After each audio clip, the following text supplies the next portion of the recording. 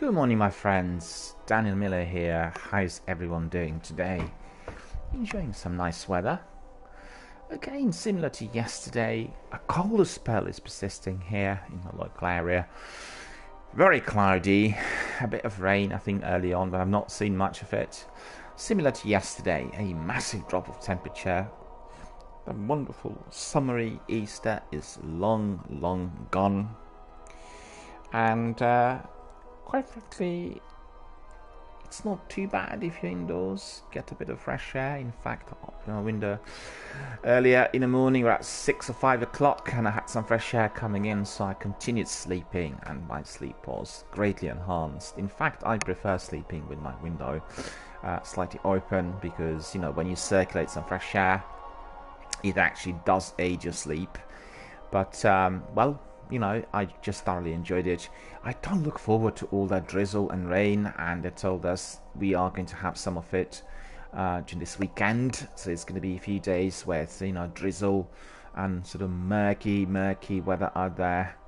Dark clouds, and I guess a bit nippy as well. Back to our wintry, autumnal kind of outfits.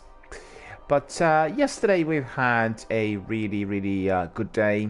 And Sikapupa and myself spent, well, quite a bit of time doing several quests, and all of those were related to our Dark Drinker, the Sword Reforged quest, and both of us want to be getting our second exotic sword.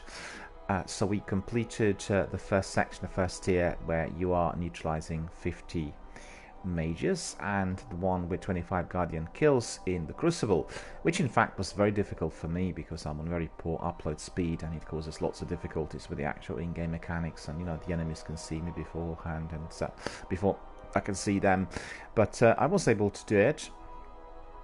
I'm not exactly sure why. I think there were some other people in there who are perhaps not as experienced in the Crucible, and indeed also on the similar kind of internet speed.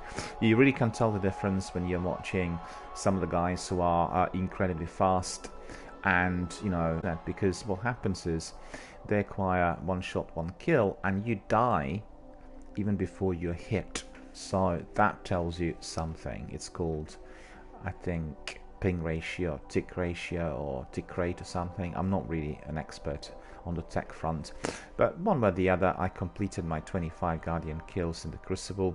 We moved on, and we had another I think it's similar to story missions, where we had to neutralize 3 knights very quickly, and then we progressed to a very lengthy grind, which is called collecting the materials, and also acquiring some void ability kills. That takes forever, and we haven't actually done a lot of it yesterday. This was a follow-up to our Crucible, because the Crucible was indeed on display for a few hours, and today we're going to carry on with both of those activities. We'll do a bit of Crucible just to warm up, and then after that we are going to be grinding those materials, because that's obviously the very priority. I'll wait for Sikapupu to join later on. He said he was going to be coming sometime in the afternoon, and then we'll do the Nightfall, the weekly Nightfall strike on my Titan, and we are going to be then also perhaps doing a bit of that grind together. We'll have to see,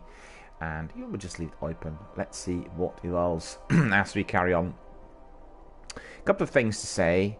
First of all, I'd like to ask all my community members to go to my blog and have a look at the article Destiny Bungie Masterpiece. I published it early in the week, and it is intended to be like a guide for everyone, newbie and veteran alike.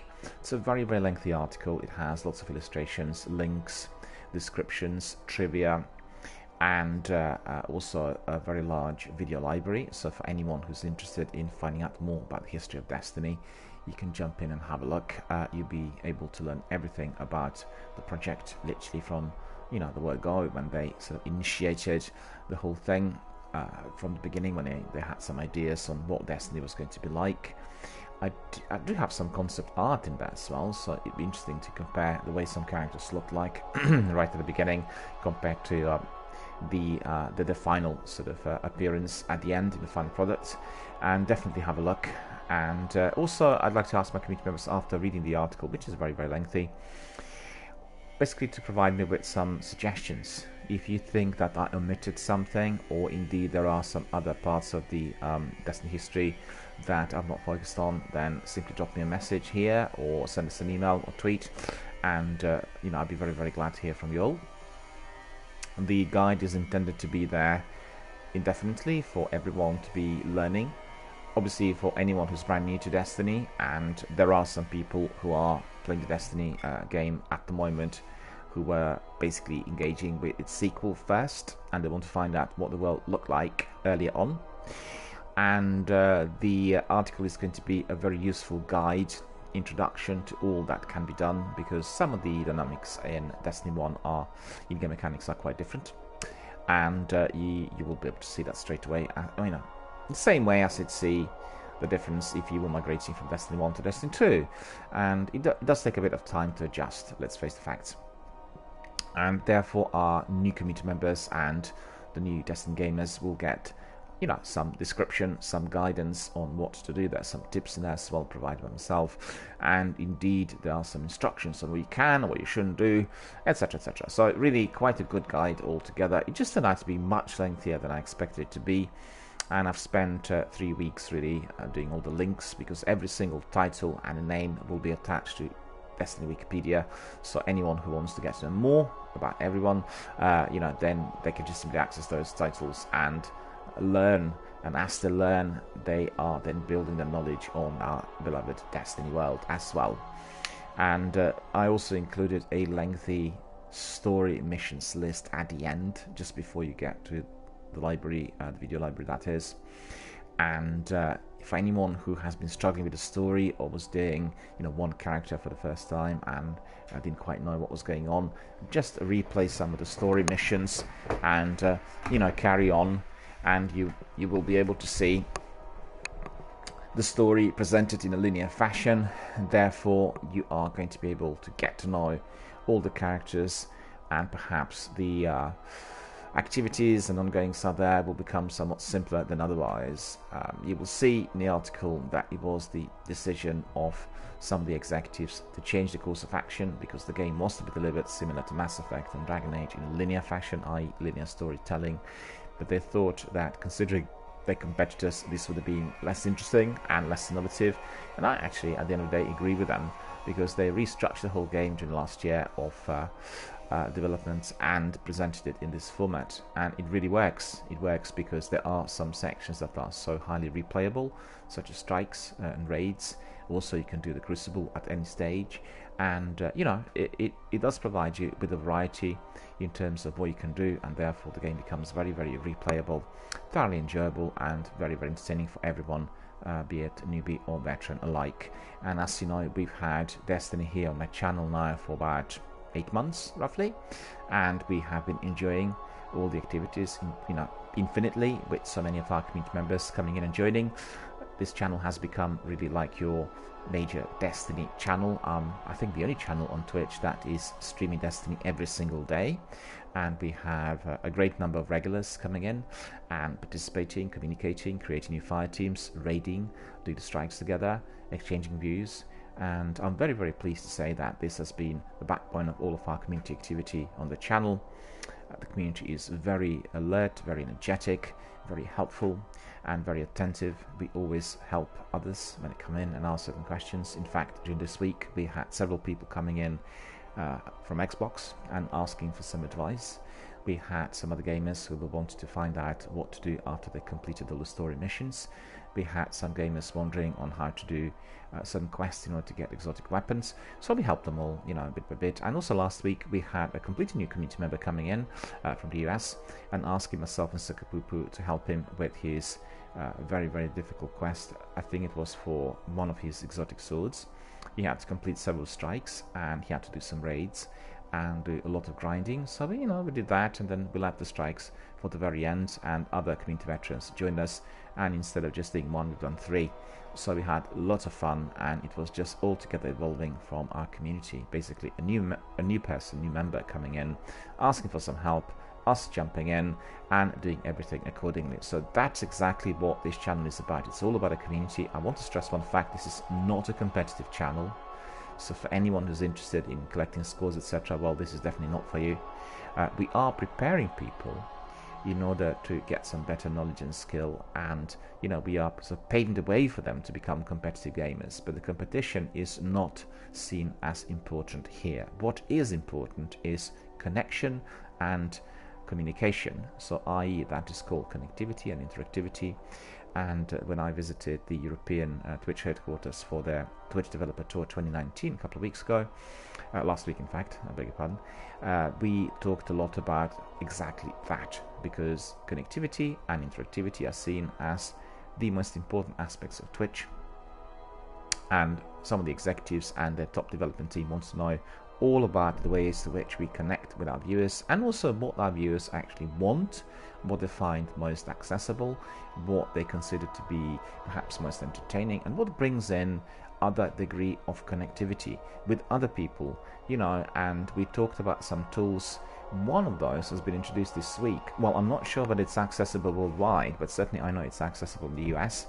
My understanding was that tool was going to be introduced in June, but maybe they sort of accelerated its release because obviously it was ready. And it's an interesting tool, and it's a tool specifically tailored to, for the viewers. As you know, people like doing Instagram and then pasting various masks and images over one's own face, and so you have your selfie, and then you do your selfie with a mask where you look like a character from some game, or like a bunny rabbit for Easter, or whatever, a wolf. So the same thing is going to be, well, it is applied to Twitch, and it's a kind of a in-app tool where it's for the people who are broadcasting live on webcam. So you'll have the image of your broadcaster, and what you'll do is you'll paste the mask which you created, and anytime the broadcaster pops up, with their live webcam, the mask will be obviously donned, and you will be able to see them in a way which is obviously of your own making, i.e. you designed their appearance. I think this is a very, very interesting way of connecting with the community. I'm not sure how long it is going to last, but certainly very much in tune with what you see on Instagram. And it is also a way through which people can be, designing different masks and then posting those kinds of images on Twitter and Instagram, and connecting with other members of their community. And it is certainly going to be very good when combined with Twitch Sings, another app introduced last week, again arising directly from TwitchCon Europe. And that app is very much tailored towards people who are operating within the music community, people with creative talents such as singing and dancing and playing music. So it will be also connecting with the music industry overall, because you are going to be able to create your own audition that everyone can view. And what better way of introducing your music and your new material to the world by doing it live on Twitch? Don't forget, you will have to build your channel generically and have many followers and everything else sorted out on your other social networking forums in order to draft people in, because obviously you will need to have your audience, your viewers. But a very, very good way, and for somebody who worked in the music industry, as myself, we looked for that sort of opportunity 10-15 years ago, and even at the beginning of this decade, and the opportunities were very, very scarce. You had to be hiring kind of video teams in order to be filming your band on stage or doing the interviews. All of that was very costly, and then you had to be re-editing and placing all of that on the internet through your YouTube channel or various social networking forums. It seemed lengthy, arduous, and indeed very, very expensive, even in the era where already people could do this on their mobile phones, but still you needed a professional team to be doing all the ins and outs of editing and production. In this instance, this is made a lot simpler. You can have your regular broadcasts. I mean, I know people are doing this on Facebook, but the viewership on Twitch is much greater, and it is well integrated, with all other kinds of algorithms, and people can be receiving, if doing it successfully, a lot of attention as well. And they just have to be focusing on doing it professionally, and they'll have to hire studios, or if they have their studios at home, well, what better way of doing it but actually setting up the scenery in there and then doing it all at once.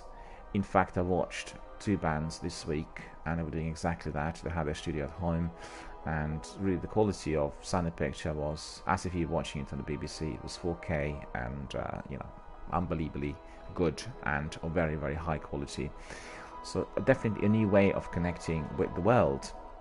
And as you know, Twitch is also branching out to other disciplines in addition to gaming. So we have Just Chatting channel, and I think the channel will become a bit more focused on certain disciplines, and therefore you'll be able to access subgroups or subrooms and talk about a particular topic. I really quite look forward to those dedicated to other medias such as journalism, music industry, film, animation, and all the other maybe live events. People who like going to like gigs and music events out there. For anyone who lives in a massive big city like ourselves, London that is, we have so many different events out there, and one of the best ways of becoming acquainted with a particular scene is by entering one of those networks. And I'm very pleased and privileged to say that I've been obviously a member of quite a few networks associated with various disciplines. They include sort of public affairs, they include chambers of commerce, as well as those dedicated to film and music. And we meet on a regular basis, and we have regular groups that are always there with us. And what better way of watching a film but discussing it then later with your film buff friends and veterans of particular institution. We have two of those in London. One is based at British Film Institute, the BFI, and the other at the Cinema Museum. So like what we do here, talking to our members worldwide, we also have those where we can meet in real life. In fact, after that Twitch Developer 2019 tour and the conference we had last week, I became acquainted with one of those gaming networks as well for the first time. I don't think that there are many gaming networks in London. This is the first one which is delivered in a professional kind of regular format. Obviously we have networks online, but that's something quite different. And in this instance we are participating in a forum where other developers and gamers and broadcasters and anyone else associated with the industry can come in and discuss all the issues and share their passions. So that's very, very good. It's a very regular kind of meetup network. Every month we have like one event, and I really quite look forward to be joining, because I met two guys who've been there already a couple of times, and they were obviously very, very positive about their experiences, and I really look forward to that as well. So being able to branch out your experiences online together with the active networks out there in real life is probably the best way forward, because you get new ideas, you share experiences, and you can also create joint broadcasts. Don't forget that this is very important, and some of the joint broadcasts are very, very successful. I've seen some of those and we thoroughly enjoy them. It's obviously a very advanced way of doing Twitch broadcasting. You will need some extra tools, but if you are to be joining, at the end of the day, if you are, let's say, having your streams done on PC, you can use Discord, or if you're on console, you can use party chat here on PlayStation 4. You can bring in up to 6 people, and they can all talk live, even if you do not see them, if you don't have the cameras. If you want them to be seen, then you will need to use some tools in order to do networking, kind of video conferencing live on air. But one way or the other, it is definitely one of those very, very enjoyable activities as well. And if you dedicate your broadcast to a particular topic, like release of a new game or a particular kind of tournament or what you've seen during the week, then several other contributors will definitely enhance it, and you will be getting a lot of entertainment, and you'll increase your viewership, as well as all the other people who will become your community members. It's always good to be providing some degree of diversity, and I'm looking at that also on this channel. As you know, we'll have our Destiny stream delivered on a regular basis, because I tried some other models and looked at the opportunity of introducing some other games and titles as well as Destiny. But I think presently on Twitch, the way it works technically, as well as with the interest on display, it's always the best to be connected to one game alone, the game that you love the best, and the game that is kind of building your own community. And then you can have other additional shorter streams basically complementing it, and that is the way I'm running it at the moment. And as you know, at the moment, in addition to Destiny, we obviously have Destiny 2, which I stream from time to time, and I'm not doing the consistent daily streams of Destiny 2 for very, very simple reason alone. Once we had completed everything on Destiny 1, we will sort of shorten the stream to a degree, and then we'll have Destiny 2 or as the major every single day, and we'll obviously build all 3 characters. We'll go through the motion of building all the weapons, doing exactly the same in that world as well. The only difference there is that Destiny 2 World Forsaken is evolving. We have annual seasons and we are getting a lot of new content. Destiny 2 is the world that's been around for about 2.5 years now, and that is obviously quite different to what we had with Destiny 1. Destiny 1 doesn't have any more maintenance, and the game indeed has been kind of completed, and therefore we have fewer people coming in overall on Twitch, but it is very popular, vibrant and energetic, and there are lots of people doing it, obviously online, although not through other people's streams. And we've had several people this week coming in saying it's amazing to see that somebody is streaming Destiny every day because nobody's played this game anymore. Well, that is simply incorrect. What they mean is nobody or hardly anybody is streaming the game, and a lot of people watching Twitch, they equate gaming with streaming. It's 2 different activities altogether. The fact that the game is not streamed on Twitch does not mean that the game had lost its followers and that the game is not being played frequently.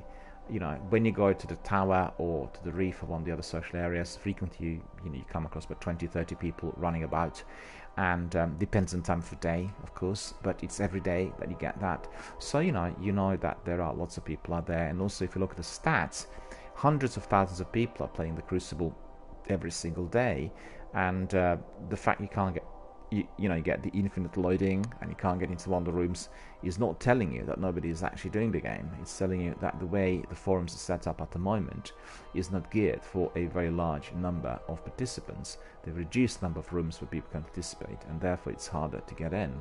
And I even thought myself that perhaps there were very few people playing it out there, but one of the veterans told me to basically have a look at the statistics, and I was indeed greatly enlightened and discovered that my assumptions were just completely incorrect. So coming back to this, Destiny 1 is played by lots of different people worldwide, and the only difference there is that we experienced a great depletion on Twitch in terms of the streams, and the reason is simple. People who've been enjoying the Crucible and people who are doing the PvP on Destiny 1, they've gone to the Division 2 and to Apex, and I personally played quite a few matches with people on Apex, and I know from our conversations here that lots of people have gone to the Division 2 as well. The Division 2 so far has been seen as a great success, much superior to the original, and several industry publications voted this month to be the best AAA blockbuster this year. I think it's perhaps too early to make that judgment because we'll have obviously other games coming out in the months to come, but what has to be said is when we played it, when we beta tested it, for the majority of what we've seen, it was glitch free, and we've seen no glitches reported online at all after the game was fully released, i.e. the final product, compared to some of the other games like Fallout 76 and Anthem that were absolutely plagued and destroyed by all the technical issues. The Division 2 is equally big.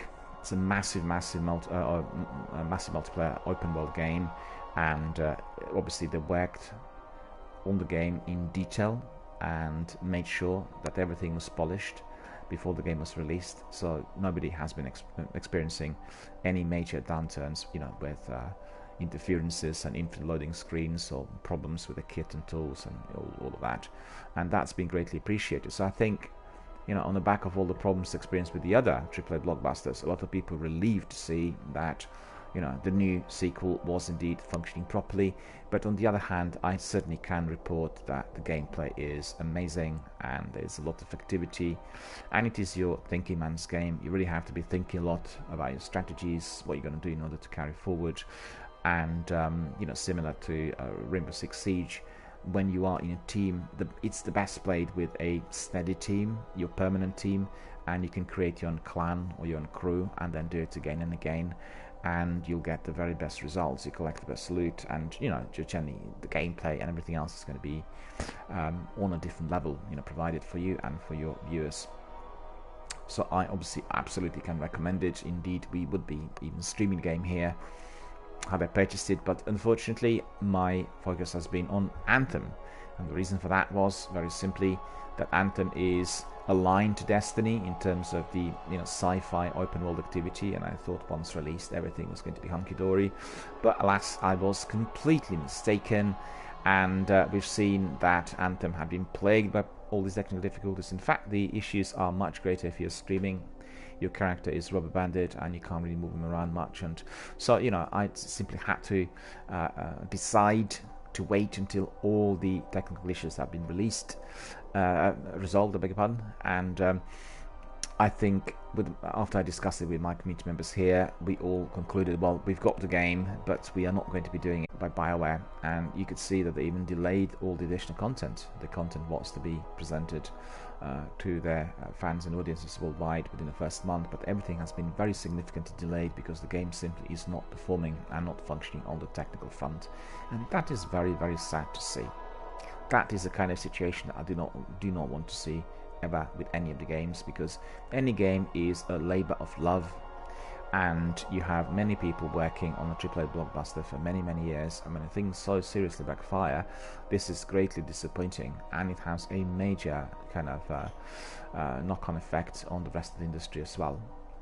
But as you know, the game developers, they're pressurized and they're very much dependent on the investors, and therefore sometimes such decisions are taken, and it's always the best to be waiting a bit longer and working on everything and making sure that it all works, then release the game early and then apologizing to the viewers, because obviously you would have sold many copies either digitally or through retail worldwide through pre-orders, and there would be significant revenue coming in early, but that backfires if people are unhappy and asking for the money back, and indeed pursuing court cases and divorcing from their membership of that particular developer or their dedication, because as you know, BioWare had Dragon Age and Mass Effect and Neverwinter and Knights of the Old Republic, and the list goes on and on.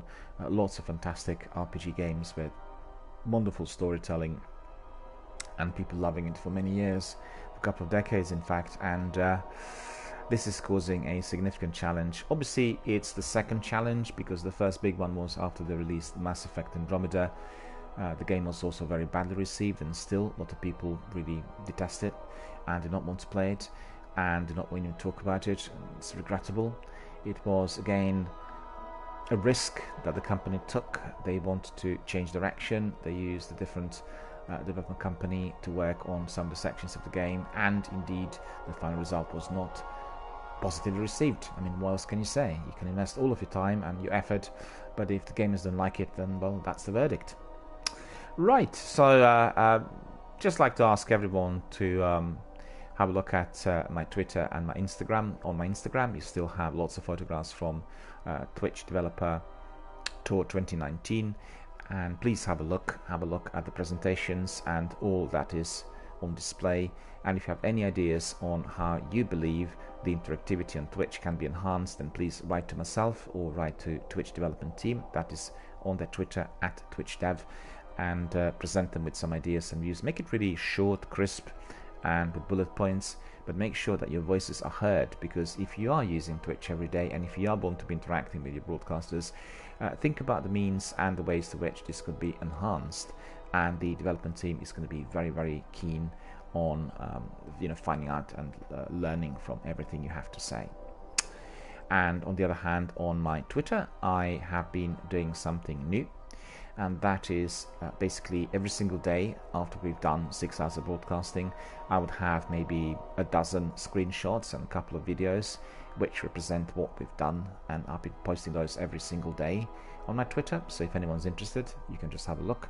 It's an additional kind of content to all we have there, which usually concerns the industry news, and that also complements my announcements and various other things which I do on my Twitter that are channel related. But I could see that some of the videos are quite popular. I like quirky, funny, unusual activities at a tower, when people go down below to the lower deck and find a jukebox and start dancing and entertaining each other. I like the activities where people use the emotes and they introduce their personality through the use of those. and every day I make some new friends there. So really, really very, very good social hub. And the idea is that postings of those kinds of activities, i.e. short video clips, as well as some of the outfits, will draw attention to the social area yet again, and will make new friends. And indeed I hope that other people will follow suit and try to make friends as well, because if you're wearing a funny outfit, if you are putting on a strange or very unusual mask, like the ones which are representing Halloween, or the ones that resemble wolves, or any other, you are going to be drawing some attention from other community members as well. People want to know, well, first of all, how did you get this mask? Will be the first question asked, and then secondly, they want to find out more about you. What kind of gamer are you? What is that you're currently doing?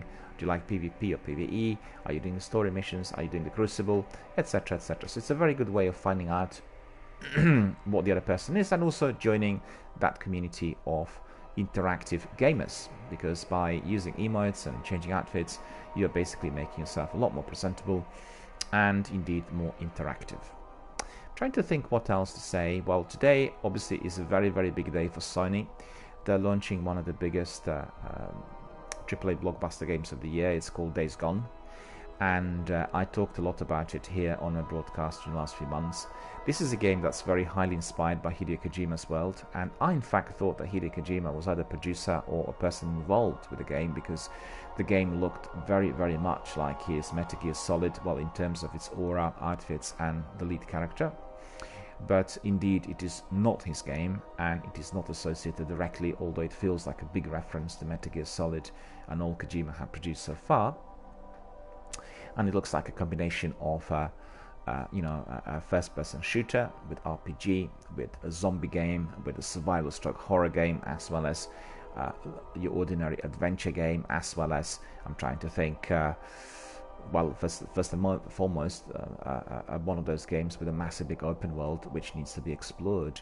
It did remind me of Far Cry 5 and 4 as well, so it felt a bit visually like a merger of Solid Snake and Far Cry guys, but it definitely is looking very exciting, and I'm quite curious to see what reception it will get. We'll be watching some streams and some clips today to find out what the response the company is getting from the followers and fans, and certainly a game that you may want to be exploring and entertaining in the next few weeks. So definitely have a look. You can head to Sony PlayStation Store, and there are some videos in there for you to enjoy as well. In addition, you can just head to their YouTube channel and then have a look at all the developer documentaries and everything else. Become acquainted. I always advise everyone to either watch some other people's streams or some of those video documentaries if you do not want to have spoilers, of course, and become a bit more familiar. I in fact use Game Pass on Xbox and PlayStation Now services here on PS4, because I think they are the very best way of myself being introduced to certain games. The only trouble is that with PS Now, they are not having any brand new games on display there, whilst Game Pass will produce the new inclusions, which are the own proprietary games, and they will be accessible to the Game Pass on the day of their release. So therefore maybe the gamers on Xbox will feel a bit more privileged, because you can obviously try the game immediately on the same day without any other costs, but paying your subscriptions. But still, I think that these are the services where you can be exploring the world of gaming, and considering that you pay a flat fee of anything between £8 and £13 per month, and then you can be accessing hundreds of games, is astonishing achievement. And I've been doing that already for months and thoroughly enjoying it. There were problems on PS Now in the past. The streaming was not particularly good, and unless you could download the game, there were some hiccups, but that all has been resolved last year. And ever since I heard from my community members that was gone, I joined in full and indeed enjoyed it as much as I could. Presently I'm exploring about 3 or 4 games in there. One of them is being streamed on a channel as well. That is Metal Gear Solid 5: The Phantom Pain. As you know, this game is a part of my season called PS Now Presents, and it's been very, very successful so far, so I'll carry on this week. We may have one of those streams either today or during the weekend as well. And on the other hand, I've tried also Two Towers 2, I've tried Dishonored and Sniper Elite and a few other games. Didn't really play them at length. I was just having a look to find out what they were about, and I was particularly astonished, or I could say excited about Dishonored 1, because that's the game I've not tried before, and it's Bethesda's kind of AAA blockbuster, and really the story and everything at the beginning was very, very inviting, so I was very, very happy. On the other hand, Metal Gear Solid 5 has one of the very, very best opening sequences, which is very lengthy and very protracted, and you really can tell that game is a true Hideo Kojima's masterpiece. And the way they integrated your tutorial, the way everything works as you're progressing, is just simply remarkable. So I really would like to invite everyone to try Metal Gear Solid 5 to find out for themselves what actually the masters can do when it comes to the creation of video games. And you know, Kojima was producing video games since he was in his mid-teens, and I always enjoyed everything he did, but really in this instance he truly and fully excelled, and what you get is a remarkable collection of activities. And you can play the game in all sorts of ways. You can play it stealthily, you can use weapons, you can do it in teams, you can do it by yourself, you can be collecting tapes, you can be exploring the territory, you can walk through the open world. The possibilities are almost infinite, and it's highly replayable because the situations will change as you progress. So therefore you can have many hundreds of hours of entertainment, excitement and co-op gameplay. So these were the news. Just to summarize, if anyone's interested, have a look at my Twitter, and get the links for my Gaming Dialogue blog, or indeed access it through Twitch. Have a look at Destiny, Bungie Masterpiece, my article, which is intended to be a guide. Then indeed consider Days Gone, released today on PlayStation, their first major blockbuster this month, AAA blockbuster games. And also I'm very glad to see that we had a very, very busy week full of our community members coming here and doing all sorts of activities, plenty of communication, many activities where we created new teams, and indeed on Friday we did some raids as well. So a very, very enjoyable week, and I thank everybody, every one of my community members, for coming in, contributing, participating, and making this channel so interactive and so valuable. So today we are going to be continuing with our Titan, Human Male, played by DRBMiller.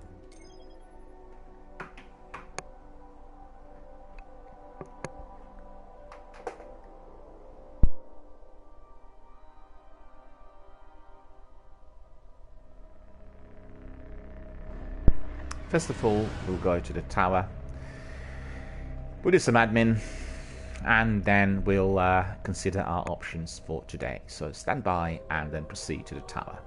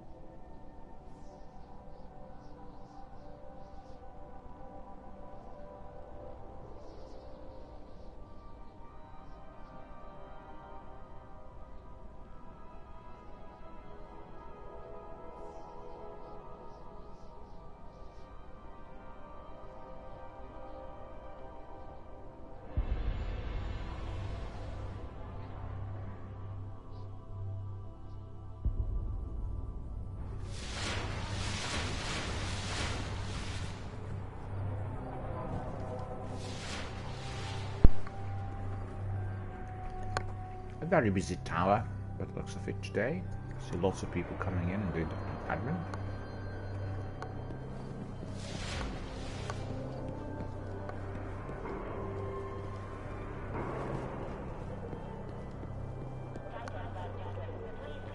Bad rattle, very bad.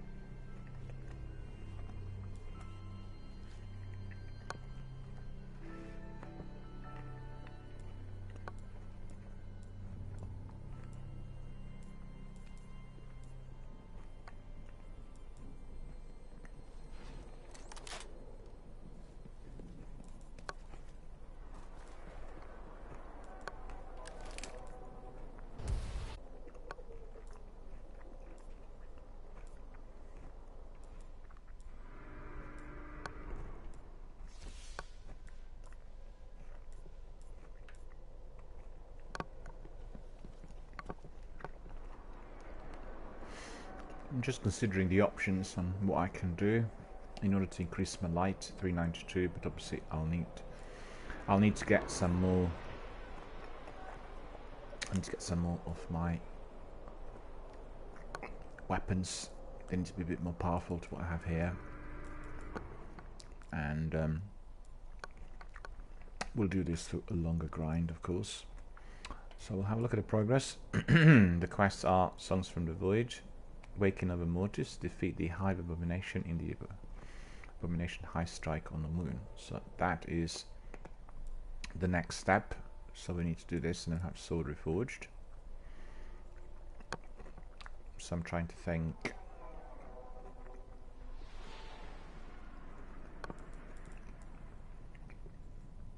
Matches complete. Primary kills. Basically what we'll do is we'll do Crucible, I think, at the beginning. Just to warm up a bit.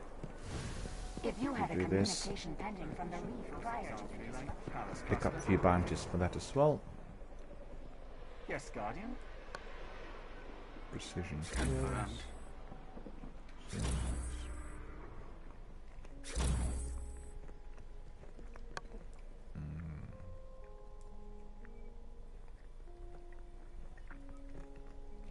Updating logs. Bounty accepted. Okay, Transaction complete. so we got all of that. As you know, we do not need to do anything else for the Crucible, we just simply need to get in the arena. And I guess the Crucible, similar to some of the patrols, is quite good for warming up, because later on we'll do that Strike, which is the next step as far as our quests are concerned, and then we'll do a bit of grinding as well before Sukapupu comes in. So we're enjoying the views, gathering our thoughts, getting re-energized, thinking of the loved ones and all the places we love the most in order to get ready for the battle. Shouldn't be a problem. There we are. Notice that the Crucible is very, very popular amongst the Twitch viewers. Anytime I do, I get in, lots of viewers come in, and I guess people like a degree of competition. Although I have to stress that in order to do the Crucible properly, one has to be on very, very high quality internet, very fast internet, such as the fastest fiber optic, because otherwise there are lots of problems. Keep saying to everyone at all times, I have very, very poor upload speed thanks to my ISP, thanks to British Telecom as well. They do not want to be providing cables in my street for fiber optic. I've been hassling them already for several years, but no result whatsoever at the end. And yet again, I have to be just using what I've got. So therefore I'm stranded. Supremacy is the one I want to do.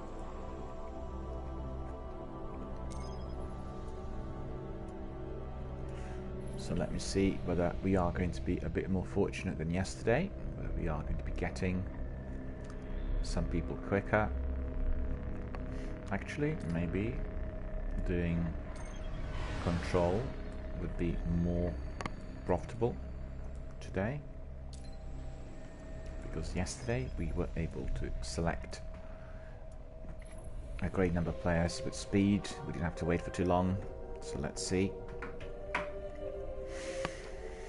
Let's see what happens. I just have to ask everyone for a bit of patience as we are waiting for those guys to come in. Whilst we're waiting, I'll have a bite to eat.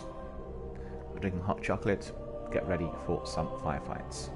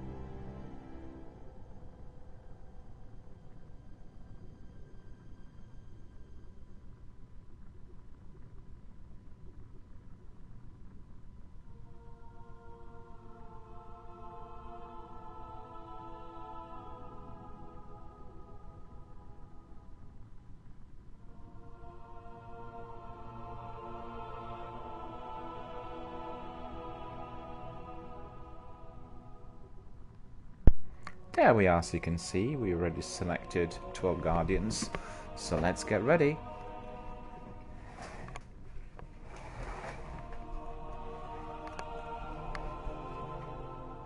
Always good and interesting to get warmed up with some feisty activity right at the beginning.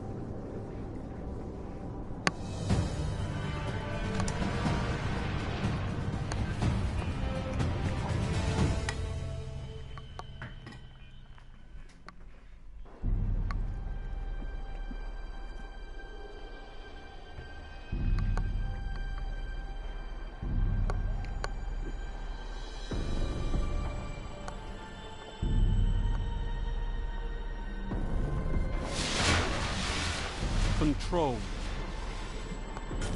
Alpha Team.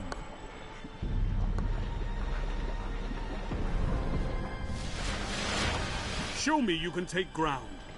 Hold the zone.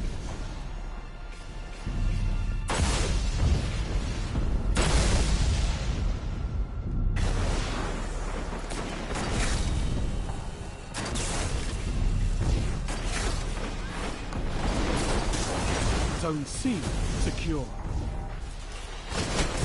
Gained the lead. Lost the lead. Enemy captured Zone B.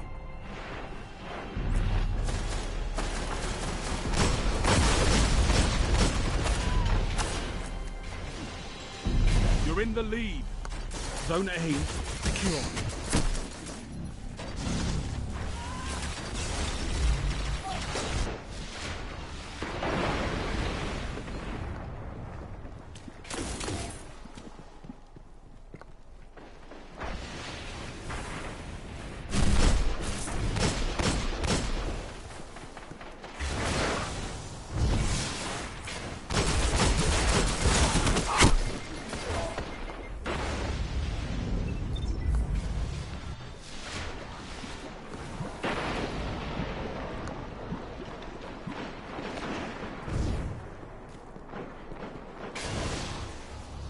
Zone C lost.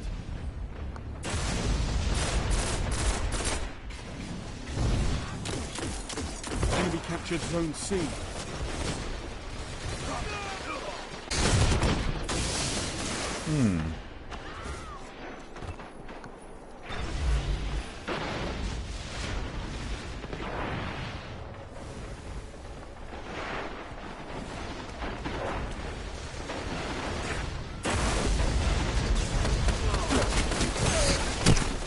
You're falling behind. We are falling behind. I'm falling behind as well. Massively.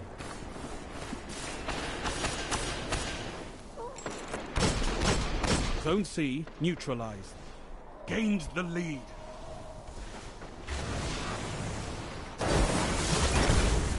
Zone C secure.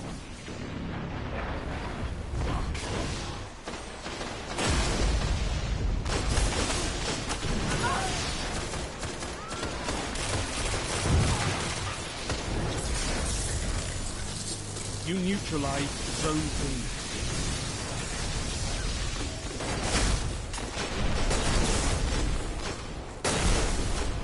You captured Zone B.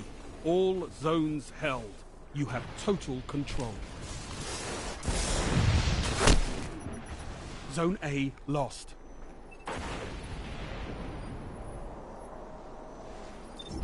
Enemy captured Zone A.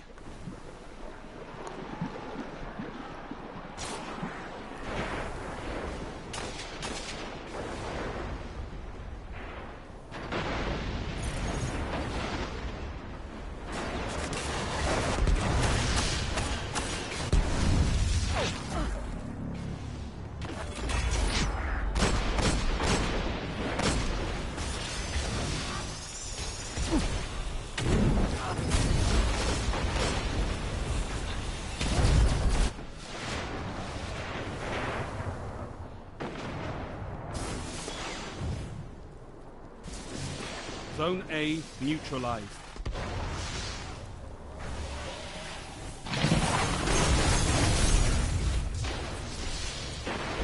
Zone A secure. Total control. Good work.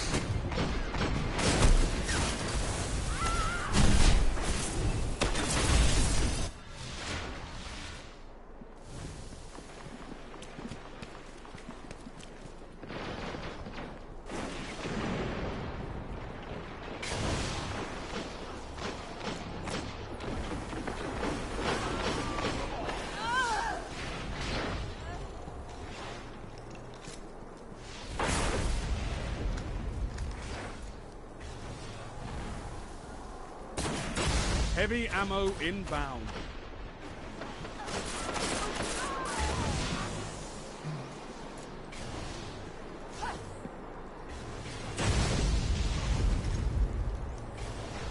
Heavy ammo available.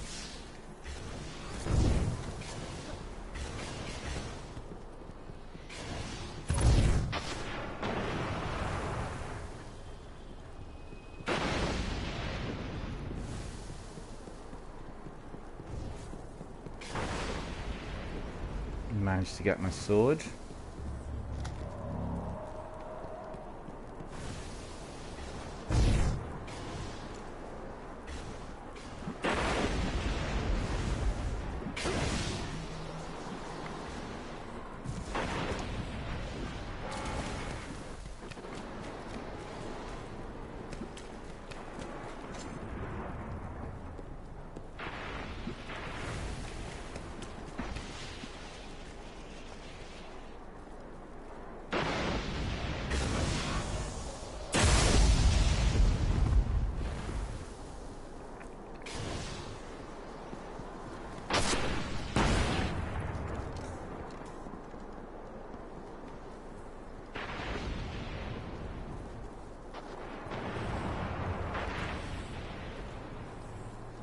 Oh, Sikapupu's here already. Hello, Sikapupu.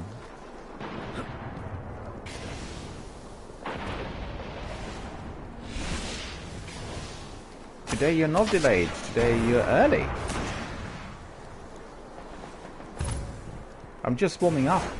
In fact, I just started with my gameplay about 10 minutes ago. It was that lengthy introduction already. Zone Talked C about lots of lost. different things.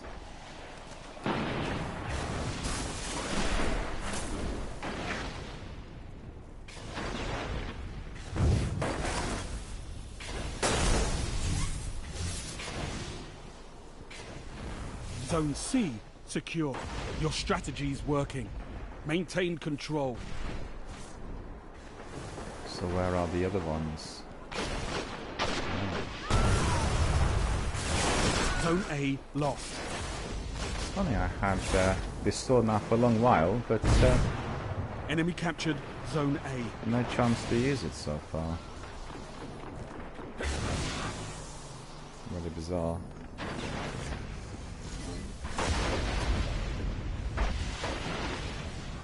Zone B lost.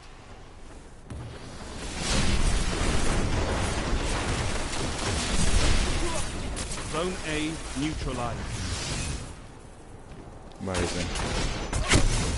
I didn't even get him. He saw me before I saw him. Zone Ooh. A secure.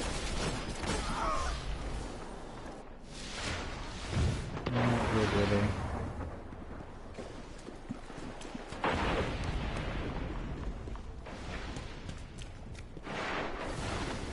Zone C lost. Oh, we're losing everything. Enemy captured Zone C.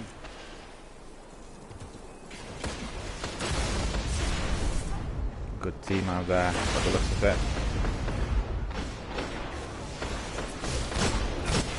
You captured Zone B.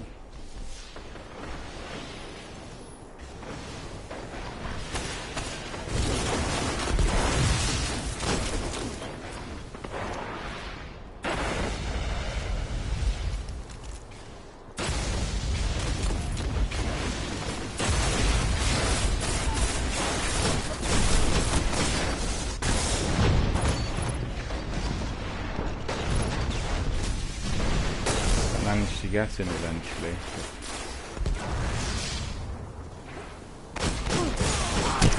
With a lot of difficulty. Let's see, one hit. One kill for them, unfortunately.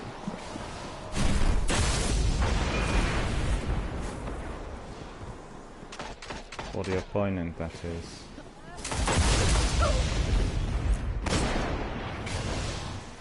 Zone A lost. One final push and victory is yours. You neutralized Zone C. Enemy captured Zone A. There we are, we Zone captured C that one as well. captured. So Caboose asked me, what quest part are you on?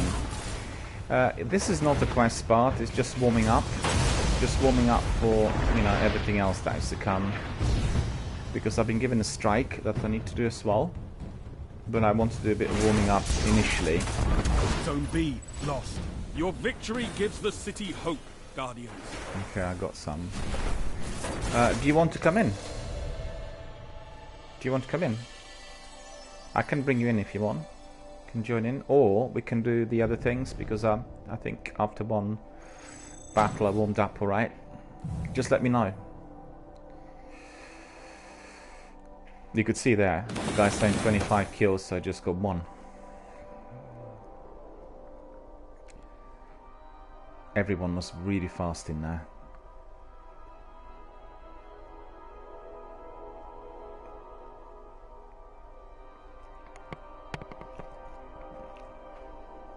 I'll be doing the grinding a bit later, because at the moment I just wanted to start with something which is really, you know, high pace, and then I'll crack on with that strike. The strike is next.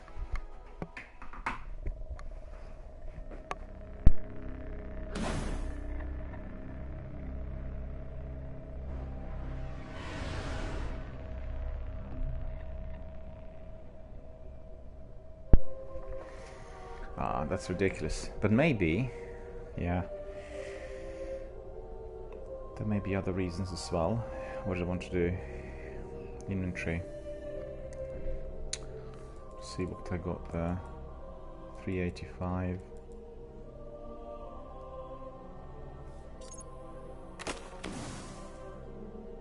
Oh, Sekapupa says I'm searching for the materials right now. Well, hang on a minute. Then I'll join you in there. I'm quite happy to you know, to do that. Do you want us to do it together, or do you want to do it by yourself?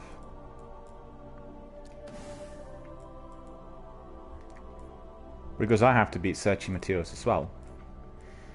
You know where we left it off yesterday. Obviously, I've not done anything since. I just do very little gaming outside of my broadcast nowadays for obvious reasons, because the broadcasts are lengthy.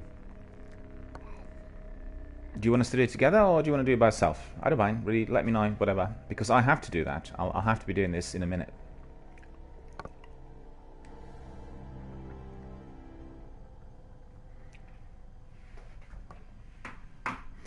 Right, so we'll wait for a few more Guardians to come in, and I'm just hoping that there will be some people in there who are on the same internet speed as myself, because these other guys, you could tell they were rocking, and my hits were not really registering much. The one that I managed to get was like the whole magazine put in that character from about 2 yards distance, so not particularly good. Sekabuba says we can do the searching together. Okay. Let me just finish this match, and then we'll get together. We'll do it. Just a bit of warming up still. You see, the thing is, the Crucible is very, very popular amongst the viewers, and have lots of messages coming in, and it's quite funny because what I do there is not particularly good, you know, and also I'm sort of held back by that poor upload speed, which is just 1.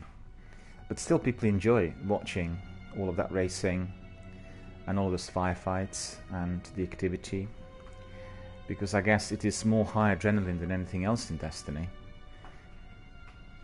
I guess whilst we do the raids, it's also very, very high paced, but it's not actually as pacey as this.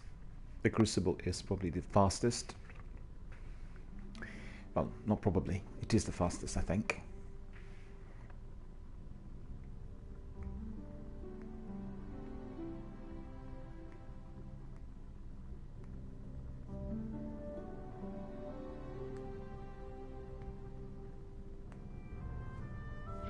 So what I'll do is I'll finish this one, and then I'll invite you, and then we'll do it together. So I'll keep you posted. I'll keep you posted.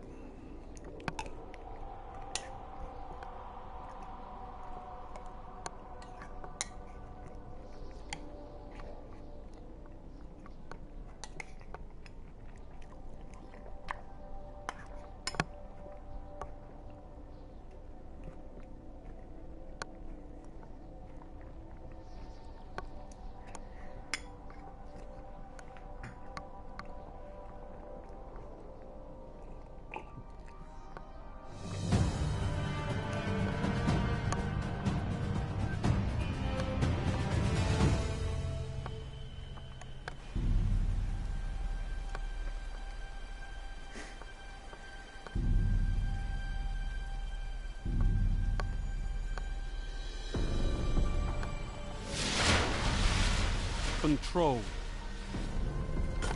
Alpha Team.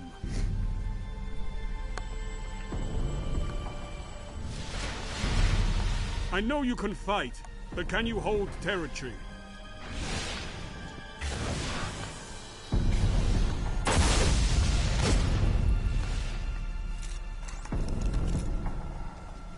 Zone C captured. Gained the lead. Enemy captured Zone A.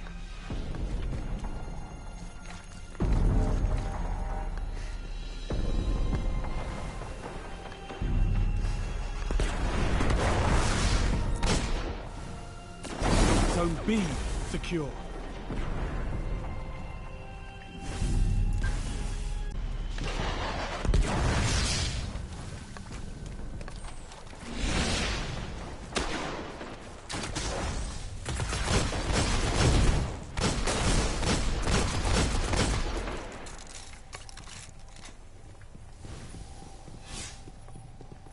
Zone A neutralized. Zone C lost. Zone A's captured. It's yours. Enemy captured Zone C.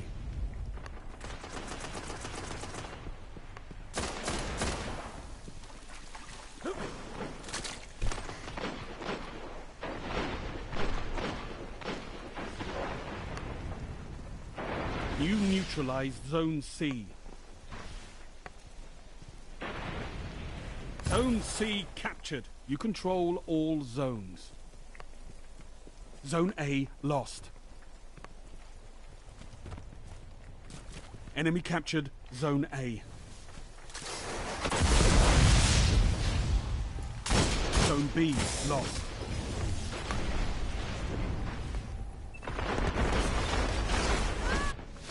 Enemy captured Zone B.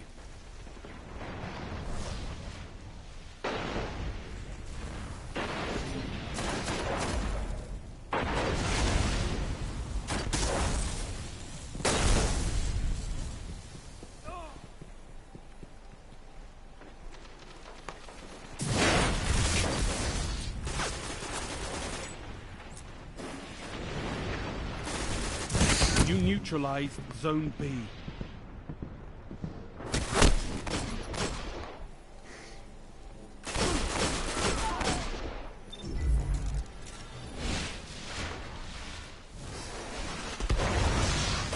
Zone B secure.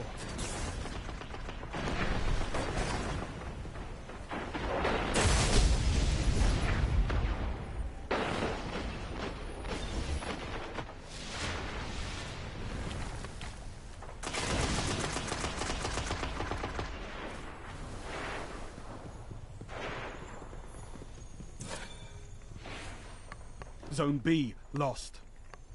You neutralized Zone A. You captured Zone A.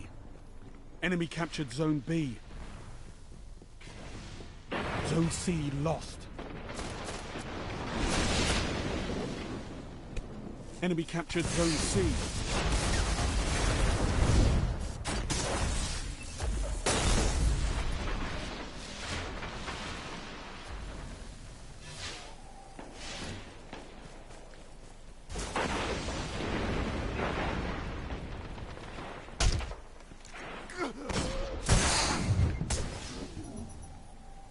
That's ridiculous. That's ridiculous. It should have been gone.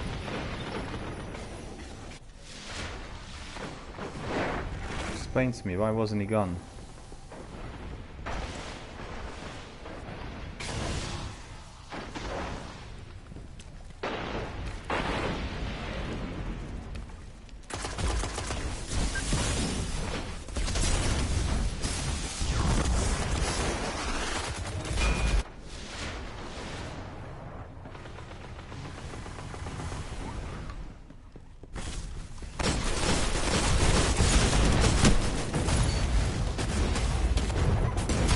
Did you not see that? He killed me, and ammo on the after way. I killed him.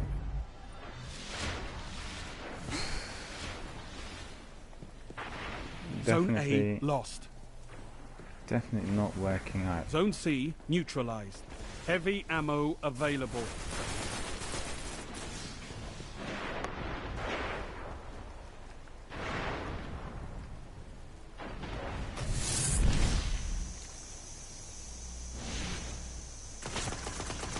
You neutralized Zone B.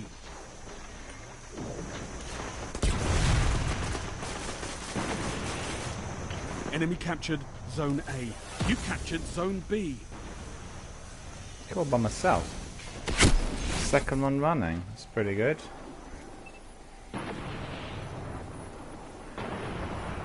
Lost the lead. Zone Lost B the lead. lost. Well, the other team wasn't too good initially, but guess Enemy we've gone a captured bit Zone slack. B.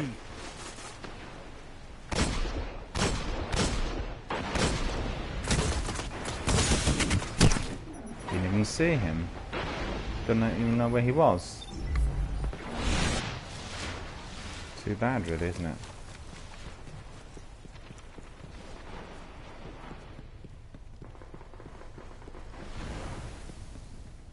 Enemy captured Zone C. Enemy controls all zones. You neutralized Zone A. Zone A's captured. It's yours. Enemy captured Zone B.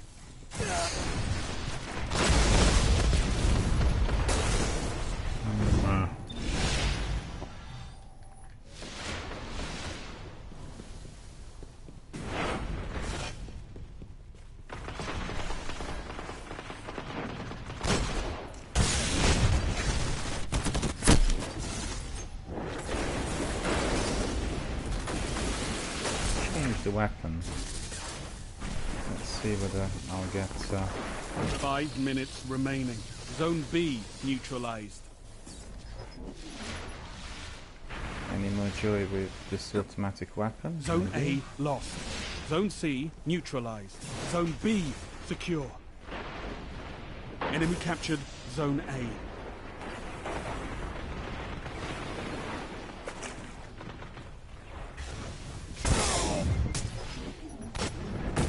Enemy captured Zone C neutralized.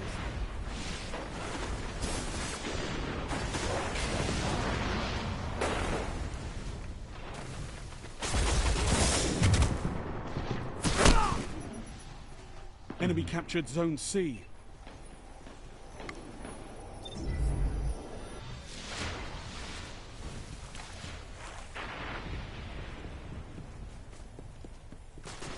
Zone A neutralized.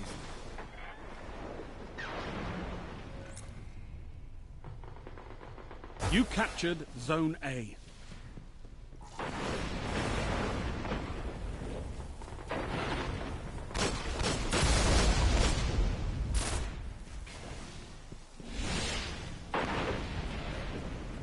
Zone B lost. Enemy captured Zone B. You neutralized Zone C.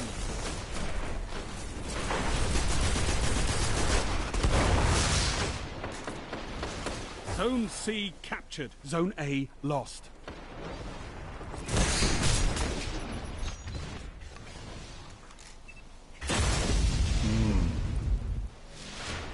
Enemy captured Zone A.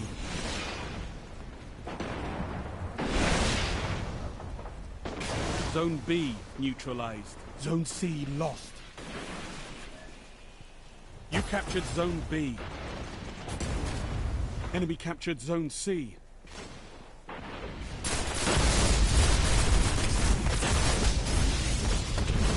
Where was he?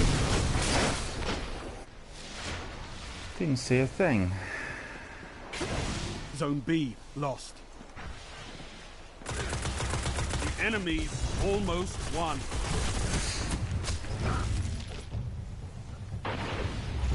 Enemy captured Zone B. They've got them all, Guardians. The zones are everything. We're lost.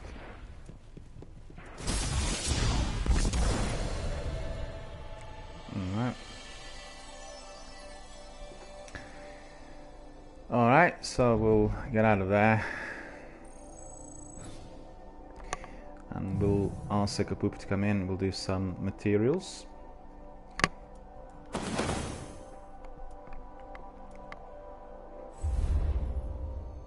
I captured more points than anyone else. Did you see that? I captured 9. So I was good in capturing. So that's quite good. Captured that 2 or 3 all by myself. Alright, so let's see. We'll go to options.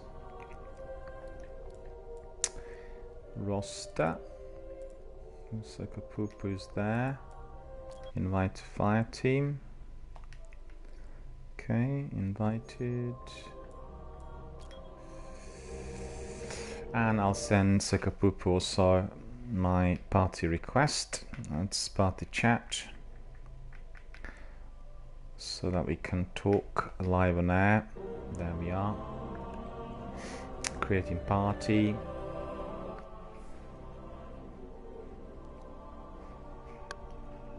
Chat audio switch to party. Okay. So Sekapoop can join us. can talk live on air, and we can decide. I can come to Mars, and then we can do it together in there. If you're still collecting the materials, how many did you collect so far? Hello. Hi, how's it going? Were you able to get any rare materials so far? Oh, you beat me to it by 2 then. Shall I go to Mars? I'll go to Mars and join you there. Yeah. Go to after land. Yeah, that's the idea. I've just done a bit of warming up there in the Crucible, and everyone was much faster than myself. But I was pleased with the fact that I captured 9 posts in control, and 3 of them I captured all by myself. But when it comes to the actual shooting, the hit registration was nil. It was terrible. I've actually emptied out the whole magazine in somebody who was very close to me and just didn't register at all. So No, I just think that there's some sort of well, there's a problem with the speed for certain, because I was being killed every single time in both matches with 1 shot, 1 kill, and sometimes I would be dead before I heard a shot, right? And then also what happened was I killed some other guys after they killed me. In other words, they were dead and they were still able to shoot because the hit didn't register. Do you see what I mean? There was a lag of about a second and a half. And can't wait to get really better quality upload speed, but you know, it's not going to be very soon by the looks of it. Okay, where are you?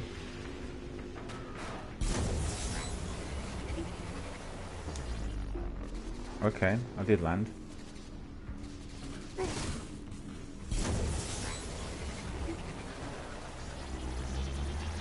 Okay.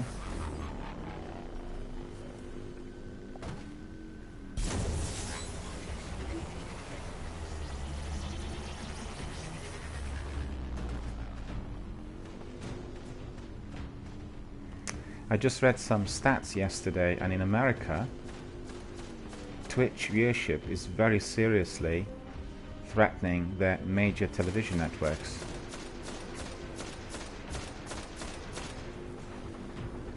Which is what we discussed last week at that conference, the gathering they had. And that's exactly what I predicted. I predict that in 2 years, all the major TV stations will have serious problems.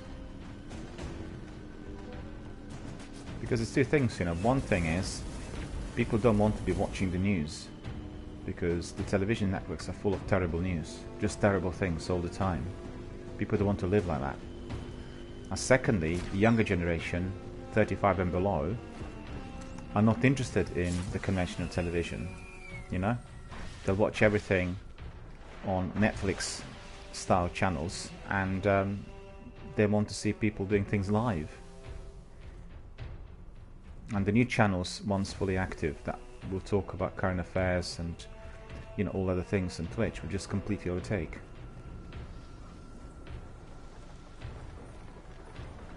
And the third very important thing is, if you talk about current affairs, there's no objectivity. It's all biased. It's all party politics, you know, everywhere around the world. And if you're running a Twitch channel that's talking about public affairs, you may have some incredible analysts who are completely independent. So I'm very interested in what is to follow. Because, you know, my channel is an experiment. I've set it up in order to get the community going and everything else. And so far, it actually did provide me with the tools and with the overall experience of, you know, what's currently possible.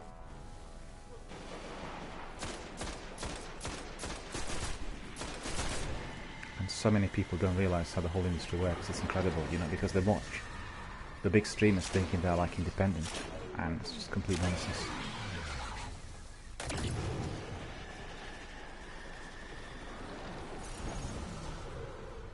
Okay, let's see, yeah.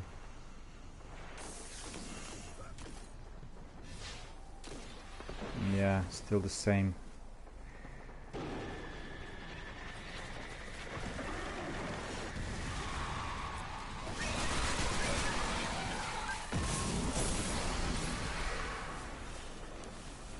That's right, and that's gonna be doing a great deal of good.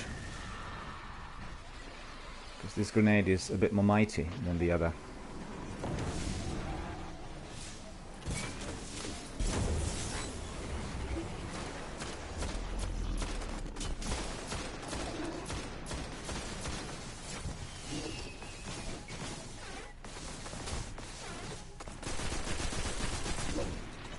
I'm testing this weapon. Not use this weapon much. Because in the Crucible, that Imago loop didn't work at all.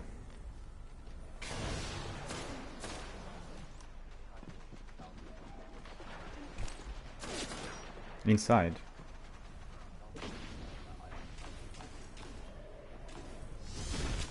Okay. Oh yeah, up here. Okay. So for the benefit of 4 or 5 viewers, Sekepoop and myself are doing our Dark Drinker sword quest, Sword Reforged, and this is the 3rd tier of the quest. Hang on, I want to use my grenade in there on these guys. There's a champion in there, so I can see him.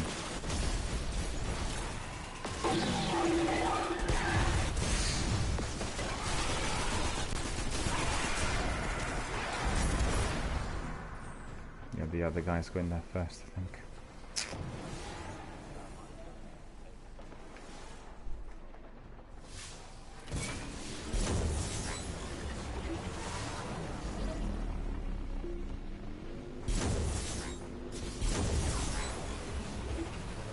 That's not you. Where are you now?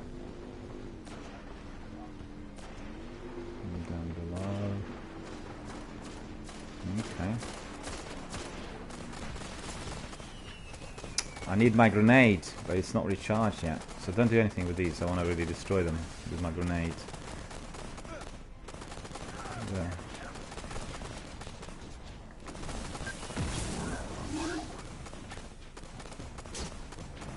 Didn't explode.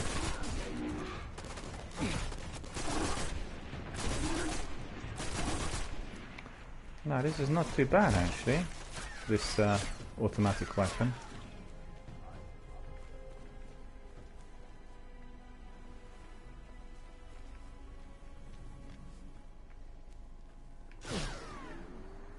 No, I can see someone else. Can't see you. Oh, there. Okay. Yeah, go on. Go here. Let's go.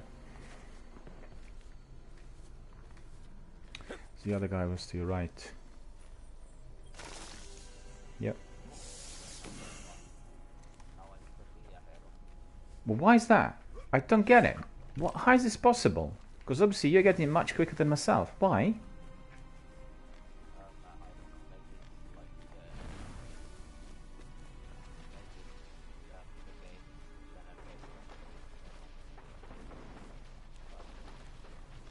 Don't get it.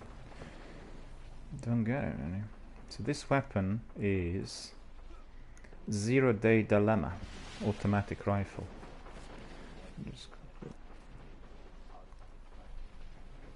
Well, I tried it. Didn't seem to work much for me either.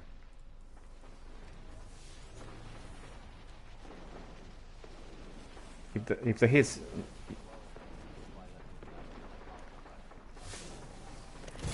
If the hits don't register, then you know.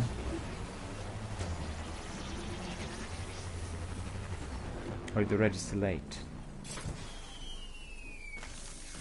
The only reason I was able to do the Guardians yesterday was to do with the fact that there were some other guys in there on a similar sort of internet speed, and you could really tell because whenever I hit them, they were like killed instantly. Perhaps even worse than mine.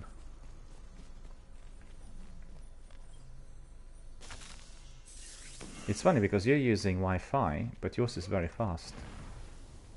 I could tell that really with your character generally, do you know?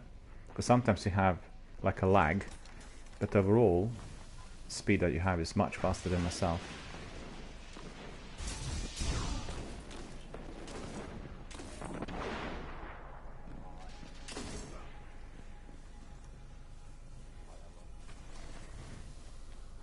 don't you worry. You'll have plenty of other opportunities to catch up.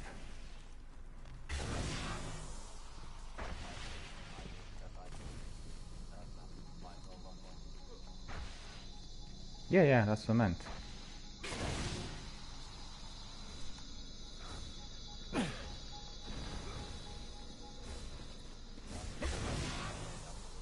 Yeah.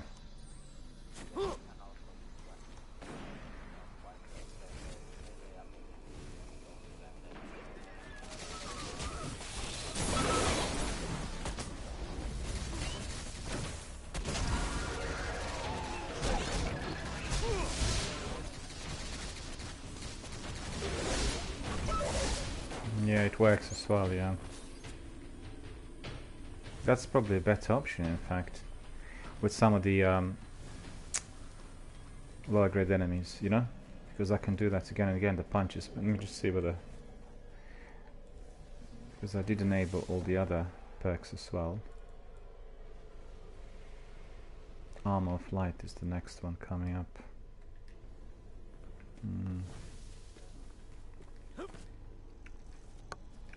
Well, it's a slow horse, either way. Slow horse. Have you played Red Dead Redemption 1 or 2? Yeah, you'd like the game very much, I think. Very, very good game.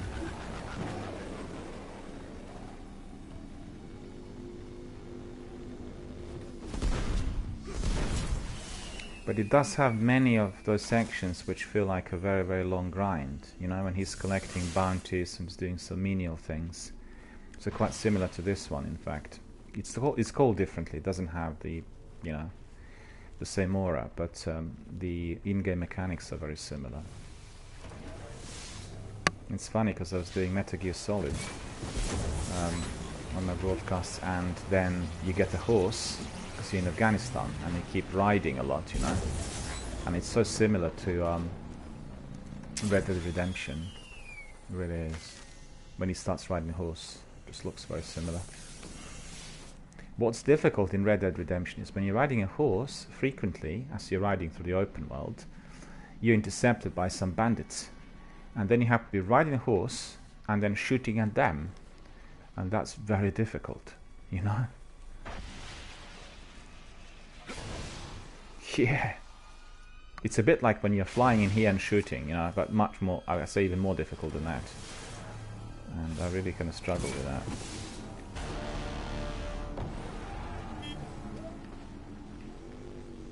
Well, yours sounds like symphony orchestra, mine is like the usual kind of bicycle horn.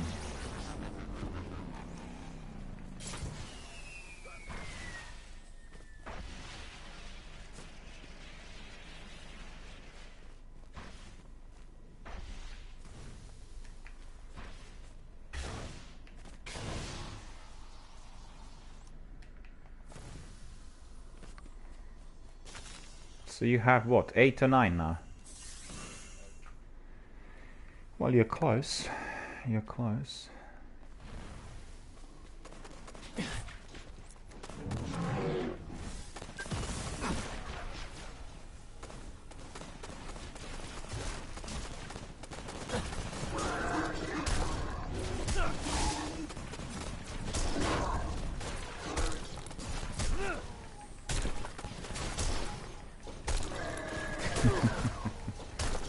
His shield's really quite good, isn't it?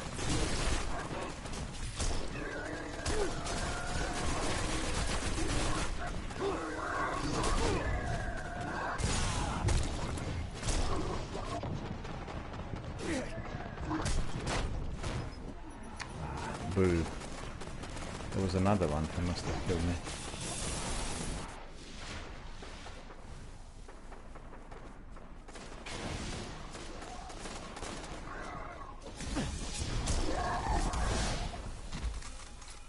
Taught a lesson now.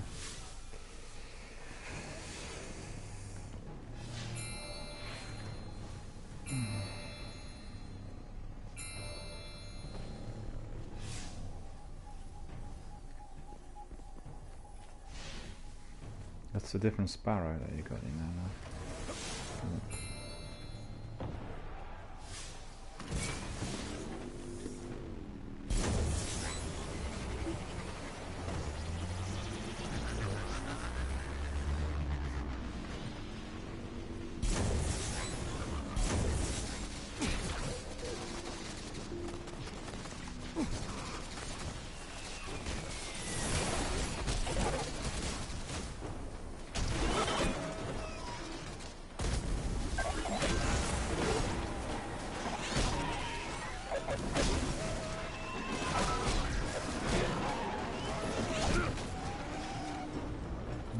get him.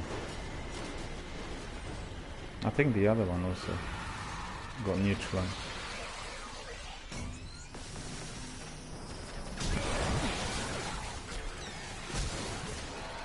There's one perk on the Titan where he's running and then, you know, he sort of hits much harder, but I haven't got this perk enabled in here yet.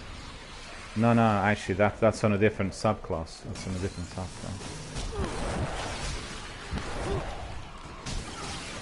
So it's not on this one. Well, let me just collect some of my void ability here, because of, you know, there are quite a few of them. And it's quite useful then.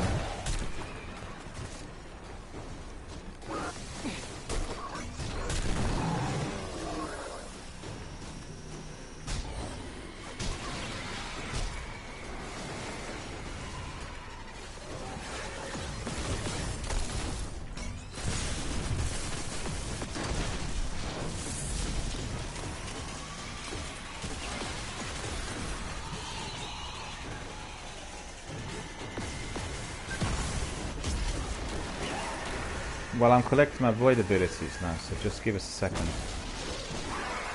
Because, you know, there are lots of enemies in here. And I'm collecting them really very easy.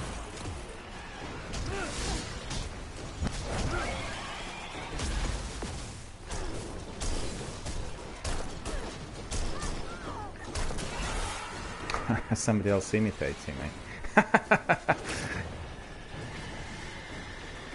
That's really funny. He doesn't realize this is why I'm doing melee, you know?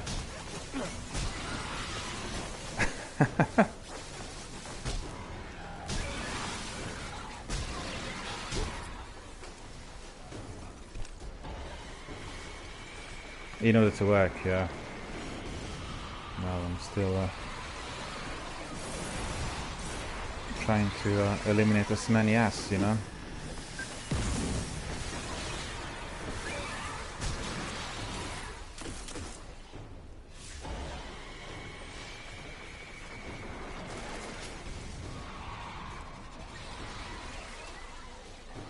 Yeah, I'm coming. Apologize for the wait.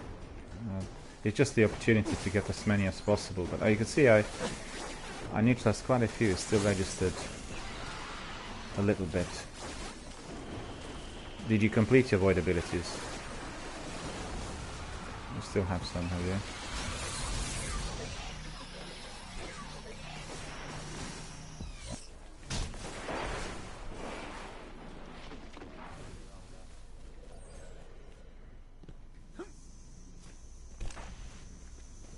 But they'll come back.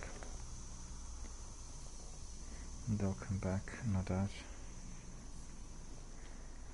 Need to make myself a hot drink. Just bear with me a second. I'm a bit daisy. It's really weird because I went to bed very early yesterday, and I woke up quite early, around 7 o'clock today, and I opened my window. You know, like you said, it was really nice fresh air for you yesterday when you opened the window. It's exactly the same with me today. It was like 7 in the morning, wanted to get some fresh air, turned around, fell asleep, and then I slept for quite a while, you know, because of that fresh air. Because principally, I always have my window open when I sleep, generally. But presently, I'm living on ground floor, and then I don't want to leave the window open unless I'm awake, you know, or it's like already during the day. Don't leave it open, you know, overnight. It makes a big difference because generally I'm used to having my window wide open. You sleep a lot better when you have fresh air coming. Well, I do. The best sleep, you know, the best sleep I get, believe you me, is when I sleep in a field. I can sleep 5 hours and I wake up feeling completely regenerated, like really, really fresh, you know? It's just down to the quality of air. I guess also maybe my biochemistry. I know some people told me when they slept in a field, they couldn't sleep at all, you know, they were like in a sleeping bag and they struggled. With me, it's exactly the other way.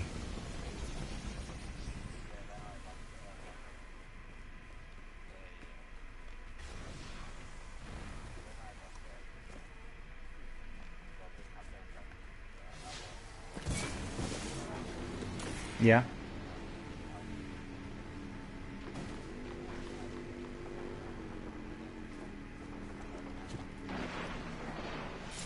No, not really. It's like the army thingy, you know. You're in the field, you dig a hole, and then you sleep in the open. Could be forest, anywhere, wherever you kind of set up your kind of safe harbor. Do you know what I mean? Where you're going to be sleeping. So let's say if you're doing high altitude treks in the mountains, you know, what you do is you find a spot which is sort of semi-secure. You secure it, and then you, yeah, I did, yeah, and then you sleep in the open.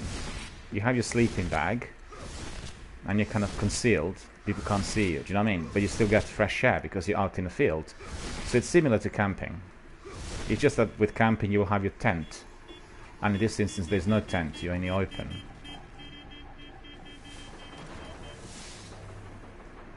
And I guess you've done some camping, and then you sort of you could get some fresh air as well, right?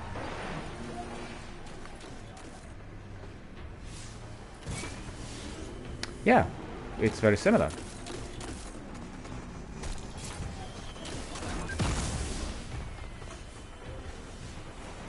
Well, you get fresh air, you know. You are in a tent, but still the fresh air is everywhere. It keeps coming in and makes a big difference. This is just why outdoor activities are really important, you know, for people to do them. What I do every day is, because a lot of my work is office-based, I go and walk for at least an hour every day, in addition to exercises, and I do swimming, you know, 5 times a week. And it's just, you know, you feel this tremendous difference afterwards, because A, you are active, and B, you are, you know, out there. Obviously, there's fresh air, and you just feel completely regenerated. A lot of my online entrepreneur friends, you know, people who do gaming, they forget about that, and they really do long stretches, you know, seated, and then they get all kinds of muscular pains, and they go out. Yeah, I can see it. So what they'll do is they'll go to the gym and do some exercising, but it's all about how you really coordinate your effort every day. Do you know what I mean? You have to really keep it balanced. Do you, are you sort of playing games when you're seated, or do you stand?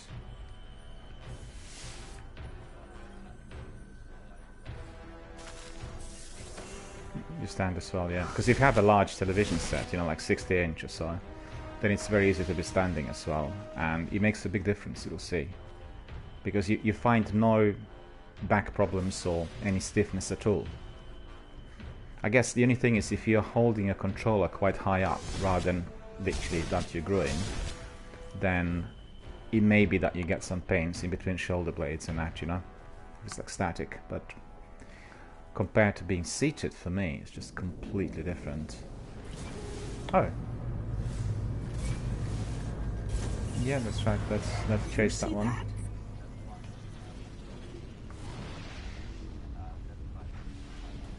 Just behind me. Okay. Okay. Oh yeah, yeah, I can see it. Yeah, okay. You race towards that event, and then.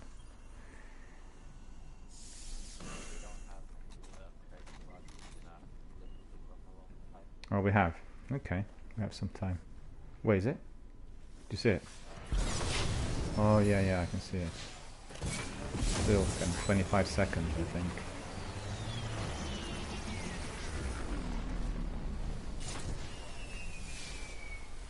Great. Let's do this.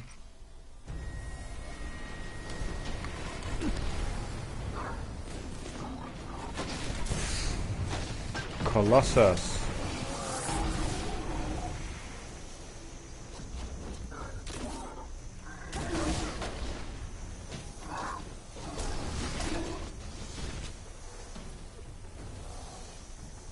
Well, this bubble's quite useful, right?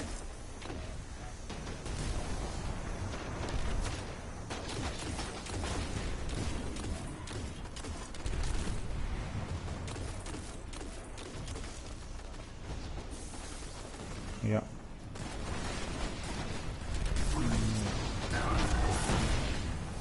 He got killed.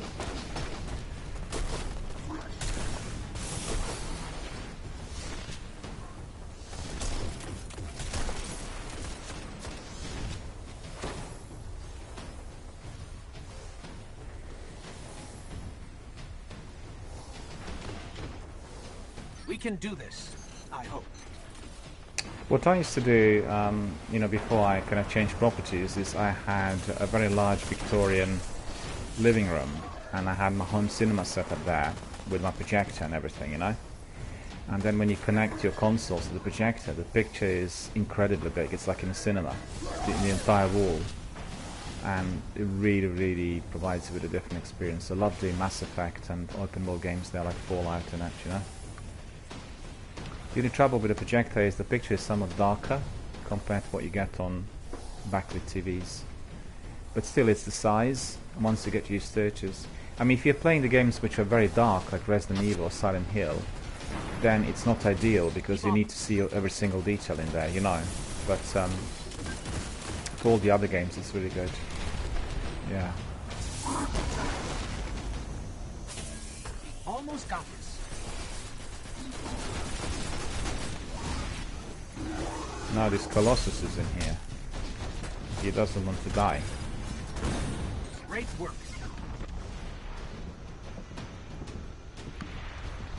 You know what? I got some exotic shards. I got some exotic shards. Yeah, I got some exotic shards. I want to see how many. That's very unusual. I don't think I ever...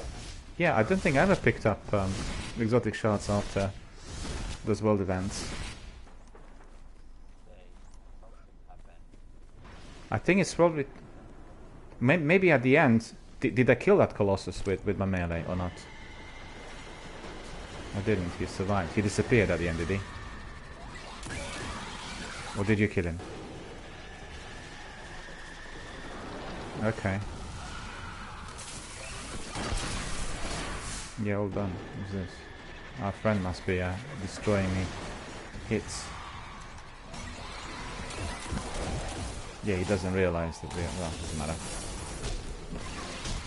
Let me see. Yeah, I'm coming down. Yep. You know, these long grinds, they're so much better done in a team. It's a lot more fun than when you're doing them by yourself. When you do it by yourself, it's just like infinite. It's never ending. And I guess that they've done it like this, you know, they've done this in purpose to make sure that people redo everything together. Similar to the absence of guides and everything for Destiny. I think it's a really good idea. Have you played Borderlands? Yeah, you probably like Borderlands as well. Very, very good game. And massive, massive fan base. And you will see everything will erupt in September, I think, when they release, or is it June, July, when they release the third part of Borderlands, Borderlands 3. And it's really clever because, you know, Apex actually looks a bit like Borderlands. The characters are very similar, the way they're designed. So it's going to be a massive, massive hype about the game when it comes out. It's somewhere, you just combine Mad Max type of environment with Fallout and with Apex. You know, that sort of... That's the aura. Three of those together. Lovable characters though. They're really very funny and, you know, similar to what we have in Apex.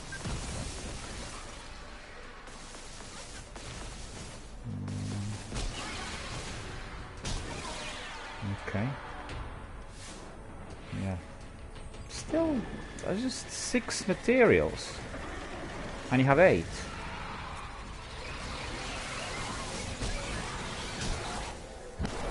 Yeah, for me they're slow coming. I don't know why. Just a second. Invincible. I'm collecting some bounties, which is good. But you know what? I didn't collect any bounties before coming here, which is really silly. Because I was like racing to get... Nah, it's good to get some bounties for yourself as well. You can come back. No? Okay. Yeah, I've got also quite a few of those as well. Because I was doing the Crucible. Let me just see what I got. I got... one Crucible bounty complete, which is assist your teammates in defeating 10 opposing guardians. I got that one. But I've got Elite Breaker, defeat 10 Cabal and Invincible, get 30 kills without dying. But I picked them up yesterday. They were left, you know, so that's alright. Still have some other ones which can be used. I guess for anyone who is starting out on Destiny, 4 or 5 years, I want to say that it's very important every single time before you commence with your mission, you go to the tower, you collect your bounties, and then you do your consumables as well. Just remember that, because with your consumables, you are going to be able to get extra glimmer, and it really helps.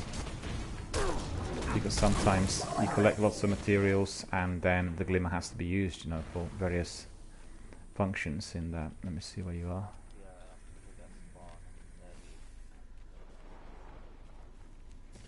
Yeah, I can see you now. Okay.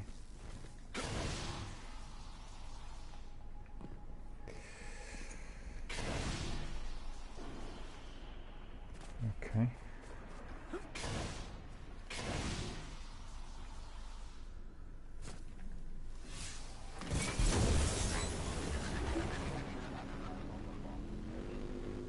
Yeah, right. Oh, yeah. Well, you know what? Put your stick in your 3 coins in there. That's the champion, that one, right? Yeah. Well, let's try. Pop up my bubble in here.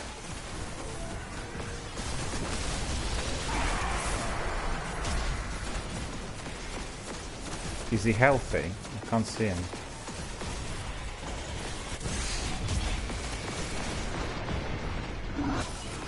Oh no, I got my sword on, so I can hopefully hit him with my sword. Plenty of ammunition on my sword.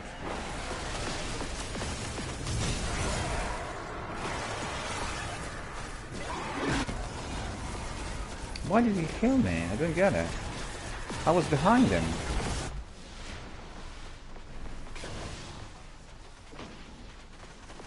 Guard down. Ah, we were late. Yeah, we were late. Well, that's a shame, really. I got 1 reciprocal rune, though. So that's good.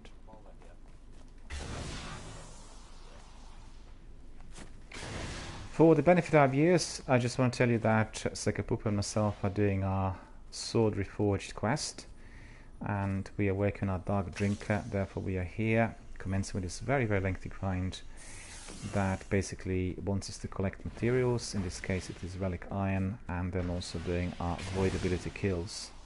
It takes many, many hours for that to be completed. Oh, good for you, sir. And I got my 7th! And you know what? I actually collected 2 of them really fast today, compared to what usually happens. So I have 7. But you know what? Void ability is just 9%, and I've been using void ability all the time.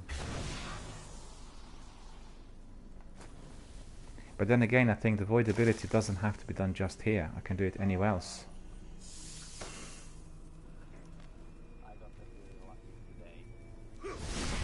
And you completed it?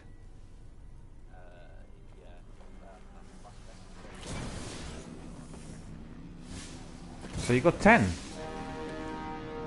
Hang on a minute, you got 2 of them consecutively. You just picked up 1 of them, didn't you? And then the second one immediately afterwards. 2 of them literally 1 by 1. Well, that's outrageous. That's incredible. I wish that happened to me.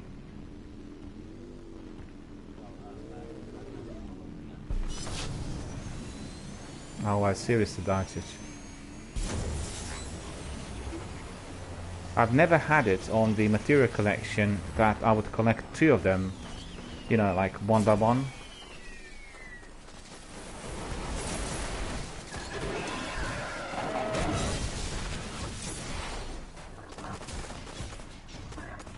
That doesn't matter.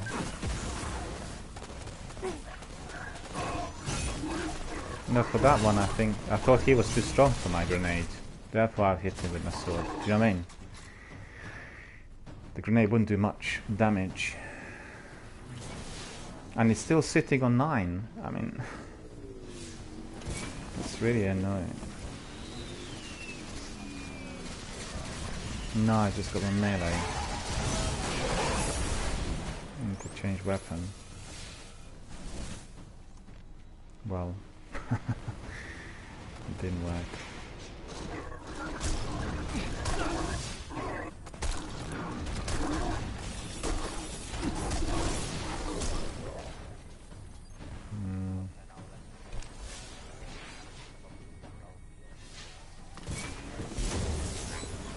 Well, let's see. But I'm doubtful. I don't think I'll be able to collect them that fast. But maybe. Let's see. Well, I always will. Just grab my. I want to grab some. I have some very nice fresh cheese and cranberry rolls. Then I can munch them as we are doing the game. Bear with me a second. Bye.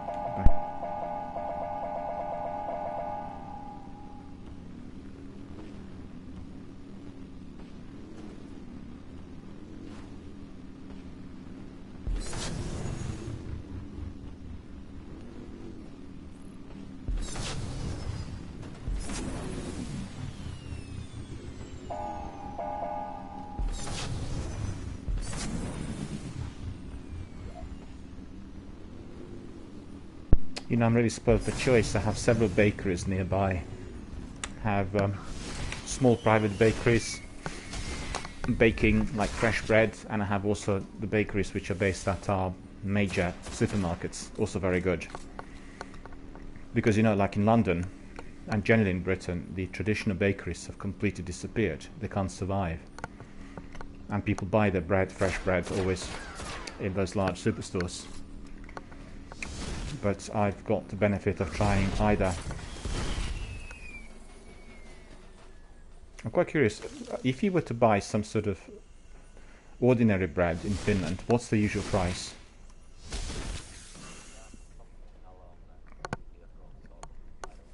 €2 roughly. I guess better quality bread would be like €4 or €5. More expensive than here.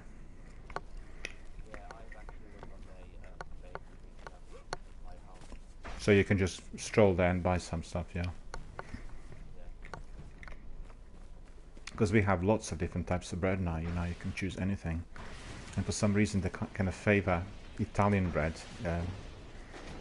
in our big kind of supermarkets. Probably seen because, like in Europe, you go to France, you go to Germany, and you have lots of these superstores which are global. But in Britain we don't have that. When it comes to food, it's all like British superstores.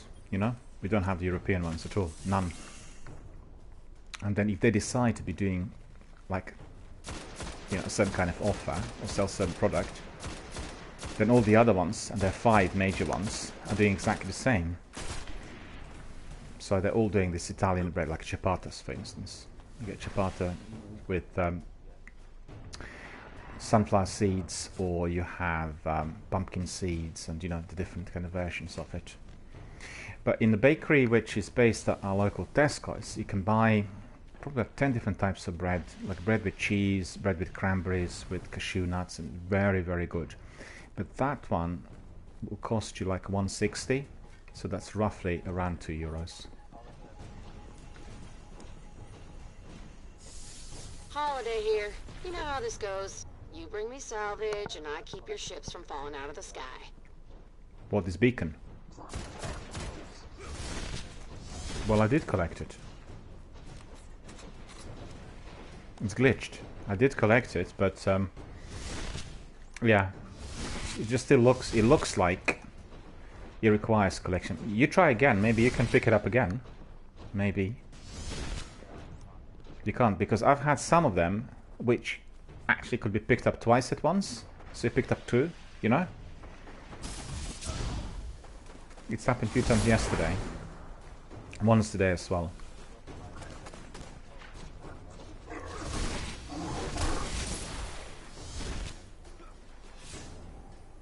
I just don't believe it. Void ability kills are still 9%. Did you not see how many I killed with my void abilities today? Well, very many. At least 50. At least.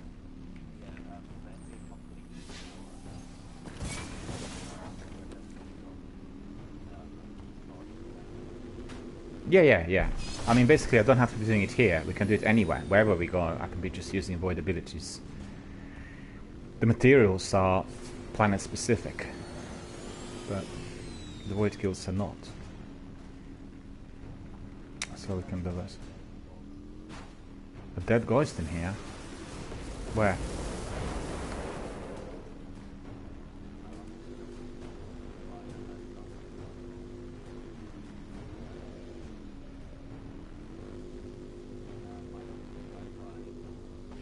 Well, might have been just like a slight illumination. On the other hand, there's always a possibility. You know, like yesterday I discovered that calcium fragment just purely by chance. I went the wrong way and I spotted it.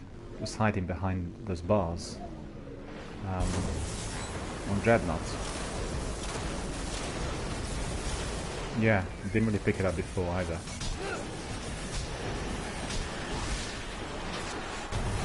Okay, so we are going to be able to do a bit more here.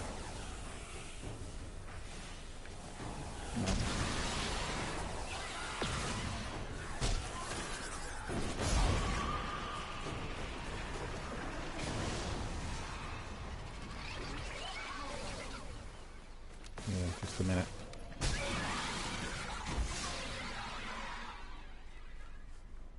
Where about you? Oh, up there. Okay. No, it's just quite useful because these are respawning now, but okay, it doesn't matter.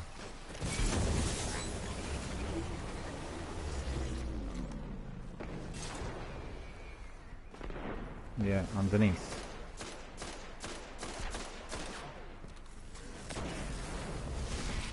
Yeah, I know, that's the area where you can easily get killed. If you aren't careful. Yeah, I did, yeah. This chap is following us.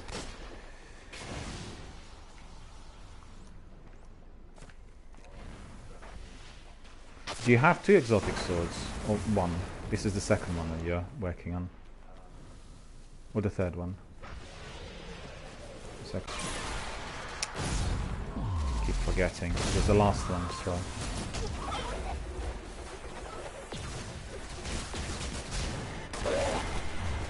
I didn't see it. I had a situation in here yesterday where I was collecting the loot, you know, from on the chest, and then I was literally just thumped. I bounced off, you know. It was weird.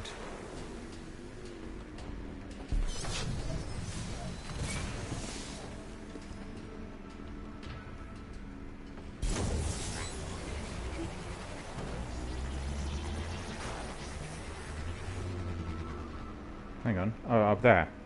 Yeah. Well, that was exactly what happened yesterday. Yeah, same trouble.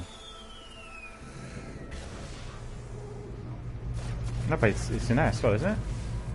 We've got trouble brewing. No, I know that. But there is another one up there. There's a chest up there. Well, it should be.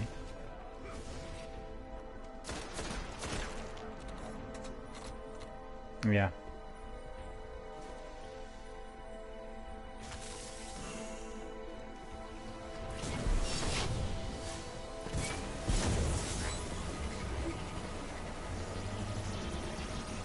Oh, there's also, yeah, Savantis in there.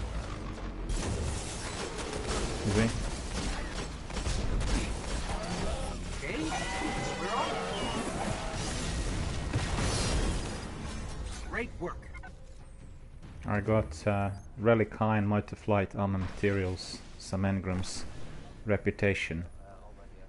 Just 1 second, I've got some extra perks in there as well. Wait a minute. Armor of Light I got. Okay. Let me see. Armor of light. While making said Ward of Dawn, you and your allies gain significant damage resistance. Yeah, that's good. We definitely want that. And then there's another one. I just don't understand it, because yours were really much faster coming than mine. You know? Altogether they were faster coming. Even yesterday when I've done this. Don't know why. Because we're doing it together, right? You'd expect if you're doing it together in the same game, you get the same sort of result. But that's not happening. 1 second, I want to make that hot drink now. 1 second, just bear with me.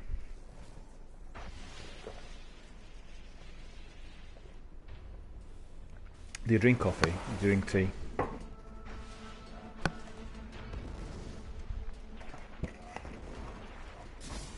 Yeah, same here. Yeah, I never drink coffee, and it has a very negative effect on my Guardian down. biochemistry. On the nervous system, you know. Sort of, it works as a very, very strong stimulant. And I detected that while I was in my early 20s, and never ever drank coffee since. And I really hate the fact, because I really like weak coffee. Weak coffee with milk. I like the taste. I like it with biscuits and, you know, with bread and that. My granddad, he always used to eat bread and white coffee for breakfast, you know. He'd break up slices of bread and then soak them in coffee, and that was his, you know, usual breakfast. But for me, I just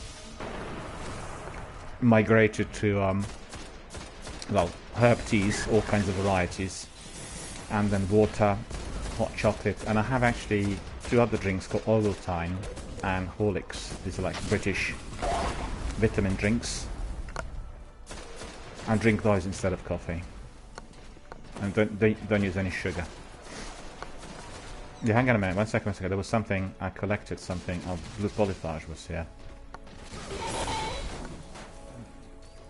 Yeah, there's lots of interesting bits scattered. Don't know why. Somebody else must have been fighting here just before us.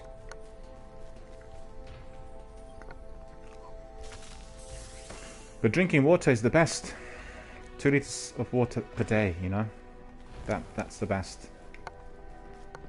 I always have 4 liters of mineral water on me. Always. I need to drink about 2 liters per day. And if you're streaming or if you're gaming, it's very important to have 2 liters of water with you. People don't realize when you do gaming, particularly when you're doing FPS, you massively dehydrate. If you try your skin, you'll find that the skin's really very, very dry afterwards. Well, mind you, it's individual, you know, some people do, some don't. But it's the best to have that water to feel regenerated, you know, nice and easy. It doesn't cost much. Coffee dehydrates. Caffeinated teas as well. Do you drink caffeinated teas in Finland? Like Russian tea and that? Or just herb teas? No, I meant, you know, do people drink caffeinated teas? Yeah. Because in Russia, they drink also caffeinated tea, but they don't use any milk. Like we have these Indian teas, you know, all sorts. And you basically put milk in your cup, you make tea, and then you mix it. Milk has to go in first. So-called English tea, you know? Also lots of different brands and varieties with different, you know, flavors and everything. I like those teas, but I never drink them because they have caffeine. I don't drink anything caffeinated.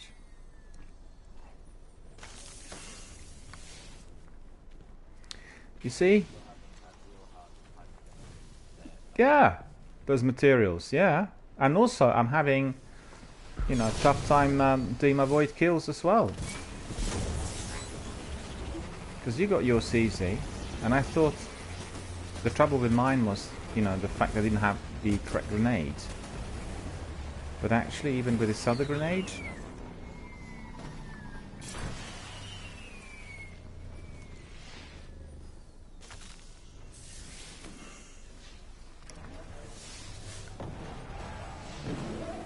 10% after all those void kills. Brrr, that's not really very funny. But I'm more concerned about the materials, because obviously once I completed materials, then I can do the other elsewhere. Don't have to do it here. Where did you go? I didn't see you. Did you go back? Or... oh, there. Okay.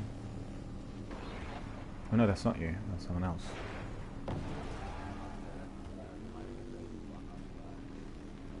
Alright.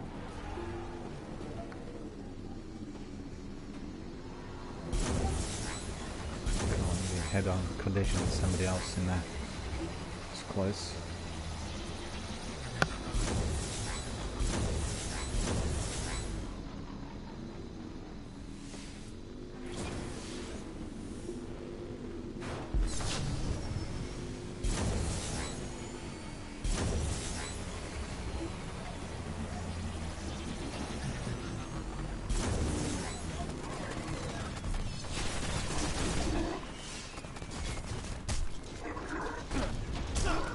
Look at them!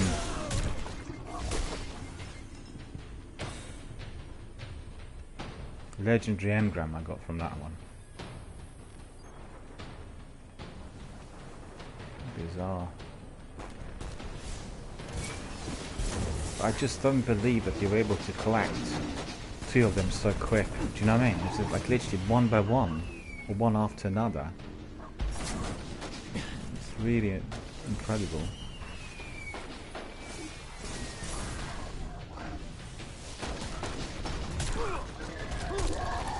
Yep. It did.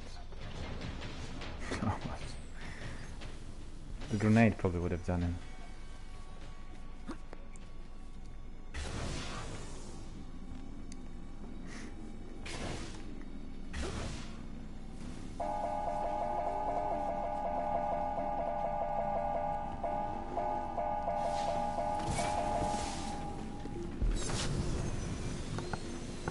You have those different horns.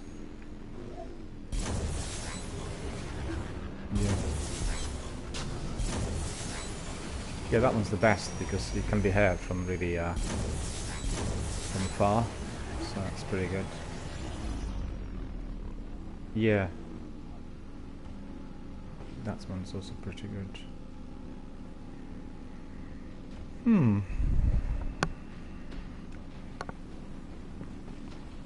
Force harnesses collected.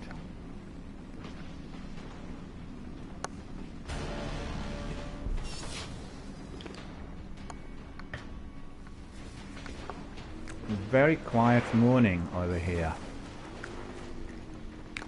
Hardly anybody came in, and also, yeah. Where did he go? He glitched, did he, or? No, he disappeared. He disappeared. Together with the rest of them. I just chucked a grenade at him and...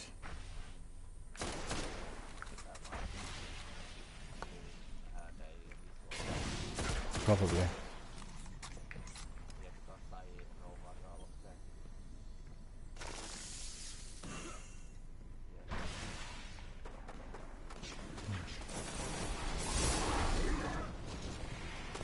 Look at him.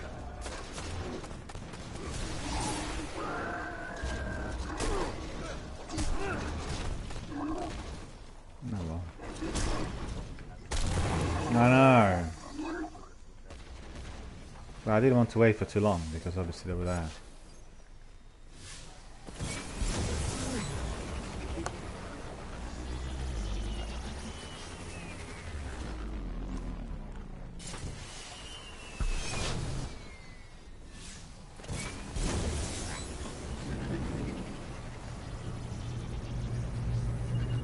We're gonna do that one. We might want to check this out.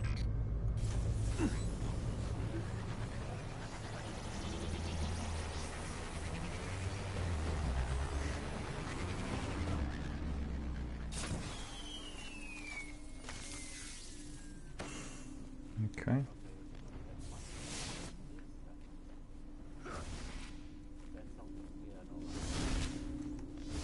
This circle.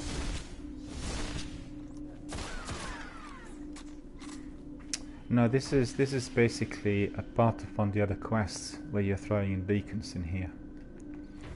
You know? That's what it is. I've done that one. You need to kind of... it's one of the patrols. And then you have to put beacons in there.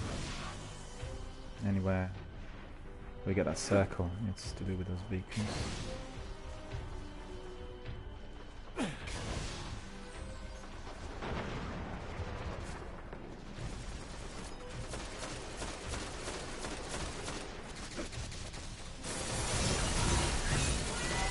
Oh, here we go.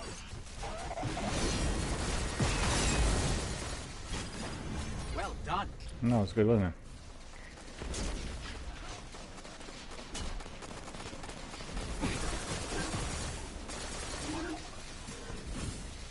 Well, this other guy just is destroying everyone. Now the other fella's doing it. He's taking them all. He's taking them all. But he's following us because he knows we're looking for materials, and he does exactly the same. And then when it comes to the enemies, he's just chasing his own scores, you know. Well, can't be avoided. It's just alright. Other people have to be able to do a few things as well, you know. I just want to use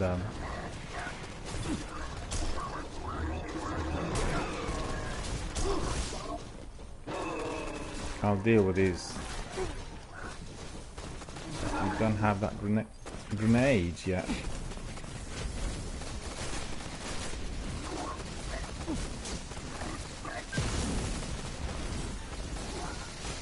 Well, that grenade is just destroying one, and I wanted it to destroy at least 2 or 3 of them. But it's not particularly useful, is it?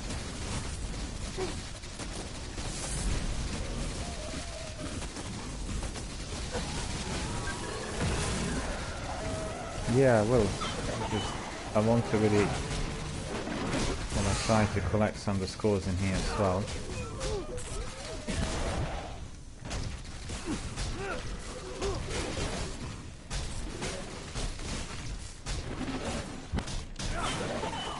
God, what a menace. What a menace.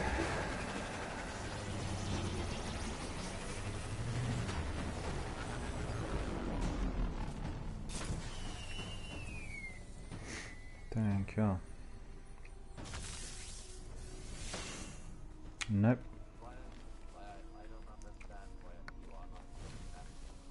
Well, nor do I. You could see that you collected them much faster than me. It's hard to tell why, but it's happening. I just want to throw a grenade in there. He wasn't close enough, was he?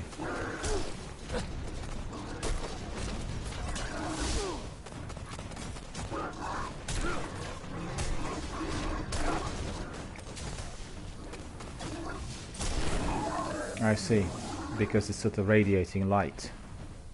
Yeah. So the wall, this wall here, you mean? This one? Yeah. Okay.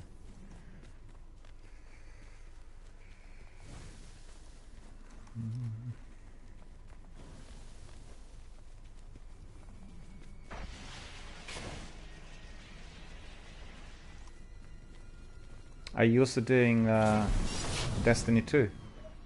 Or not as much? It's Captain Jack, you know, he is grinding everything on the seasons.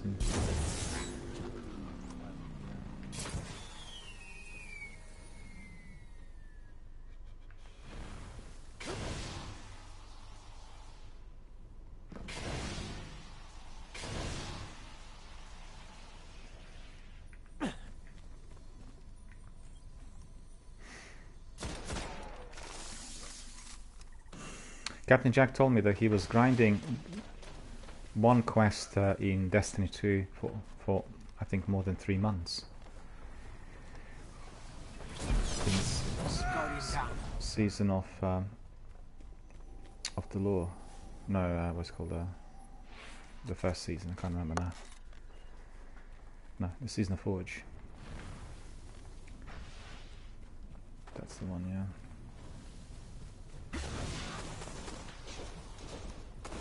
Okay, so I'll do that here. I'll do it from this side.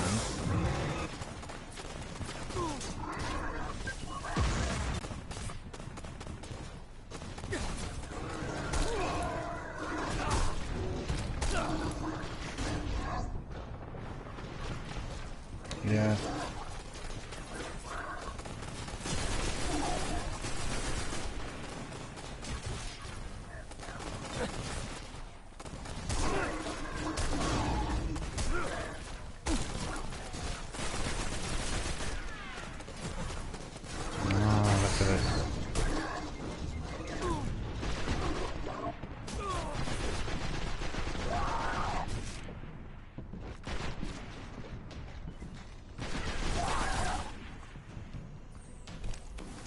You know the trick in there, when they're holding that shield, then you fire directly into the feet.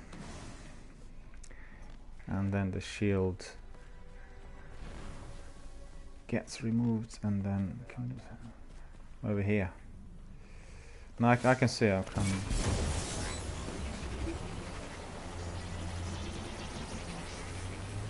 There we are.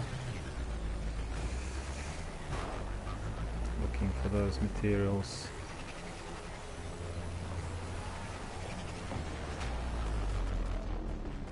No, I'm following the other one, yeah, sorry about that.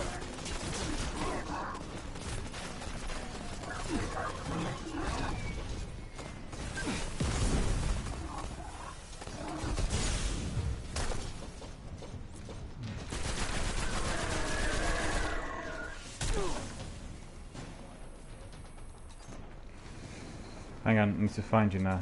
Yeah, I can see you there. Just a second.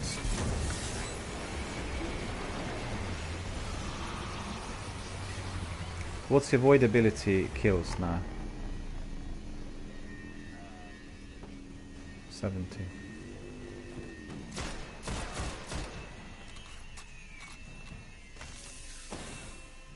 Yeah, finally. Finally. 8. Well, sounds like eternity to me though.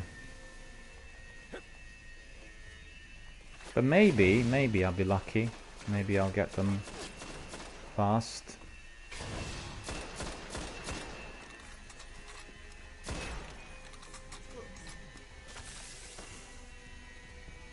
Relic iron.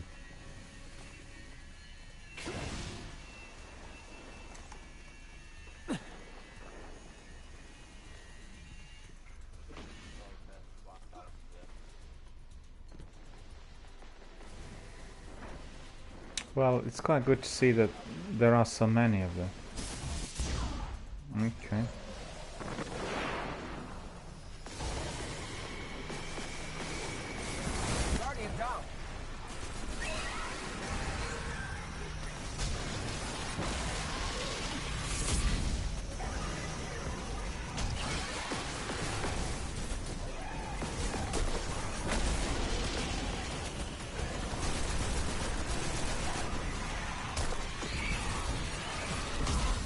Quite strong, isn't he?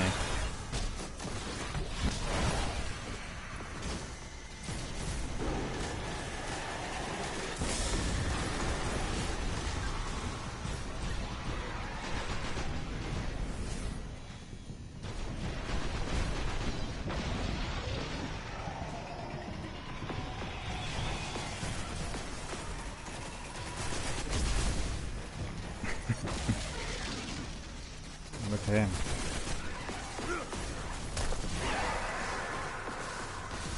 Yeah, but my melee ability is recharging not that fast.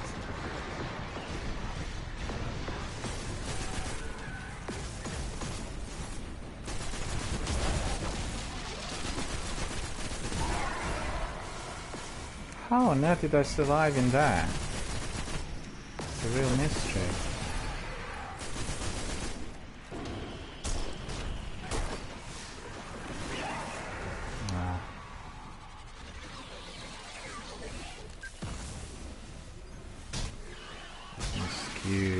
Skewed again.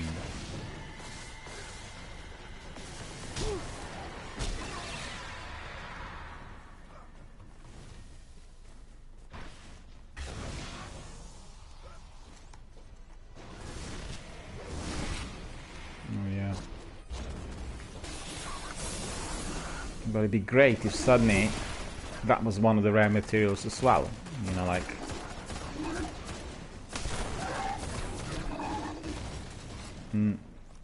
I just got the ordinary relic iron, nothing of interest. This is 2 more to go.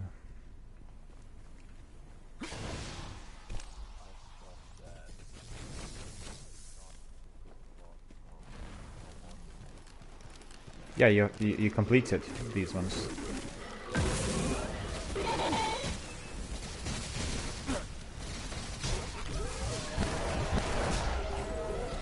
Let's move.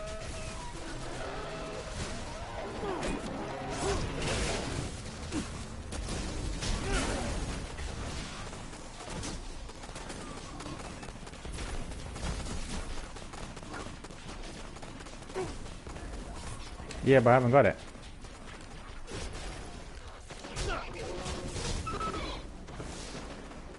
No, I'll just wait until it recharges.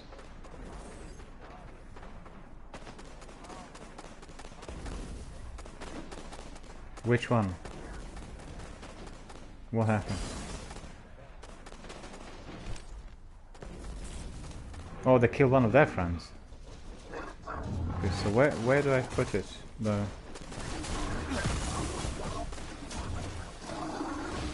Yeah, 3 of them got killed now, so that's good. 4. 13% now.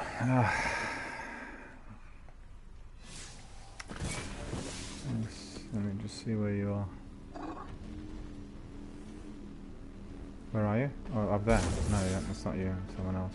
Oh yeah, yeah, it is, yeah.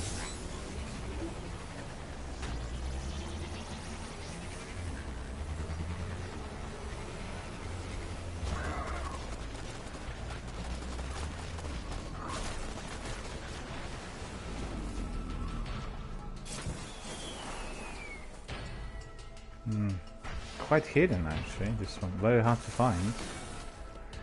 Another one. Another one. But do you know what might be the main thing in there? Some of them might be having rare materials. Like this one is very well hidden. Do you see what I mean? So in fact, if you find it, because it's so well hidden, then you get this reward. That might be also a possibility. So just 1 more to go. Yeah.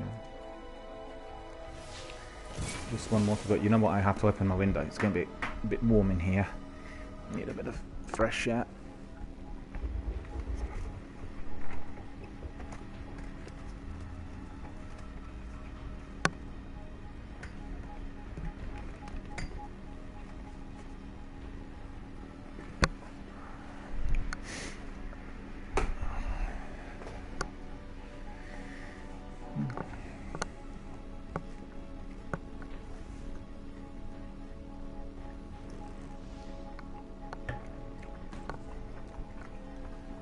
I'm trying to think what would be the best way of getting those void ability kills. What arena? Maybe one of those like Cosmodrome, you know, when you get lots of enemies respawning at all times.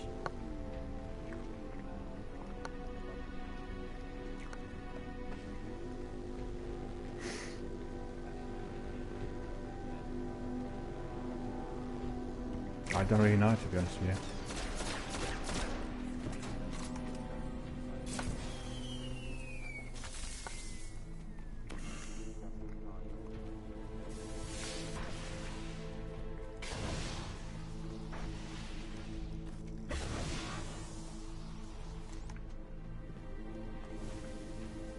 Because these grenades are not particularly good compared to the other ones.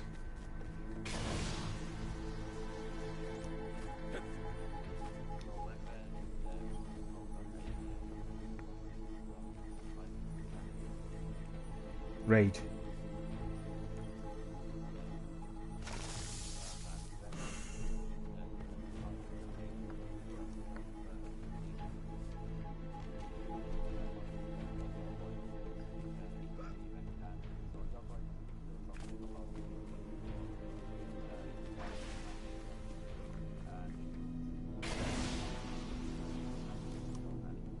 Okay. So we have just one more to go, I think, right?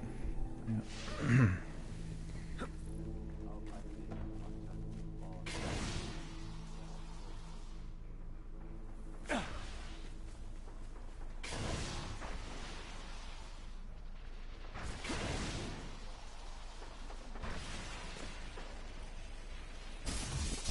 Yep.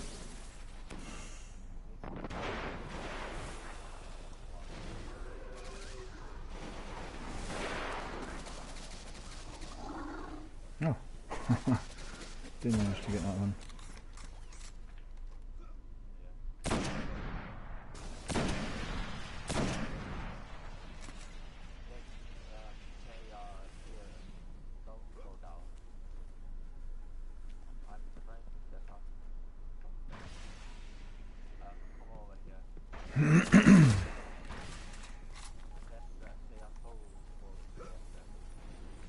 Yeah, they are.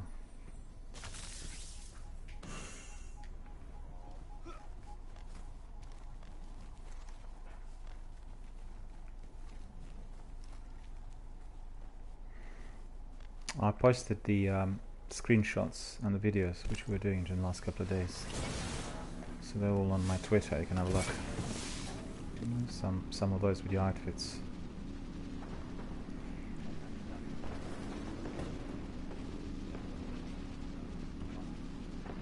Yeah, that's right. Yeah, you'll be able to see them there as well. All of them have been posted. A couple of videos as well. Just one second. There's somebody else. Anok is here. Hello, Anok. How are you doing? Good to see you. Thank you for joining our community. Thank you for being with us today. Anok says, Dark Drinker might want to go and see the speaker. And well, Sekapupu has one of those, and we are following basically the leads that I think his ghost is generating, or the tracker that Sekapupu has. So that's been very useful. I have also those trackers some other characters, but I didn't really bother transferring them because obviously we can do it together, Sekapupu and myself, and therefore we are able to detect the materials instantly. Therefore we are not kind of, you know, walking around just looking for them. Alright, let's go.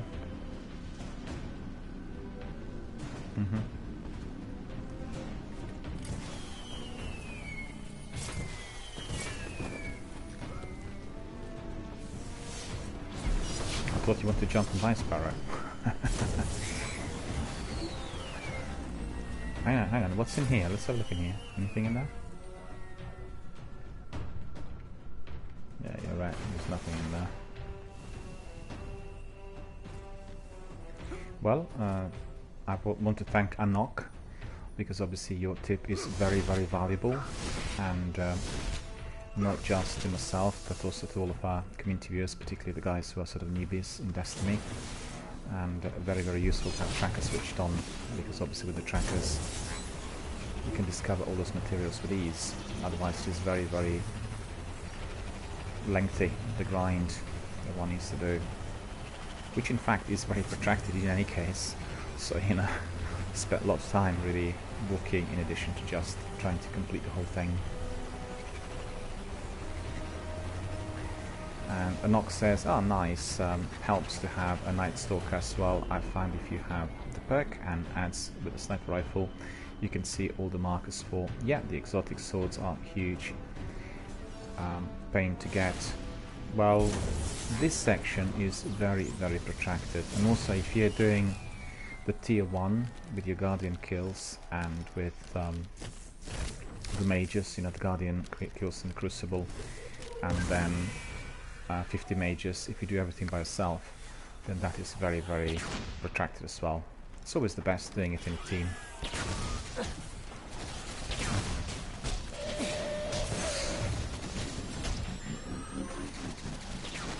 Yeah, it's just that I want to use the melee engineer.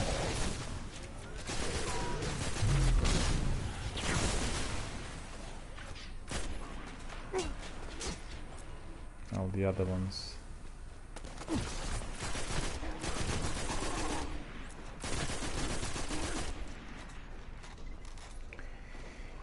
Enoch says, yeah, the exotic swords are a huge pain, but the thing is, you know, once you get them, they're also of tremendous advantage. you know, for any section of the gameplay, and everything looks very, very different once you got them. So I've really been using my razor lighter immediately, and obviously the dark drinker is there too, to be obviously put into some very good practice. Right, so where are you?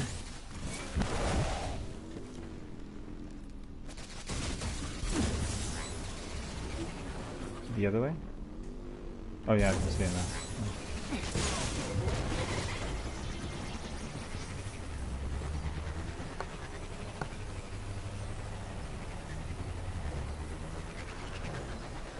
Alright.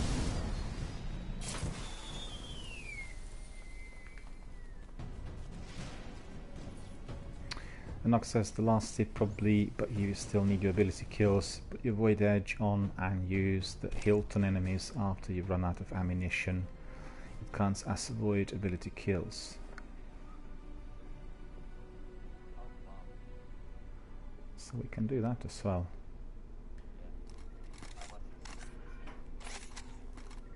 Yeah, let me just think for a moment. If you put the void edge.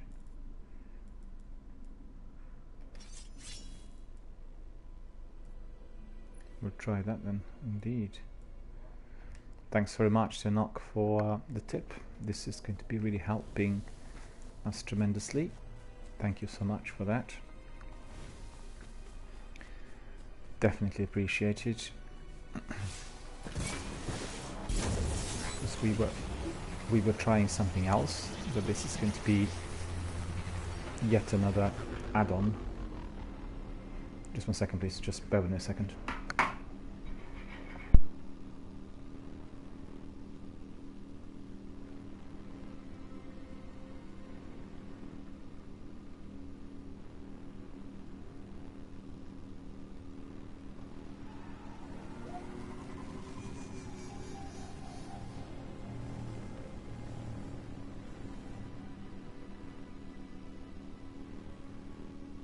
Yeah, the trouble is that they are conducting some major maintenance work in the building, and there's a lot of interference, but I have to get my fresh air, you know, coming in as well.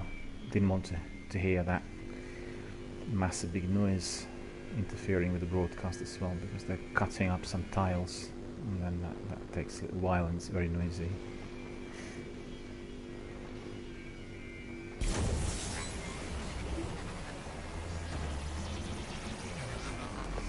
Yeah, I just want to thank Nock for the tips, very helpful. This is all what our community is about, you know, our community members coming in and helping others. And as I restream on 20 different platforms, all the other Destiny newbies are watching, and that indeed is very, very helpful as well to them all. People learn, you know. What better way to learn but from your community members? Sekapupu told me that it did take him more than a year to bring his character to about 400, and you could see I have 3 characters almost to 400 already. There we are, completed. So that's completed.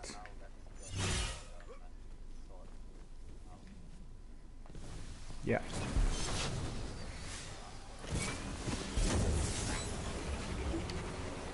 Yeah, what I was saying earlier is that I was able to get all 3 of my characters to almost 400 level within 6 months, thanks to my community members, because I learned everything from my community, and it's all about, you know, this degree of help.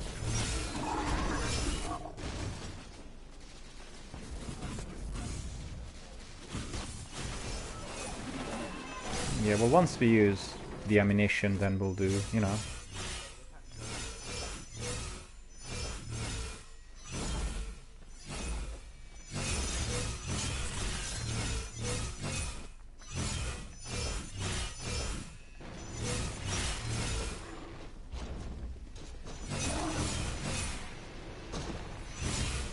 Well, it was fully loaded.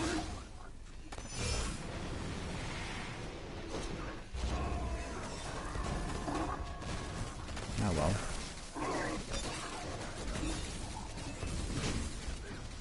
Well, you won't be able to tell, I don't think. How would you be able to tell?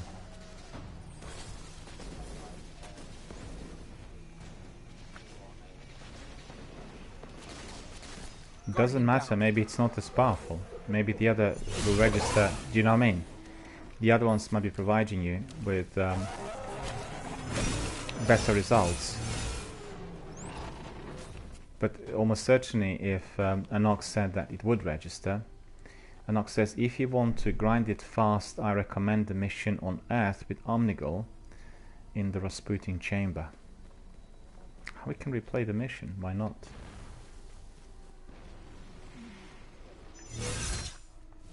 Because we've got now everything. Yeah. I'll try actually my hilt on him.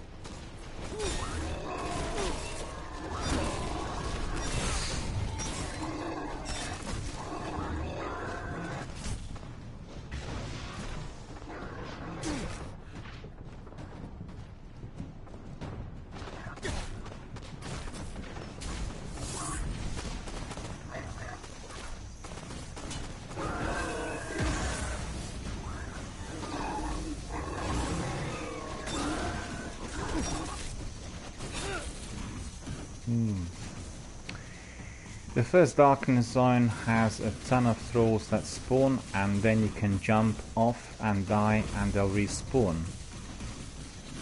Anok is telling us that this is perhaps the best thing to do with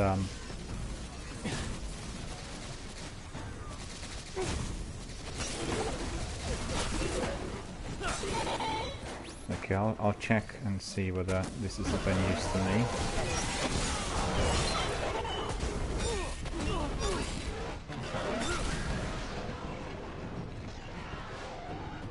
Yeah, it's sitting on 13, but I think it'd probably register a bit slower than with some of the other ones. What is going on?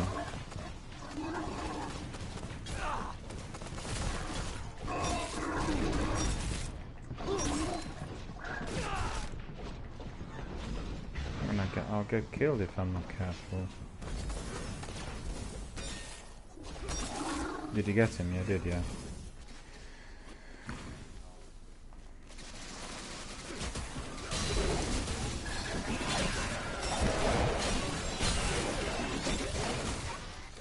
Okay.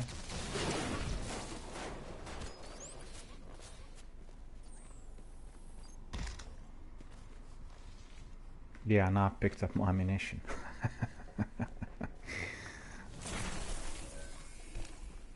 Oh, we could just combine everything, you know, who else?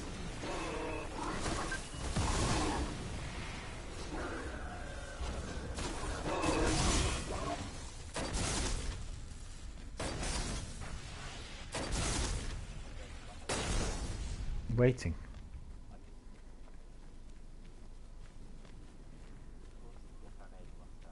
The other fella, not me. Captain Jack says, good morning everyone, and we say, good morning Captain Jack, how are you doing sir? What sort of weather do you have out there in the US? Is it nice and bright or is it drizzly? Is it warm or shivery? We have very, very sort of changeable weather in my area at the moment. A lot of rain and then a lot of sunshine and plenty of kind of fresh air, which is pretty good. The temperatures dropped very, very considerably.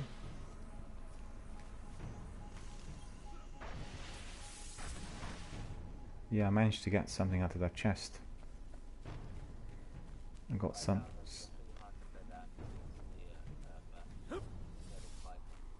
360. There's another one in here. You see it? It's up here. Relic line as well. You got that one?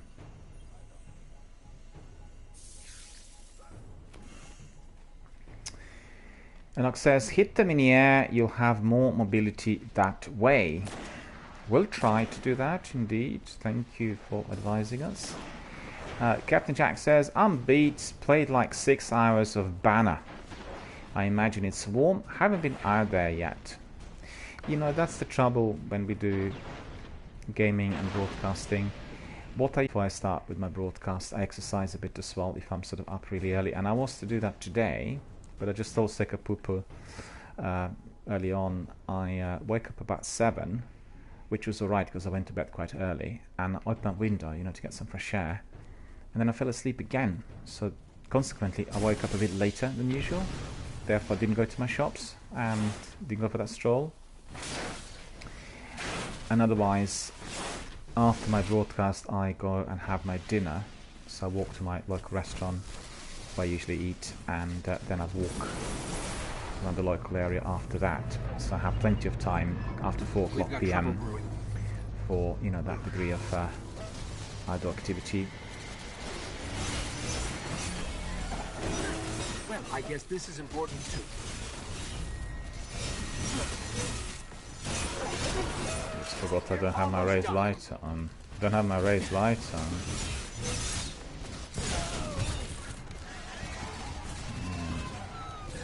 I need to change to my raised lighter because that's not going to work. Yeah.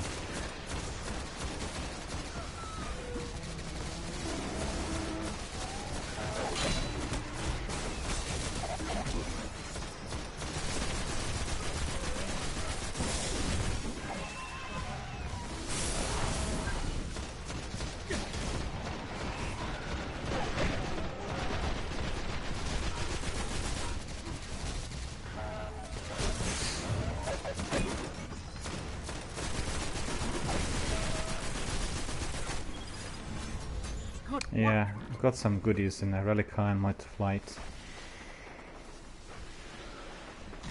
Yeah, coming back to what I said, usually I have my strolls, then later in the day, after my dinner, I go through the nature reserve, walk around for quite a while, and then, you know, you see, I enjoy some of the weather. If I'm broadcasting early in the day, then I have no time really. And this is what happens. I'm living on the river and, you know, very close to my nature reserve. I get really the first-hand experience of, you know, what air we've got and what it's cold once I open my window. And it's gone down about 12 to 13 degrees for the day, sort of daytime temperatures, and quite cold at night as well, yet again.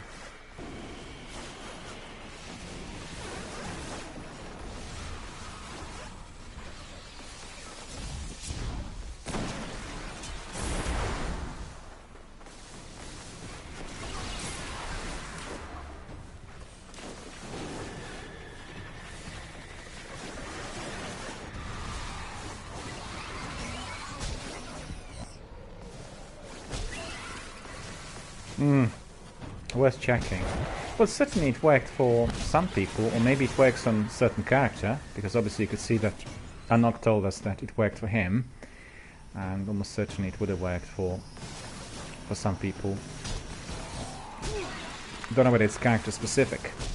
It's a possibility, or it could have been a possibility if people played Destiny during the first year or second year. I don't know, because, you know, they introduced all kinds of changes as well.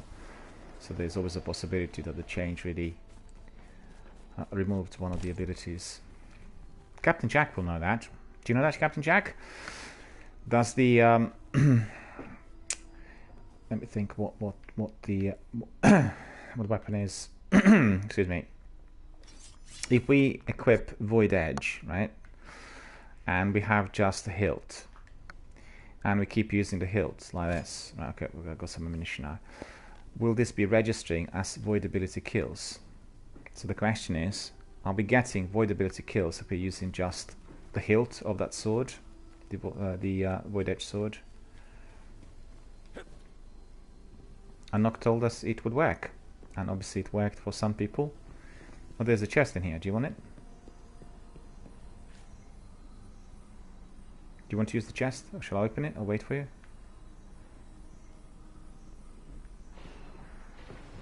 You sick up with that?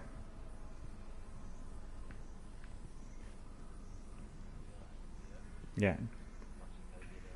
Okay. Do you want to get that loot, or shall I take it? From that chest, okay. Relic iron. So I want to see how many of those bits I have. How many did you say you have? 300. Yeah, I've got 208. So in fact, I even collected them quicker than you at the end. That's really weird.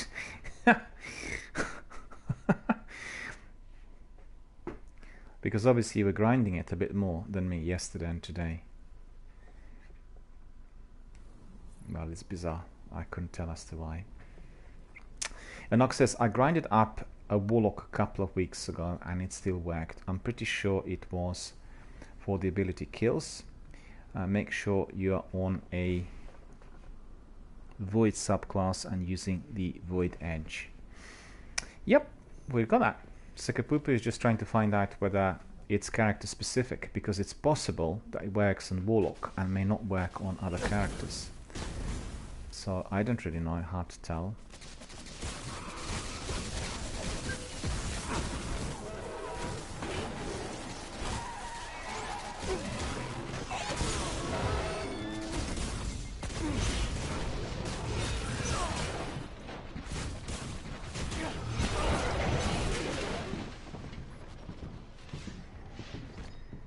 I've gone up just by 1%, and I'm not sure whether it's to do with my sword or my grenades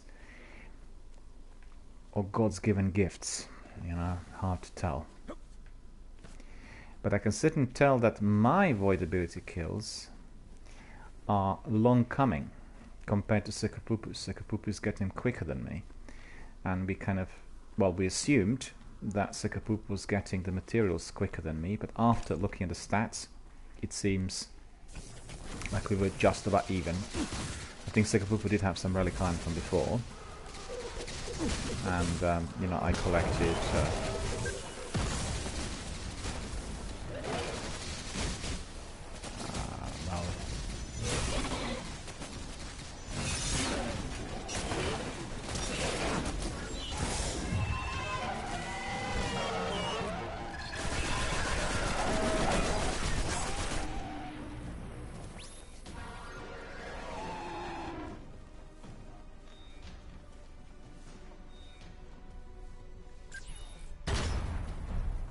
if Captain Jack's here, we'd like to ask Captain Jack whether he tried it, whether he would know. And Anuk says, well, make sure it's the Hilt too, but last I checked, don't think it was exclusive to Warlocks. Can I just ask, Anuk, are you doing Destiny 1 on PlayStation 4 or on Xbox? Because sometimes there could be some abilities or, you know, some differences which are console specific.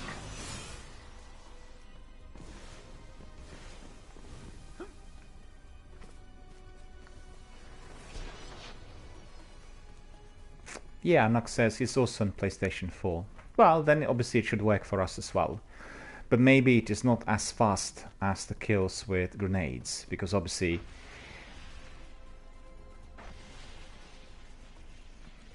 you don't think it is.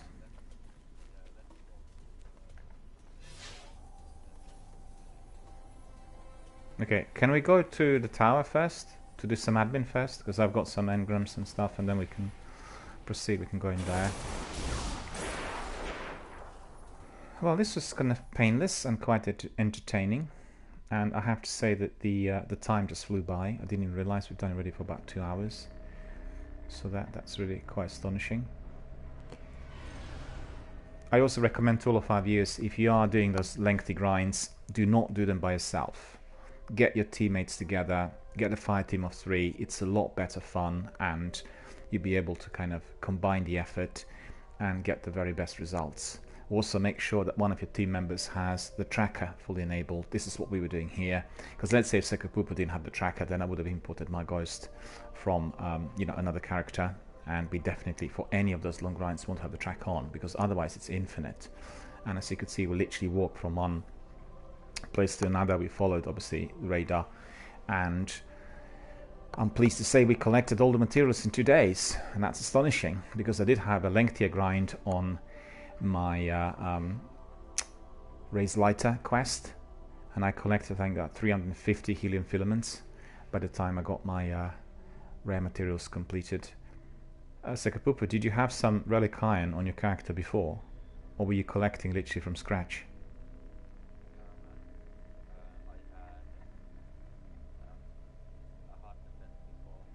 Yeah, so it's almost exactly the same, because I've got on mine 208 or something like that.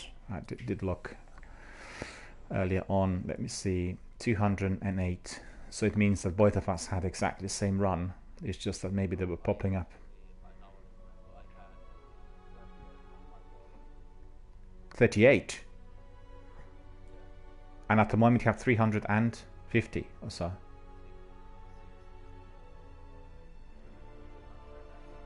Yeah, so it looks like it's been a longer grind for you than for me then, looking for the materials. Because I have 208, and I did have some relic iron early on, maybe about 10 or so. So for me it was about 200. Well, it's really unpredictable. It's very hard to tell as to why, where and how, because obviously you were able to collect 2 of them, one after another today. So it was like they're really kind of closely connected. And also yesterday you were picking up a few very quickly, but then you get to the period where it's a very lengthy grind. Some you pick up very quickly, some will have to be obviously discovered after a lengthy search, and I think that is basically what it is, you know, for all of those quests. Alright, so if you're ready, we are going to go back to the tower. Yep, there we are.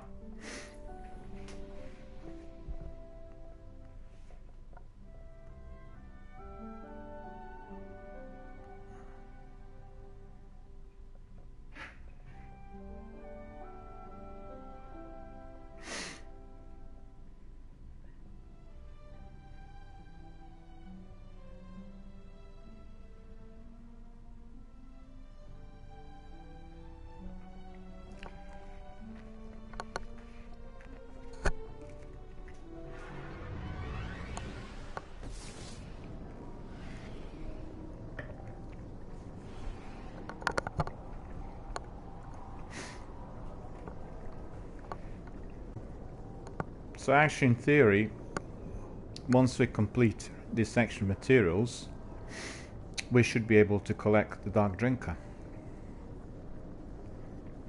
I think that's the way it should be, right? And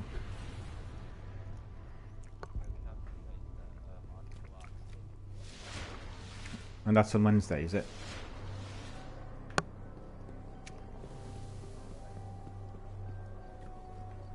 I think it is. Checking. Whenever you need me again, Guardian. So we are revisiting Master Rahul, decoding all the engrams. Looks interesting. As you could see, I have 2 boots, Jovian Guard, That looks very solid, Guardian. boots.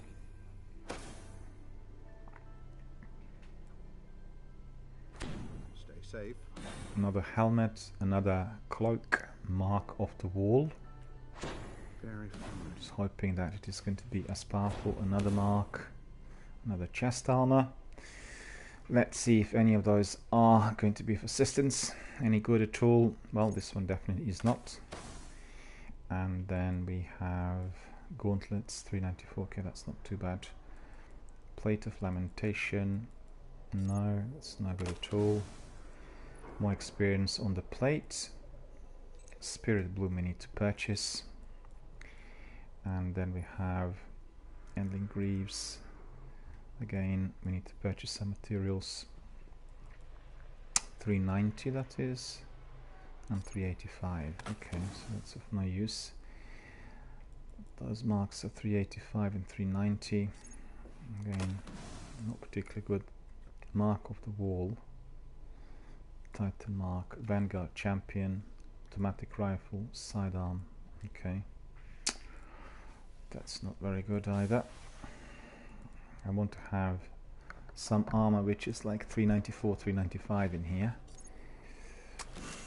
I guess I'm not getting any of those unless we do the strikes. Right, so that's done. I think I'll put one of the marks in the vault. Be safe. Because I have too many of them there. And let's see, put this one in. Oh, this is 393. Okay, there's two.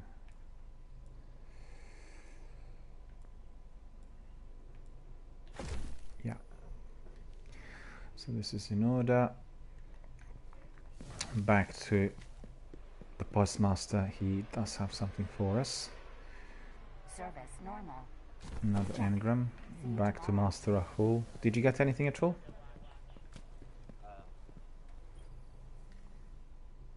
These predate your codices. They predate. Nothing much of Now interest. that should be interesting. Yeah, same here. Getting those cloaks, and these are not good. Managed to get even 3 or 4 in no time. Always an interesting conversation, Guardian. Right. Let me see whether anybody else wants to talk to me. I think no one at the moment. You asked me to collect another ship, so we'll do this. We'll go to Amanda, and there should be that kiosk in there.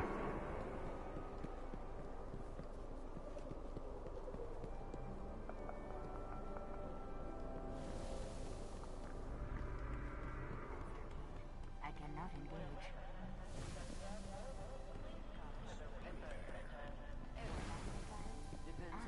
You There. want a ship? Access ships, right? So in here, well, I don't have really that many to access, but I can access Timeless Tereshkova, and that's my favorite ship. So indeed, we'll put this one on. Timeless Tereshkova is my favorite ship. There we are, a better one compared to the one we have at the moment. Acadia class jump ship is now ready to be sent to scrap, and that is indeed now going to be left to refuse collectors. Timeless Tereshkova is going to be enabled, so that's good. Hello Jerry, Jerry's here. How are you doing? Jerry says good morning to you all. Good morning to you, Jerry. Is it nice and warm in Texas? A beautiful sunny day, or is it as drizzly and as rainy as we had it over here? Is it warm? Had the temperatures dropped? It's become really kind of fresh and nippy out here, but I don't really mind it. You know, I really like strolling when we have this sort of fresh weather, because you know, where you go for lengthy strolls in the nature reserve, then you get properly rejuvenated. It's a bit like, you know, some sections of Destiny, suddenly you're being resurrected, and that's the feeling I have after doing some lengthy walks out there, and I've done quite a few of them during the Easter weekend.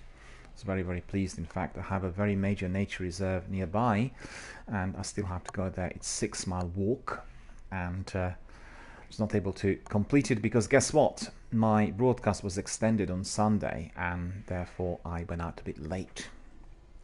But never mind, there will be another weekend. There will be another sunny, bright Sunday, and we'll do it then. Enoch also says good morning. Thank you so much, guys, for coming in. Great to see our community members coming in and joining. Yep, Sekapupu wanted to tell me something. Fire away. Stand by. Updating hunter profiles. So I didn't hear. Stolen armor. Oh, there. Oh yeah, it's Friday today. That's true. Where but he is.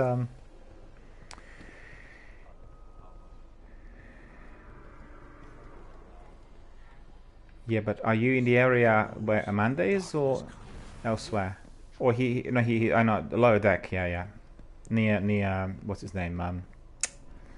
Near Lord. Yeah, near the Courtmaster. Yeah. Then there where Lord Shax is.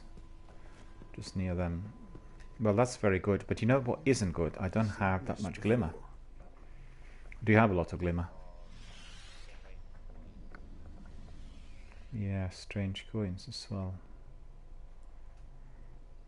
116, so I should be alright. Can purchase some stuff, and what I usually purchase from him is relic shard. And keep fighting. No relic shards, exotic shards, I should say. Exotic shards, yeah.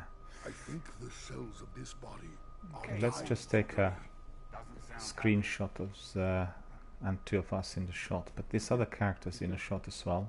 The traveler picked a winner. Avoid the bombing me. If you, Sakabupu, if you just come a bit closer to the these inner towards the worlds crates. are very strange. Give me the roster. Yeah, Let me see just what come a bit closer to him so I can take a screenshot of us buying something off him. That's going to be quite interesting. I told Zavala. team's going. We mustn't wait Data them. requested by Vanguard. Let me see. Yeah, still a bit closer. Still a bit closer. A bit closer. Not literally on him, but just to his left. Because I don't have you in my shot. No, that's alright. I think that will be fine. No, that's... Yeah. Yep. Just hold on.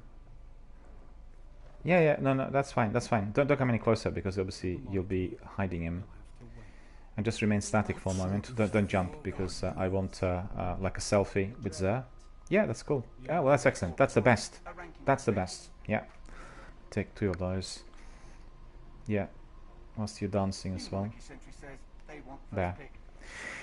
Jerry says, beautiful day in the mid-80s. So nice and warm out there in Texas. Wonderful, wonderful to hear.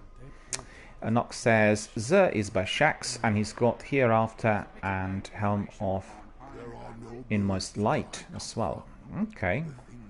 What did you buy, Sekopupu, if anything? I'll approach him now.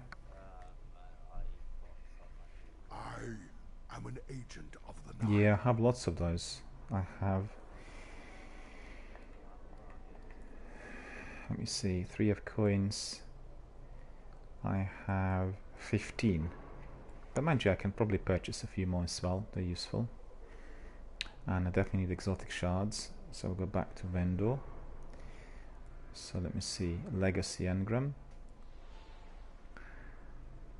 Helm of Inmost Light. Tarantella. Starfire Protocol. And Hereafter. Sniper rifle Hereafter. You use that sniper rifle? Hereafter? Is it as good as my devil? Not really. So I got devil, so devil's better. Let me see. I'll have 1, 2, 3, 4, 5 exotic shards. Take. Strange coin. I think I do have quite a few strange coins. Don't really want to bother with them. 81 I have. Okay, so that's alright. Don't need any of those. What I do need is obviously heavy ammo synthesis, and I use it a lot. So I'll buy 10 of those, I think. 1, The Nine do not want 2, it, or you would not have it. 3. Accept it from the Nine. It was never mine. A thing is yours now, not the Nine's. You are a tool for physical violence. The There Nine we are. That means 100. I'll have on me stealth drive, emerald coil. I don't want these. Let me see. Well. What would you recommend if I was looking at any of those exotic items? Helm of Inmost Light. Curious about that one. Invigoration. I've not used this one at all. Inverse Shadow. It's Orb. Heavy Lifting. That's Orb. Doesn't seem to be particularly good, or you know, it's something really very special. Because I have some of those on my other helmets as well. Have you used this one? Helm of Inmost Light?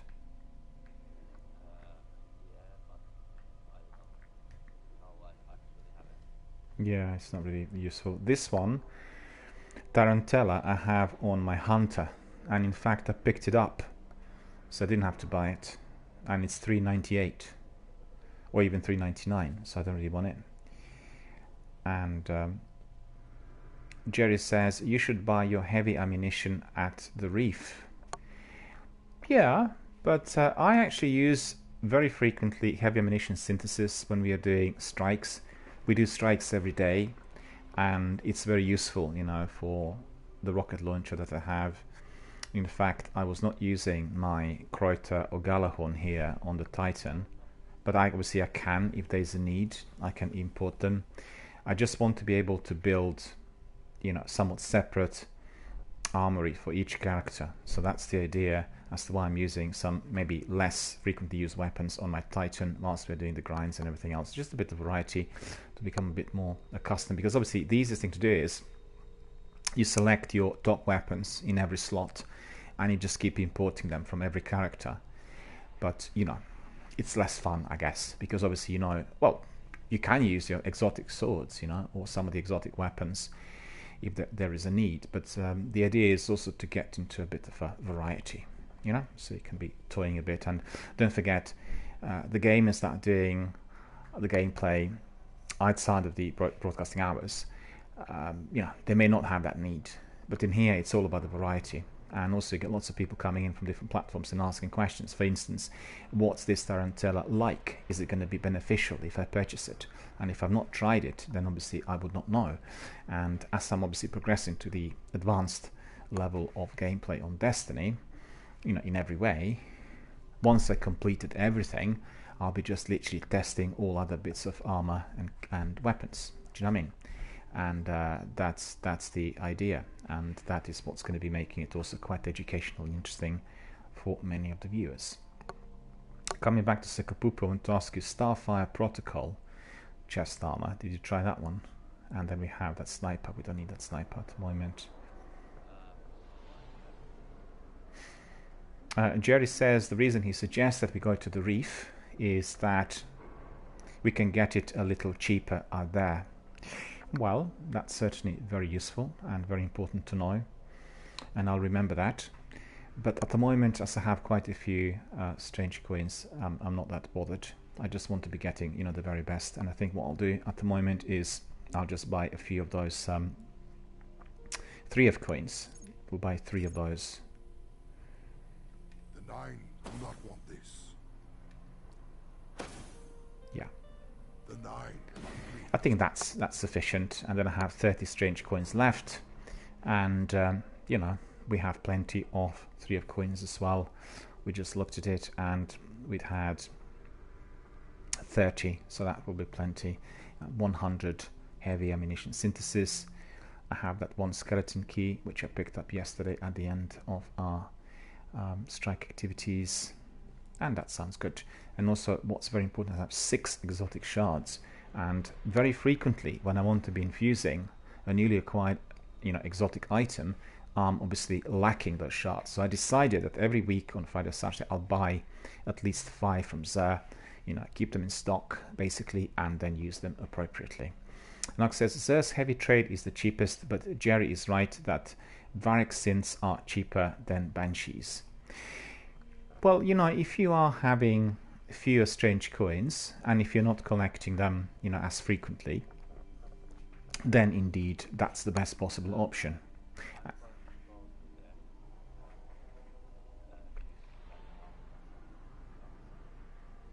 Okay, no problem. Just let me know once you're done, and obviously we'll carry on. Coming back to what I said,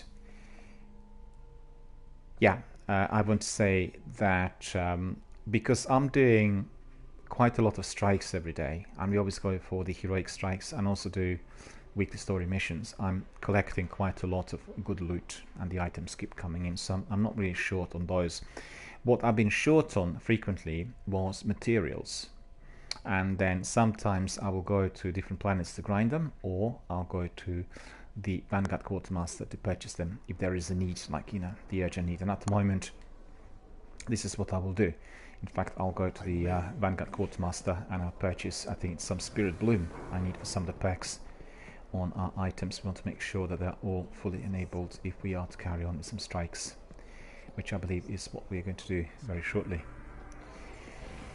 So, actually we do have that other strike that was allocated, I just remembered, and I was to do it first of all, but I warmed up with the Crucible today, and then Sukapoop and me were looking for the material, so we'll do that strike next. That's going to be next. And this will be obviously very entertaining.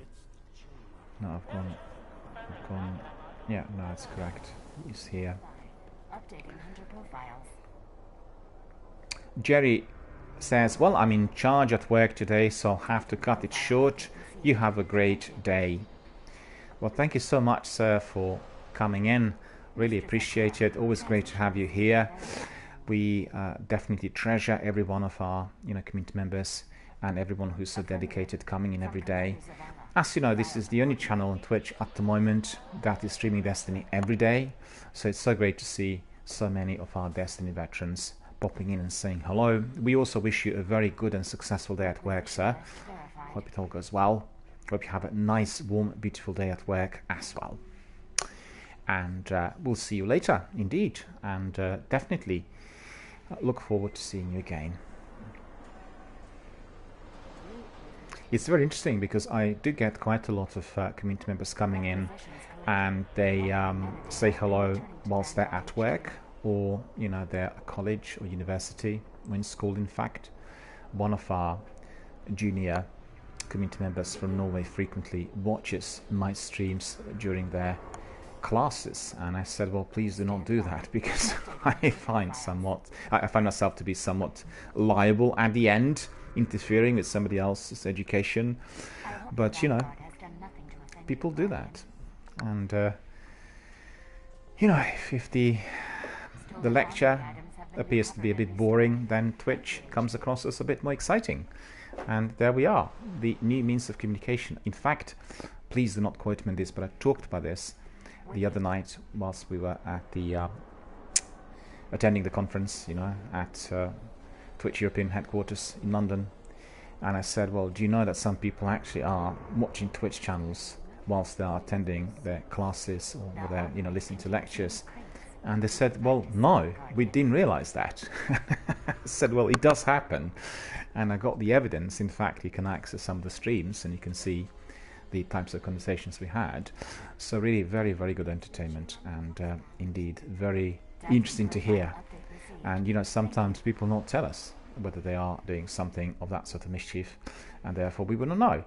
And you know, people can watch streams anywhere, as long as you have your Android phone or iPhone on you. You could be doing anything anywhere, and wherever you are, you can access our broadcasts. And I've just read some statistics yesterday. They were telling us that in America, obviously Twitch have taken off in very, very big fashion. The vast majority of our community members are indeed US based.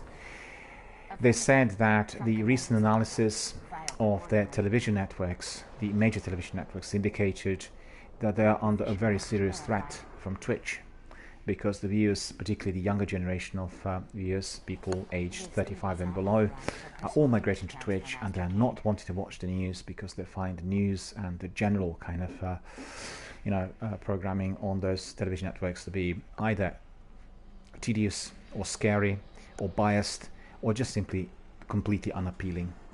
As we know, we all want to have some respite, we want to relax after our hard day's work.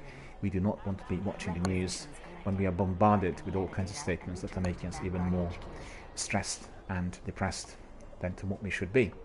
So that is one of the reasons, you know, it is a way forward for people to be doing those activities they love the most.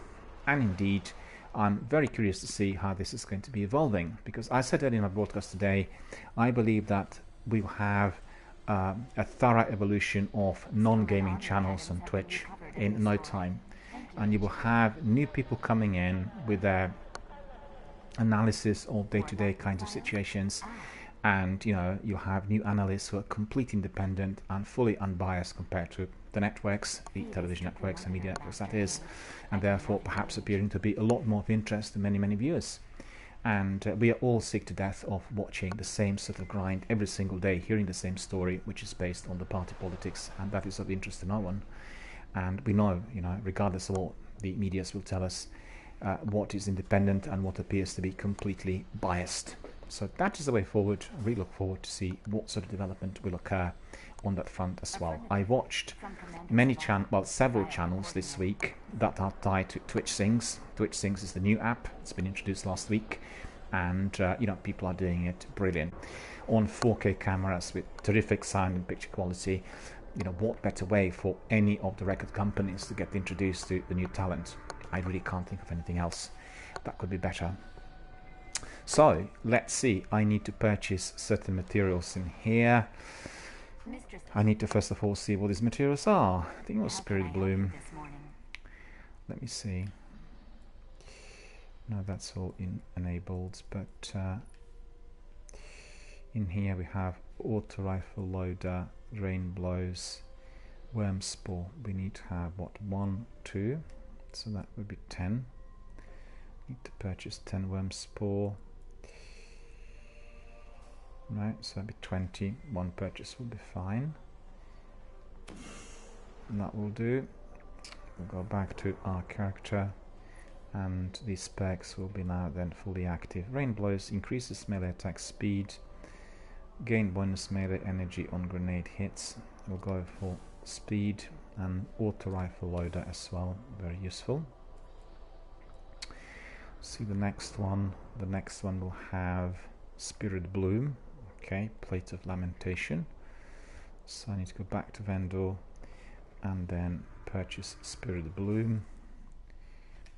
Just one, that should be enough for that. And then we'll put that Spirit Bloom on. Increase intellect, increase strength. I want intellect to be increased. Wait a minute. Yeah, that's right. Hand cannon, ammunition. The other ones are not enabled yet, so we'll leave them. We'll look at these perks in there. We have increased intellect, sidearm ammunition, and machine gun ammunition. We'll go for machine gun ammunition. That's not enabled yet. Okay, we'll take that one instead. Solid double down, not ready yet. Okay, anathema cannon mark is fully enabled. This one is fully enabled. First is here. Hello, First. How are you doing? First is asking, where is Zer? Zer is over here. Have a look. Oh, no. I got it wrong. Zer is at the lower deck, next to the quartermaster, the Crucible quartermaster. If you go to the Crucible quartermaster, he is literally standing next to him, across, you know, literally opposite to where Lord Shax is. And he's selling some interesting items indeed today. Okay, so we've done this, and we want to see if there is anything else. Relic iron sensor, relic iron extractor. In fact, I could have used the same whilst we were looking for those materials, nevertheless. And okay, that's all done and dusted. First says thank you. No worries, our pleasure, and thank you very much for coming in and watching our channel, joining our community and participating. I think you may be interested in some of the items he has. About 6 exotic items and then the usual slots. I purchased my exotic shards, I purchased my 3 coins, and I purchased also a lot of heavy ammunition synthesis, and that is what I always use for my strikes. As we do strikes every single day, then obviously I need a lot of that ammunition for my heavies, and that is very, very useful indeed. I just want to see still the last specs here on my 0-day dilemma, and I think what I do want to do is I want to use some might of light on that. So I will do 1, 2, 3, 4.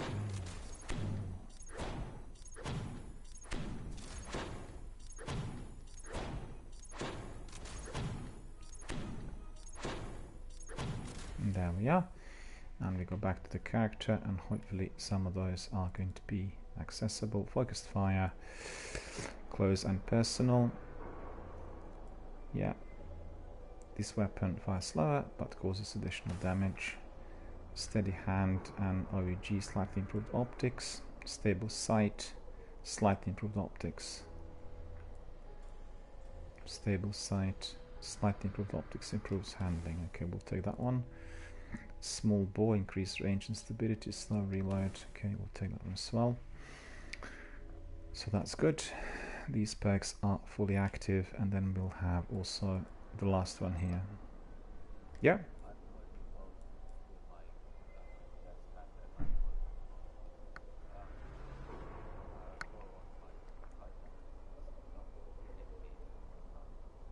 Okay, did you still want to do the strike, which was allocated for myself, or not?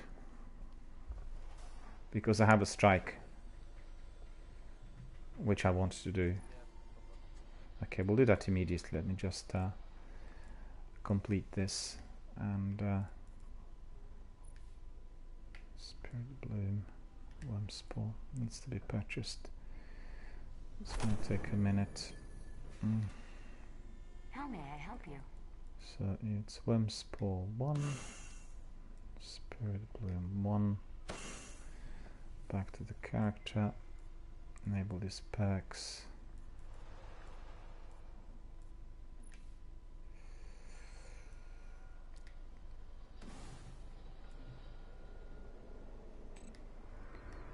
And then, what was it?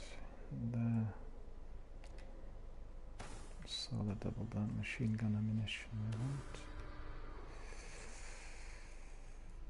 And the last one. Oh, that's all in order.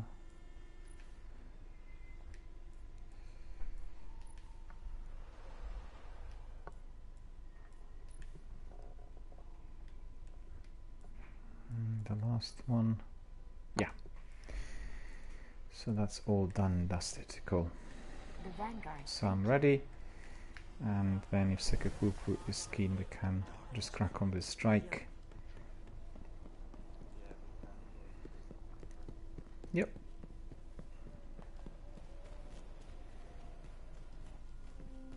And we can use all of our void abilities in there as well, in order to beef up. Are you 70%? You say 75% now on the void abilities.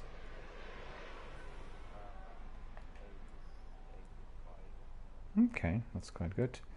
Do you want to collect some bounties for this? Or do anything? Well, we are going to be doing defeat the Hive Abomination in the Abomination Heist Strike on the Moon. So we're going to go to the moon and do it there. I'll pick up some bounties, I think. No? Okay. Well, I've completed about 4 today, or 5 even, I think. So cashing up time for us. So that's Elite Breaker, 10 Cabals defeated. Reputation and 1 Engram. We have another one, Invincible, 30 kills without dying. Strange Coin, Mote of Light. And Support Network, assist your teammates in defeating 10 opposing Guardians in the Crucible. Okay, some reputation is up. Quickly we'll look whether I can pick up any bounties. Melee kills without dying. Void weapon kills. Cabal defeat. Mixed Mages Ultras. Yeah, we'll take all of that. So that's good. Happy with that. And then what else do we have? Nothing, just carry on. We'll go and do the strike.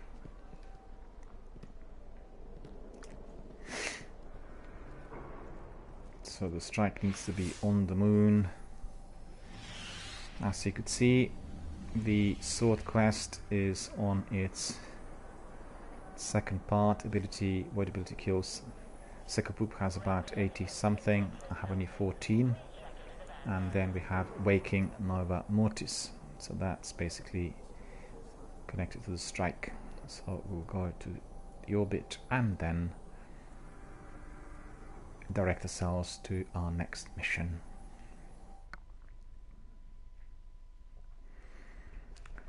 Curious to see how many people are in there. 9 people are out there today on Twitch. Well, that is astonishingly low, I have to say, from few thousand down to, you know, less than a dozen. Okay, what does it say? Upgrade. I think I had some upgrades on my subclass. War Machine. Well, Force Barrier is active, all of your weapons reload, and they are blindingly fast. Okay, so we are doing good with our subclass. We are going to be looking at the moon. You ready? We are doing the Summoning Pits, Ocean of Storms on the moon, and it says level 10 strike easy. Don't know whether we should do it as easy or hard. Shall we put it on harder difficulty level?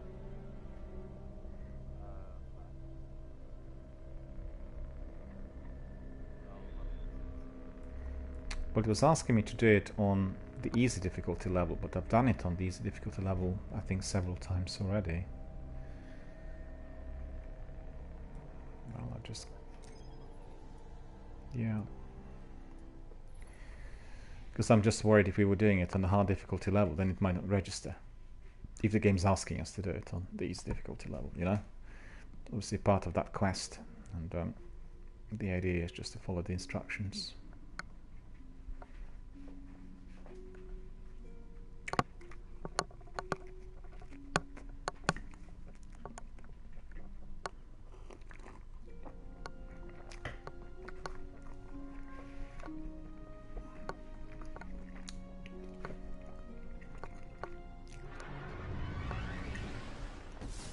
Something dark stirs in the depths of the Hellmouth.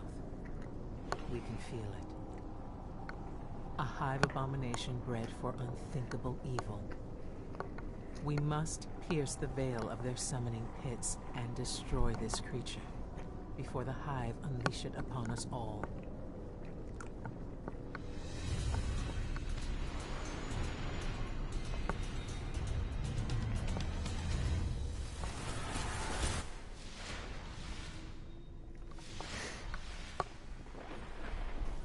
So we already walked in to someone else's strike, doesn't it?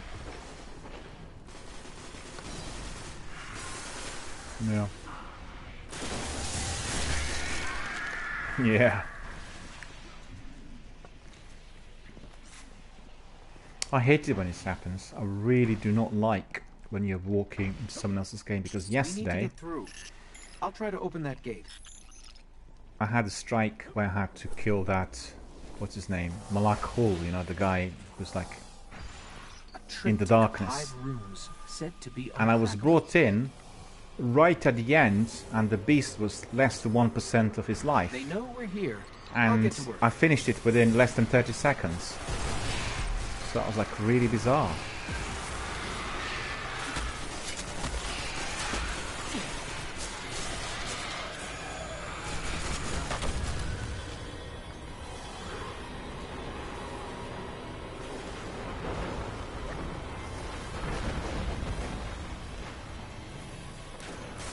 What's the trouble?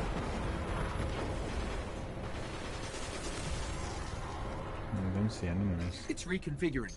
Hang tight. Alright.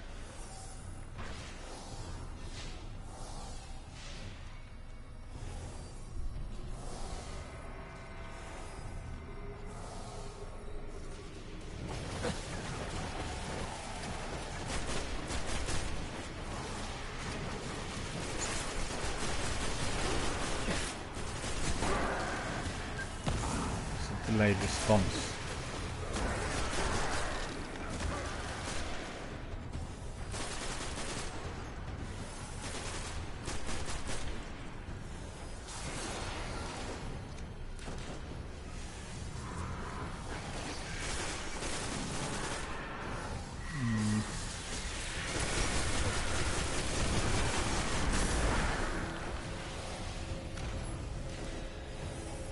I'm starting to sense a pattern. Shouldn't be long.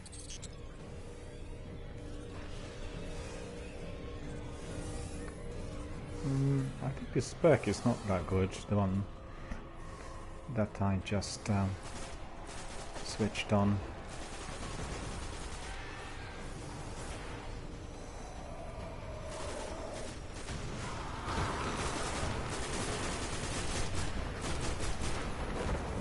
That's not the one then.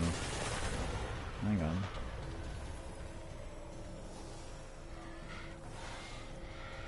They do. That's quite good.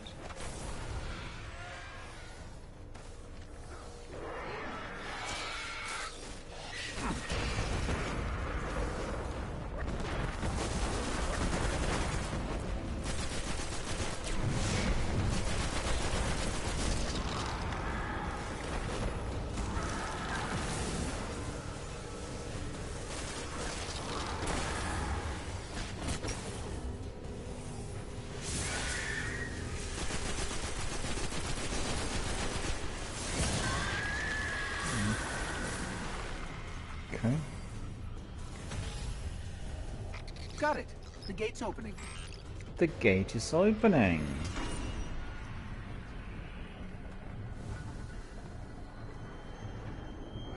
The gate is opening.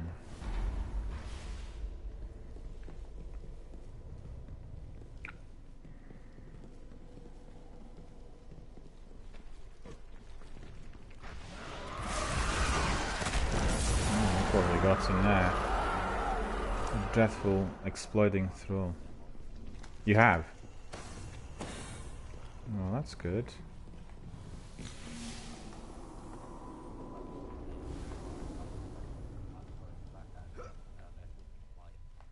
Sounds like we're getting closer. Yeah.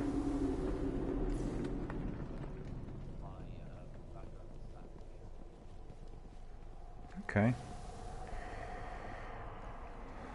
Well, I don't have any very good machine guns on my Titan, but I think I'll use my rocket launcher.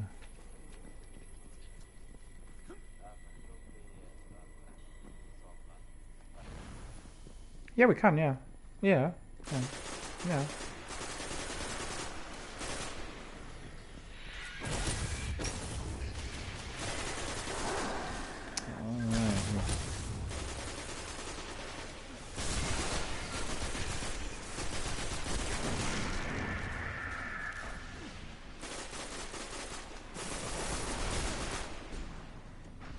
No, it was good fun. You introduced me to that yesterday. I really quite liked it.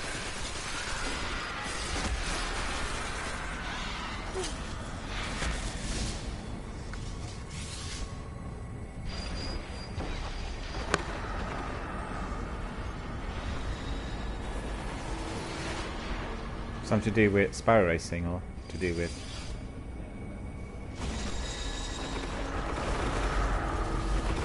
Oh yeah, absolutely. You do it with your community, and then few people can do it together and then compete a bit.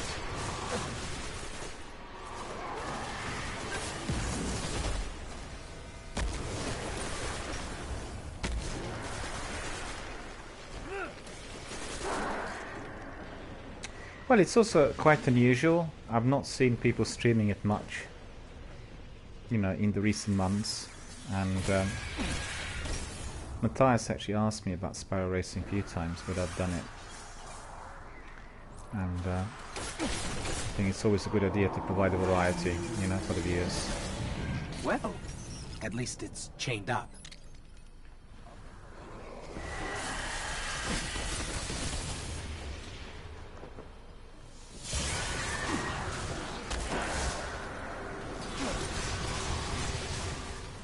So where are you?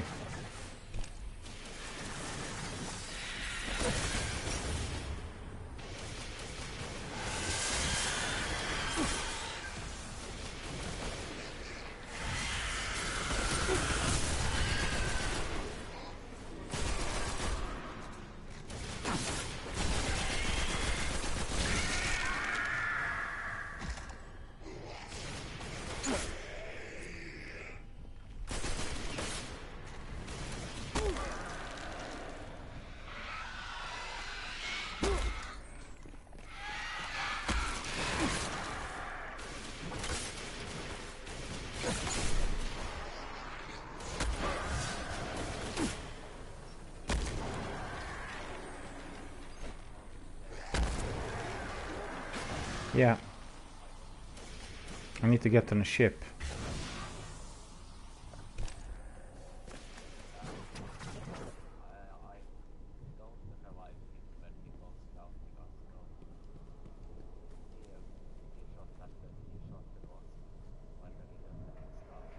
I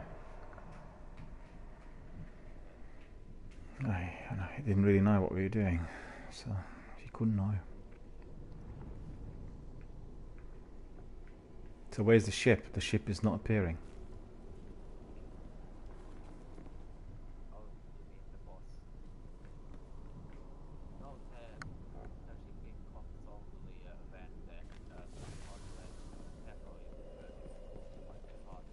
I see.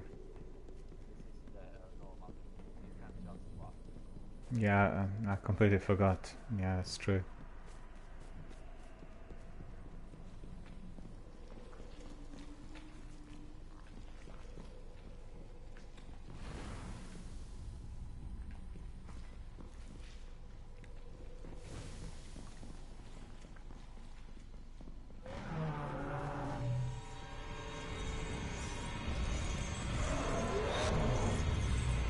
Okay.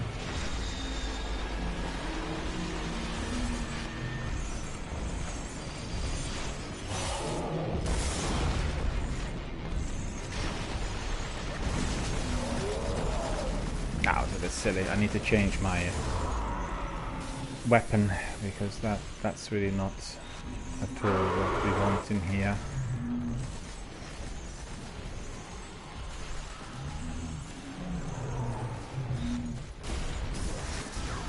And also put my heavy on, so plenty of those now. Yep. Okay.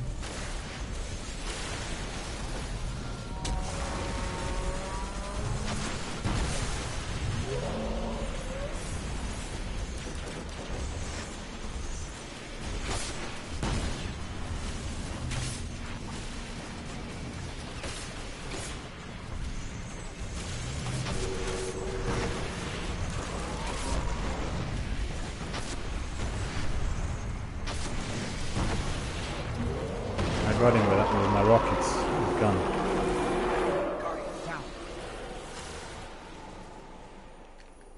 And you know what? I do have that skeleton key. The abomination has been destroyed. Ah, can't use the skeleton key because it's not. Yeah, A yeah. creature of the dark has been slain, and our world spared another atrocity. But how many more hive abominations are still out there, growing? I need to double check. I didn't I see fear we anything may popping find up. It mark of wings, silken codex, rustum. Sometimes it registers at the end, you know. And let me see. Did it register or not?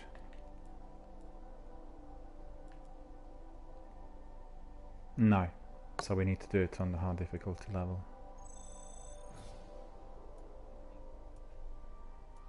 Yeah, I thought so because I mean I can't remember whether I've done it on all difficulty levels, you know, on separate characters, but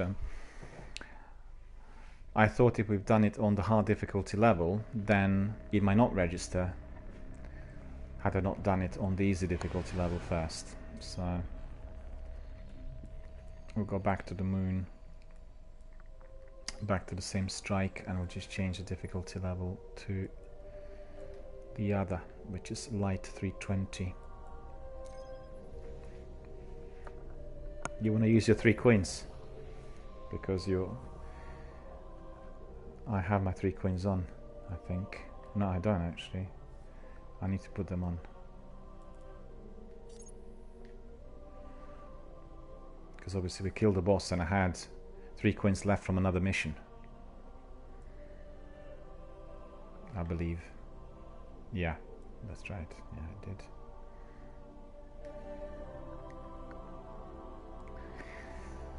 For the benefit of our viewers, anytime you're doing these kinds of activities which are a bit more difficult, such as strikes, make sure before you enter the arena you do, you know, bits and pieces which are like your admin, and that will be if you will be killing one of the champions or the bosses in there. You need to have your 3 coins on, and also make sure you're using your synthesis either for your special weapons or for your heavy weapons, depending on which one you want to use. And also make sure you're wearing the best kit, i.e. your best armor and your best weapons, and just make sure that everything is in order. And indeed, if you have some black wax or some polyphage, depending on what strike you're doing, if you obviously use them, you'll be getting more glimmer for those kills. Spotted in and around the Hellmouth. So quite important in addition to the bounties. Get down there. Make sure they don't snatch up any more fodder for their twisted experiments. So quite frankly, the way it works is whilst you're at the tower, you collect your bounties first, right? Then you'll go to the arena, and then you pop on your 3 coins, and basically you will be also selecting some of the other consumables, and then the consumables can be used, and therefore you'll be getting more glimmer. So it's literally 3 stages of activity. Bounties first, No time for 3 sightseeing, coins you next, Hit the and summoning then bits your before the devil consumables. splicers can grab any more abominations for their priests to play around with. By play around, you mean torture, vivisect, and disembowel? Well, yeah. But when you put it that way, I almost feel bad for the Hive.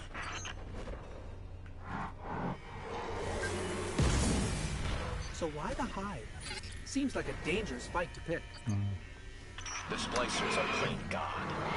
They view Siva as a means to reshape life how they see fit. The Hive are just victims of the splicers' willingness to push their curiosity.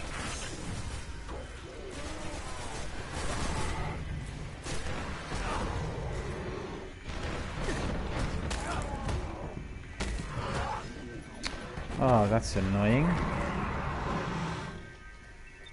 Didn't manage to get my void kills. No, I didn't manage to get my void kills because the knights are a bit too strong for the melee.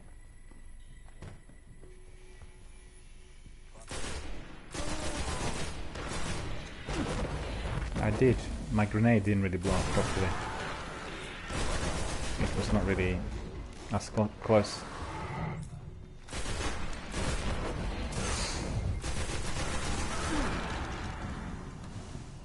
Yeah, it turns out to be a better one compared to the one I'm using at the moment. You're right, because I thought these ones would be more effective, but actually they're not. Magnetic grenade is the better one.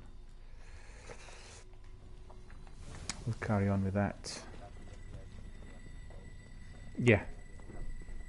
But it's probably quite good if... Well, let's try it.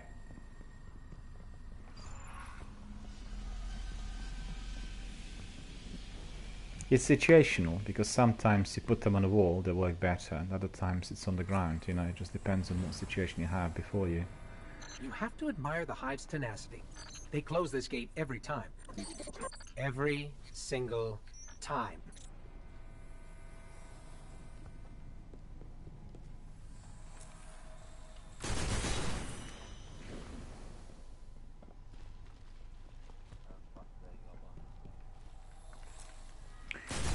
Oh, no, nothing. Nothing of significance, really. I'm just thinking about where I was. Okay, I finally arrived.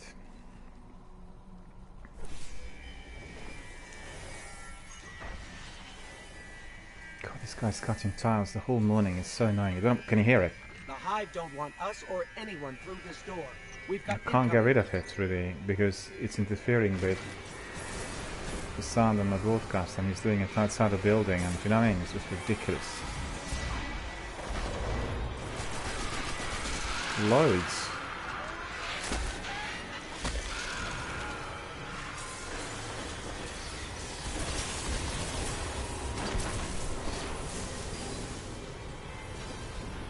Okay, that wasn't too bad.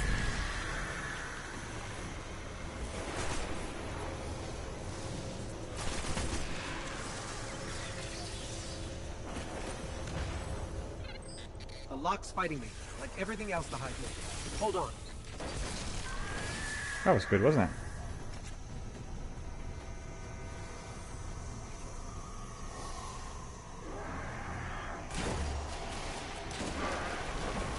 Yeah.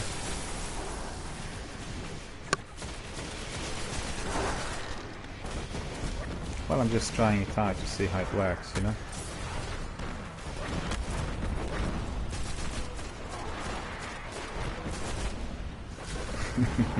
Well, that's unfortunate, because you're relying on that shield, then suddenly disappears.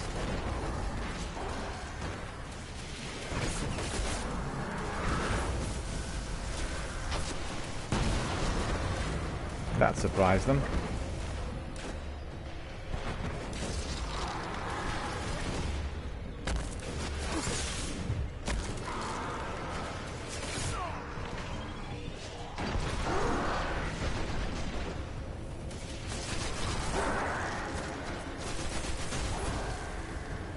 Pattern here is chaotic, but I think I figured it out. Just one more room to crack. Do you want the bubble?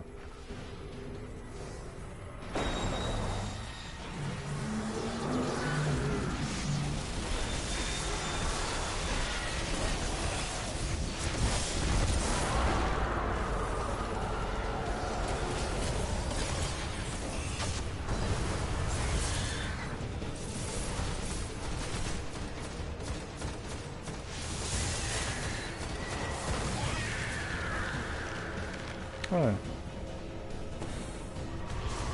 Why come that? Look at this. This is annoying. See that? That engram was left really quite high up. I picked it up though, because the wizard. You shot the wizard there on the top ledge. It just was left there on the ledge. It's quite high up.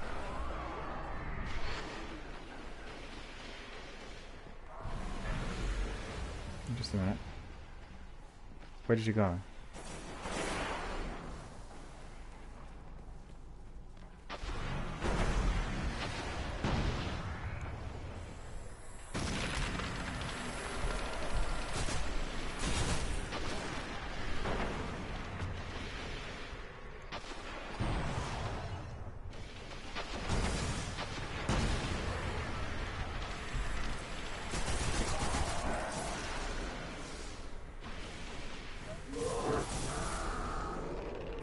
No, I didn't see where you are.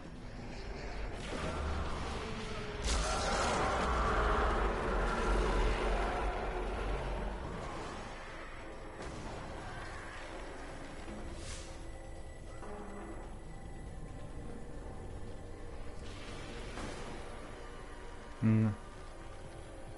No, it doesn't. Oh.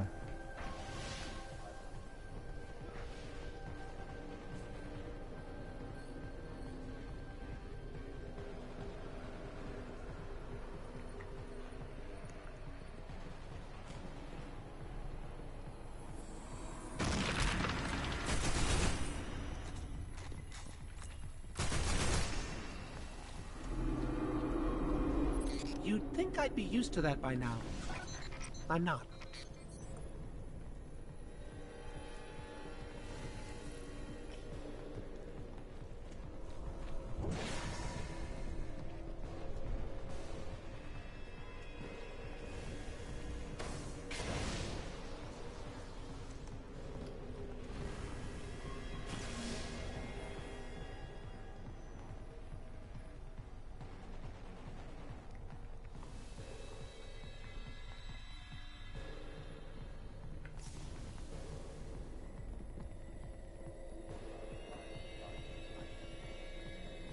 Yeah, you've gone forward very fast, you know. So I'm coming. Sorry.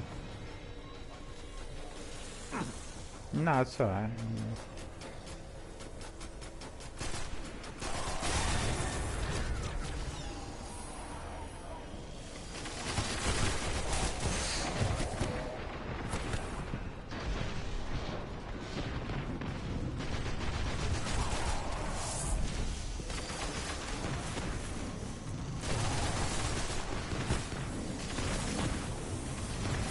Where's the bubble, man?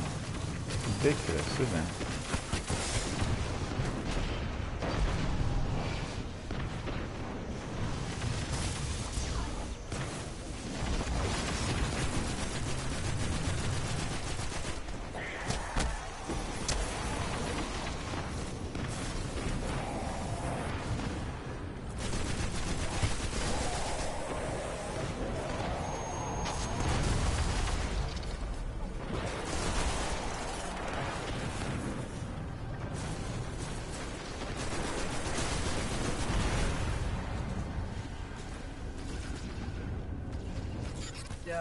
we're going to have to find another way. I don't care if you have to hitch a ride on a tomb ship, Guardian. I need you So in those many summoning enemies in pits. here.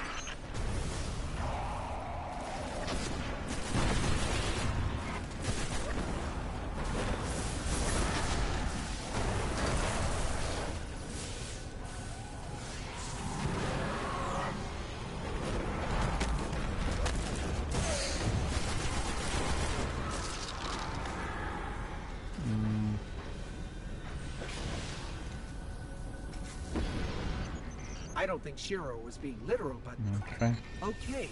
Now I let's keep take a forgetting that you get the ship only when it's on hard difficulty level.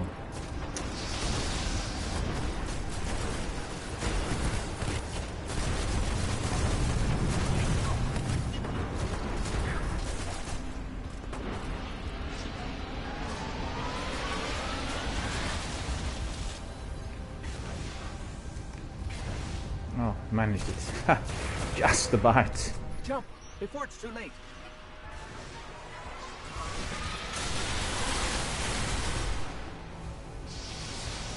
I'm getting no Siva readings ahead. Just on the second, I want to But don't let up. put on my Kill heavy that ogre to ensure they don't get the chance to claim their that prize. rocket launcher. There we are.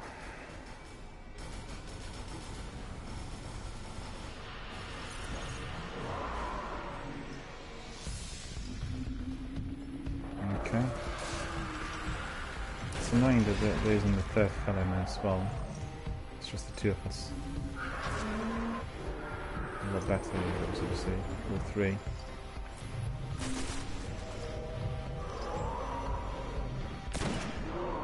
Oh, now I'm shooting snipers.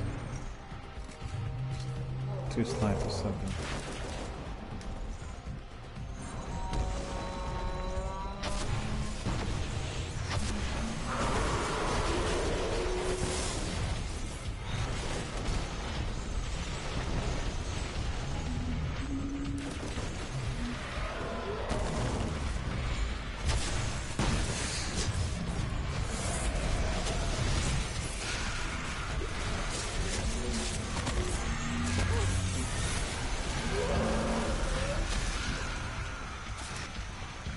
Oh, the bubble is also quite useful against the boss.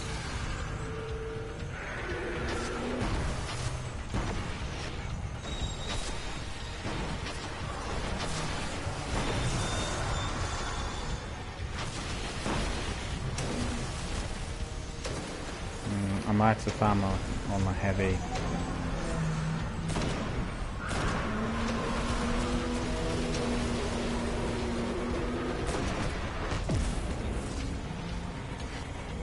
Did they destroy the Shrieker? Because I used my sniper on it.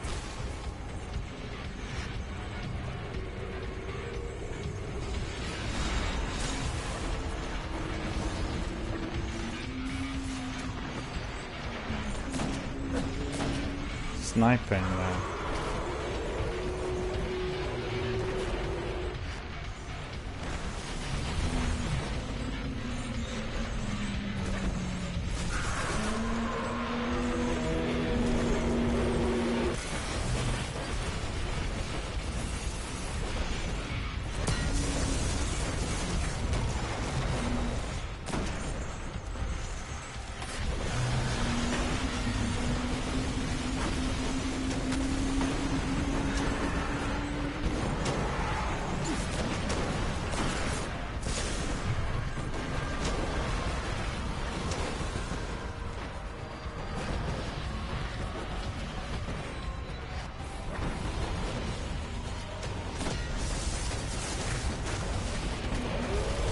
I don't have any more ammunition.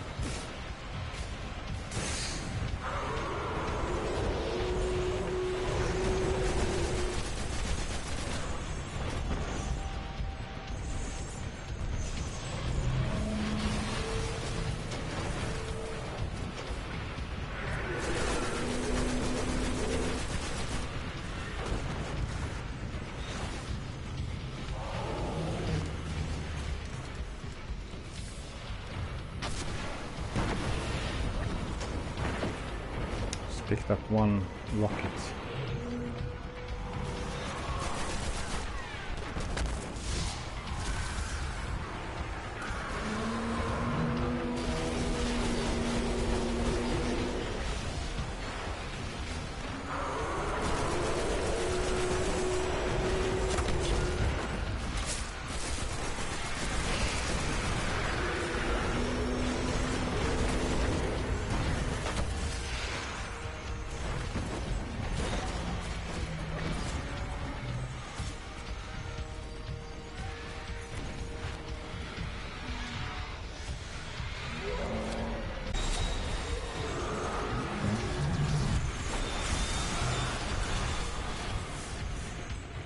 Did that grenade work at all?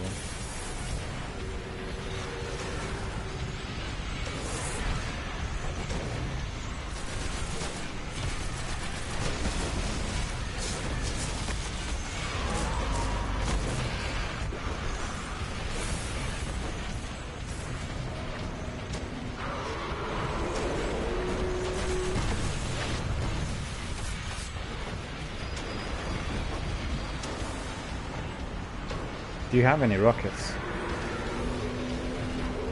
Yeah, that's the trouble. Sneaking. Guardian down.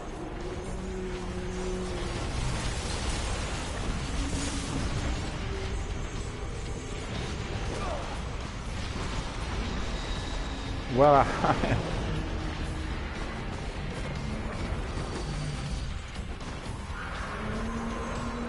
running.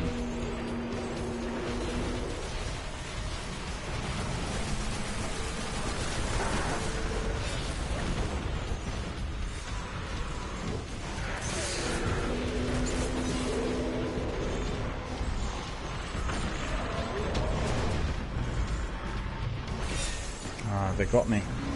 One of them. Those knights. Yeah, run around until I respawn. I was able to revive you, but it was difficult. There's all these knights up there now with, you know, the swords.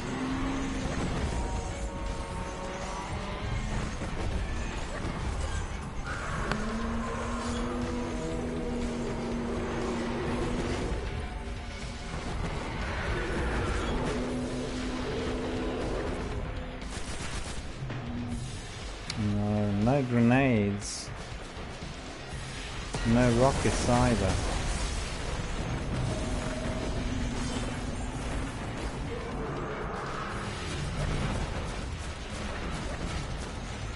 Yeah, 15% roughly.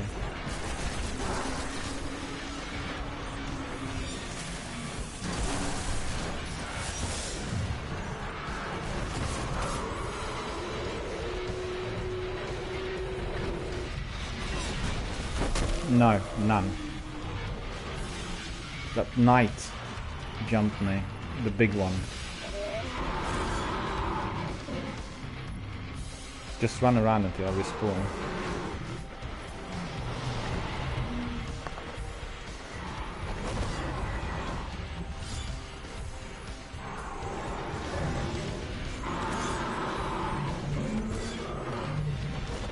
And he doesn't want to leave me alone. Look at him. He wants to destroy my soul.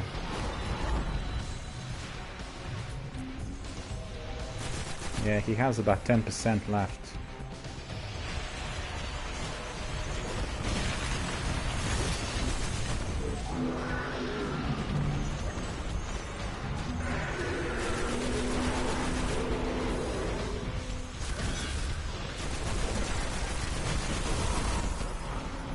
Olga got me now.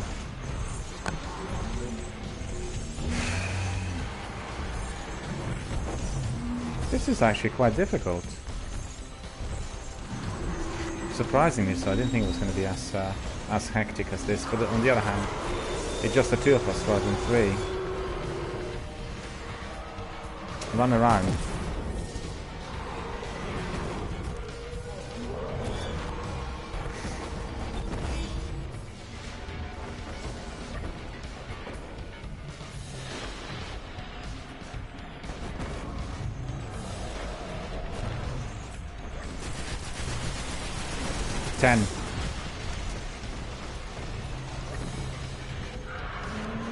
Couldn't pick up any.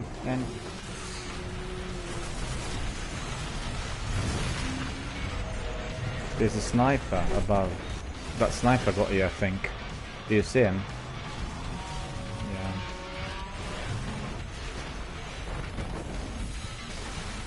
Are you revivable?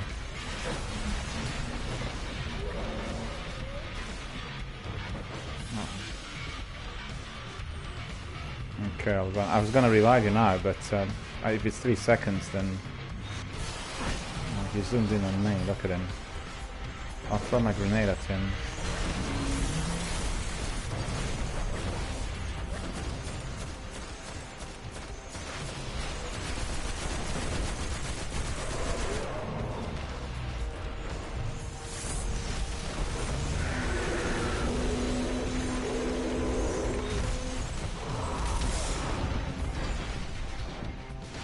Did the grenade kill him or not? He's got little life left. I glued the grenade on him though. Finally he's dead. And there's one less abomination we have to worry about. Good work. Yeah, now it's been completed.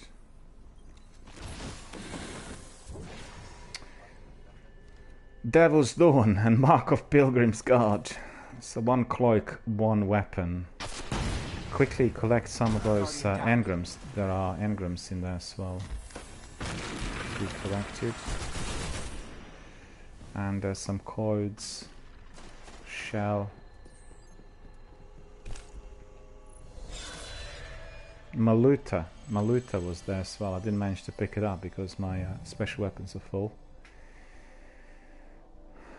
Which is annoying. Didn't get any rewards either. Okay.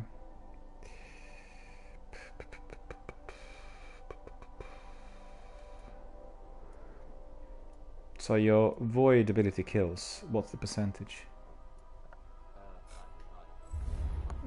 Well, that's very close. We can just do some strikes if you want, and then you should be able to.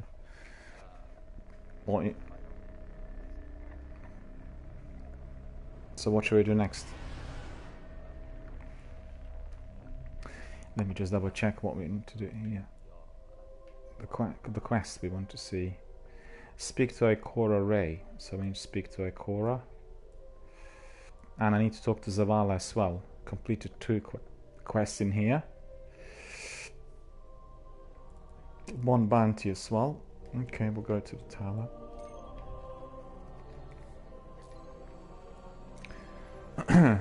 Did you pick up any engrams? I picked up quite a few engrams in there as well. Some legendary. No?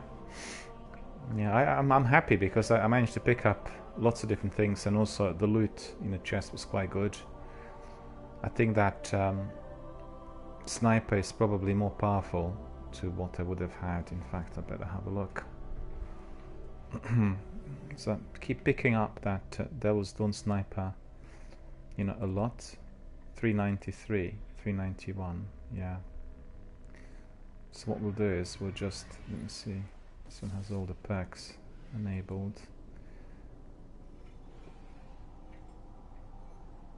We'll infuse then.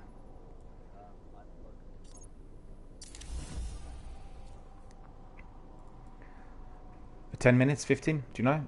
Roughly. Okay, no worries. I'm asking because obviously I'll have to look at the some patrols. Okay. Weekly story missions? Or what about the Nightfall Strike? We are due a Nightfall Strike as well. We haven't done it yet this week. Do you want to do it? Okay. You don't want to do the Nightfall? Oh, I thought we were going to do it today because you said yesterday you wanted to do it.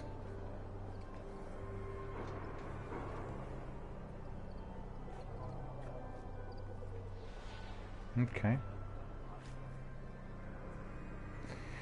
Okay, just let me know when you're back, then we carry on. No worries. Paperclips here. Hello, Paperclip. How are you doing, sir? Good to see you. Thanks very much for coming and joining our channel. Hope you're enjoying the broadcast. We are doing really quite a variety of different types of activities here today. We've had a bit of a crucible, we had some patrolling, we collected materials, we worked on our sword quest, which is the Dark Drinker quest. We've had a strike, and you know, all sorts of activities, and I think many more interesting hectic battles are still to come. We'll probably do some strikes, some weekly story missions, and you know, maybe some patrols as well. And Sekabupa said we'll do some Sparrow racing as well, which means that's going to be in the Crucible. Paperclip says, good to be here. Indeed, very good to have you here as well, sir. And I'll do some admin before we carry on. First of all, want to see what I picked up in that strike. That boss was very difficult to kill, and we didn't have heavy ammunition, so we were sort of struggling a bit, really. I was And fond of that one. Silken Codex, we are getting some Limmer at 600 or 800 even, 600. Encrypted engram. And Pipcrypt says, uptime, how long have you been online so far today? Well, so far 4 hours and 25 minutes. We still have about an hour and a half left on the broadcast today. Usually the broadcasts are about 6 hours long.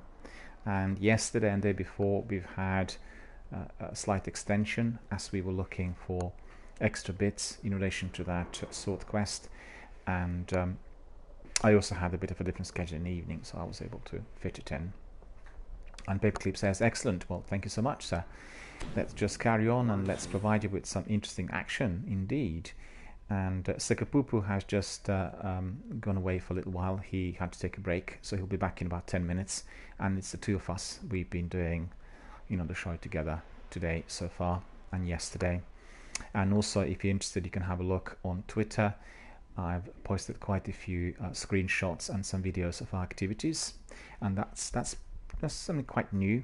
I've not been doing that as much in the recent months, but I want every day to have something interesting for people to take away with, and there are some very nice screenshots of various things, various activities, some interesting outfits. Then we have some activities in the social hub. We have some dancing, and I think it's going to be quite interesting for people to see that Sekapupu was jumping on a sparrow and dancing on a sparrow, and that's extremely difficult, kind of exercise in Destiny 1. It takes a long while to practice and to sort of find out what to do in order to complete. So that's really quite interesting, and that is on my screenshots, also on my Twitter. Oh, pity your enemies. So we have Dayuvian, and Paperclip says it is 9:30 Eastern here in Michigan. I'm working from home, so I have both my work and my personal PC watching you play. Well, that's terrific. I really like hearing this, because there are people in Lowing, and considering that we have 9 million people kind of in London, in Great London area, and we have about 12-13 million people commuting every day, it makes it much better and stress-free if people can actually work from home and do some of the work on their own computer. And also the other thing in Britain, which is massively exponentially growing, is self-employment, which obviously was always very popular, but the larger companies are now subcontracting people who are self-employed, and they're offering work to them in order for them to work from home, or partly at home, partly at the workplace, which is cost effective, and obviously doesn't provide the same degree of security, i.e. workplace security, but opens up other horizons of ideas. I can certainly tell you, for anyone who works in a big city, in those global capitals, like for instance London, Berlin, Paris, New York, Moscow, all the other ones, commuting to work is one of the biggest stresses of everyday life. It's just dreadful. The underground trains are overcrowded, and I in fact was commuting a few times in the last couple of weeks, 6 o'clock in the morning, and I just couldn't believe that 6:20 in the morning and you can't get a standing space on a train. It's so busy, there's so many people traveling, and everybody is departing from home earlier in order to get to work on time. Everyone starts early, and the work hours have been massively extended, so people get up at 4:30, 5 in the morning to be able to get to work at 8 and or around 9 o'clock, and then they're all departing after 6 o'clock. And that means the rush hour is also extended from 6 to 8 or so, or 5:30 to about 8 o'clock, and it gets very, very busy and very stressful. All right, I should get back to my so I've completed my decoding in here, and we'll just simply go back to our postmaster. Let's see whether he's got anything for us. Ready to serve. Only one item, and this item is not particularly good. I can tell straight away. Look at the inventory. Have even 3 Husk of the Pit. Look at that. So really, you can just get rid of the vast majority of them. 343s here, 345. Okay, cool. And I'll get rid of these weapons as well. 385 and 390. Mind you, this one could probably be infused as well if there is a need. But at the same time, you're picking up lots of weapons within that range, so not to worry really. 393, is our Devil's Dawn sniper rifle. All the perks have been enabled, so that's pretty good. And then we have also another weapon here, 390 machine gun. Another mortis we have here.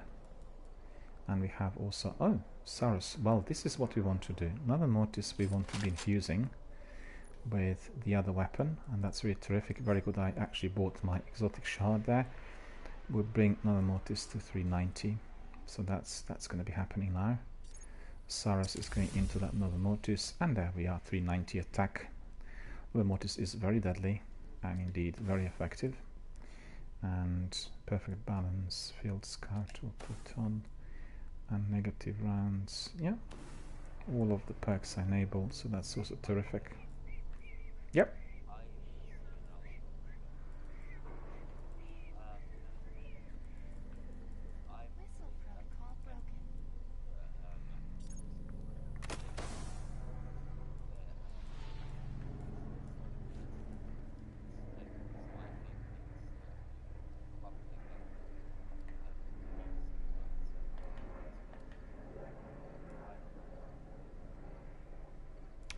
Well, so far the Crucible reputation is nil. Let me just answer the question coming in from Paperclip. Paperclip's asking a question. You're currently broadcasting your stream at 540. Are you planning to broadcast at 1080 in the future? It's okay if you don't want to tell us. But just curious. I really enjoy your channel, and I know watching channels broadcasting at 1080p looks very crisp. I'll continue to watch your channel regardless, because I enjoy your commentary and insight. In fact, you probably would have not heard me talking about it on my broadcast, although I talk about it very, very frequently. The reason I have to be decreasing my stream quality to 550 or 540 is to do with my broadband internet connection, and I talk about it a lot here because I live in a very affluent area of Britain, or Greater London, and in this area we have fiber optic broadband, which is very, very fast, accessible from most areas. But unfortunately, in the area where I live, which is literally in the town centre, British Telecom, the major provider, does not want to be installing the cables in our street, and they want to be basically they don't want to do anything installing the fiber optic broadband. We need cabling, and we need a few other street exchanges in order to be accessible, and they're resisting it. So the trouble I have is I have the fastest available broadband in Britain. In fact, I got down at speed of 30, which means it's almost within the the fiber optic range, but the upload speed is just 1. And the trouble there with that 1 is that it's just not providing sufficient upload speed for any form of broadcasting, and therefore I have to be reducing the quality to 560 in order to make sure there are no lags or any major delays. I've been fighting a tooth and nail battle with those ISPs, asking them to provide me with the fastest possible fiber optic, but unwilling to do that, and I presently can't be just changing properties in order to get so that's the trouble. I absolutely detest the fact that there's nothing I can personally do. The fact I have one number one, one upload speed is affecting any form of activity on PvP. So that's any PvP gaming anywhere, and that PvP is the most popular, and I can't do anything because my hits don't register. I'm being seen before I can see the enemy, etc. Therefore I reduced it, and therefore the stream is not of that razor sharp crisp quality, which is what I would want to have. And I have to be waiting for the upgrades in the local area. That's all I can say. Pepclip says Nova Mortis is great. I missed the machine guns in Destiny 2, but I have one, but I need to upgrade it. It wasn't until Forsaken dropped where machine guns came back into Destiny 2. And also Pepclip says, thank you for sharing your broadband challenges in your area. I didn't know that, so I must have missed you mention it when you mention this on air in the future. No, I talk about it a lot anytime I do anything which is PvP, because Matthias and Captain Jack and all the other people that come in, they can see that my connection is always seen as red, so it's like really, really poor, and all of them will have the upload speed which is 5 or 6 plus, obviously provided on either fast broadband or indeed on fiber optic. But I have to say that in the US you have many more, you know, high quality ISP providers, and you're not really cutting down on the upload speed. In Britain, it seems to me it's like a national malaise. I talk to people who are on the fastest fiber optic, and they are still having the upload speeds of about 5 or 6. So if you have download speed of 400, your upload speed shouldn't be 5 or 6. It should be at least 30 or 40. And you know, whilst I travel around the world, whilst I go to the continent and I stay in some of the countries there, even on Wi-Fi on fiber optic, I get like 30 upload or 25 upload. And in Britain, I have my streams, but there's nothing I can do. I mean, I've done everything possible. In fact, I was renewing my contract a couple of weeks ago, and I've gone through all providers and asked exactly the same thing, and they didn't want to do a thing. They said it's all down to the BT. The BT are not doing any cabling in your local area. They're not installing, you know, whatever is necessary for the broadband, for the fiber optic in your local area with street exchanges, and therefore we can't be doing anything about it. You know, so, and it's in the town centre. It's just incredible. Yeah, well, let me just carry on with the gameplay as well, and I really apologize for that. I'm very sorry to hear that, you know, it's causing some concerns, and like you said, the vast majority of people come in to the channel for the community interactivity and for insights, and unfortunately the technical quality is not as good as it should be, but I'm doing everything possible to improve it. Yet again, it is outside of my kind of realm. Okay, so let me see. We are here. I've done everything necessary. I need to go downstairs. I need to speak to Ikora to find out what other missions I might be given. There's Ikora. We'll talk to her. I sensed your approach and the power of the void you hold. Songs from the Void. Use it well. Nova Mortis hums with barely controlled void energy. I sense your approach and the power of the void you hold. Nova Mortis is yours now. Use it well. So I got my Nova Mortis. I had a feeling this would work out. It's 370. And in fact, I've just infused one of the other weapons. Well, doesn't matter, but we'll do it again for 390. So that is in order. That's been completed. And we'll go back to Zavala and talk to him as well. Very quickly. Part of the Defender. Nothing inspires a fire team like a Defender. Your Warlocks and Hunters can stand safe in the knowledge that the darkness will break against the might of your ward. So there we are. New step. Talk to Banshee. The Titan who created the Thunderlord and Nova Mortis designed a third weapon, the Abaddon. After his death, fighting the Hive, it was thought lost, but this the data from the Thunderlord and Nova Mortis, we can recreate it. Talk to Banshee, he'll know whether it's possible. So I need to speak to Banshee. So that's the next bit in there. Pepcliff says, no issues with me, Daniel. I was just curious. I know you are a serious streamer, so I just want to know if there was a reason or not. And I look forward to your stream when I can. Well, thank you so much, sir. Truly appreciate it. And indeed, I'm doing everything possible to make sure that you know, the technical quality could be improved. In fact, what really pains me is that, you know, when I kind of end my broadcast and then I get everything up and running on my setup, it is almost 4K quality, and it's so annoying. And I say to myself, my goodness, it's so, you know, sharp, ultra razor sharp and crisp and clear on my setup, and I just can't get it once, you know, as I'm using this type of broadband. And let's just not get it wrong, but the broadband I have is provided by the best operator in the UK. It's not like one of the you know, the cheap ones. It's the best operator in the UK, the fastest available, the best possible modem, but it's not fiber optic. And because it's not fiber, because it doesn't have that upload speed, I'm suffering. So that is unfortunately the reason for it. Let's see these guns. Banshee is the only one who might be able to recreate the Abaddon. I do not remember much about the war to retake the moon. A lot of Guardians went there and a lot of Guardians died. Relics like the Abaddon are the only things left. Deal. So the new step is Cleansing Flames. Get points from kills with solo abilities. So that's really tying in with, well, it isn't really with the quest. It's a different sort of thing, because we need to get void kills for the Dark Drinker, and now some solo ability kills for this quest. Keep us safe. So let's see, is there anything else? No, there's nothing else. So let me ask Sekapupu, what would you like to do?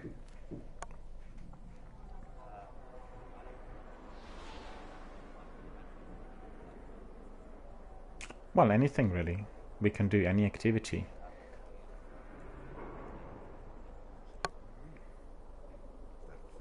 You mean like Crucible? Well, we can do Crucible if you want, but it's just that my hits are not going to be registering, so that is not going to be, much assistance really.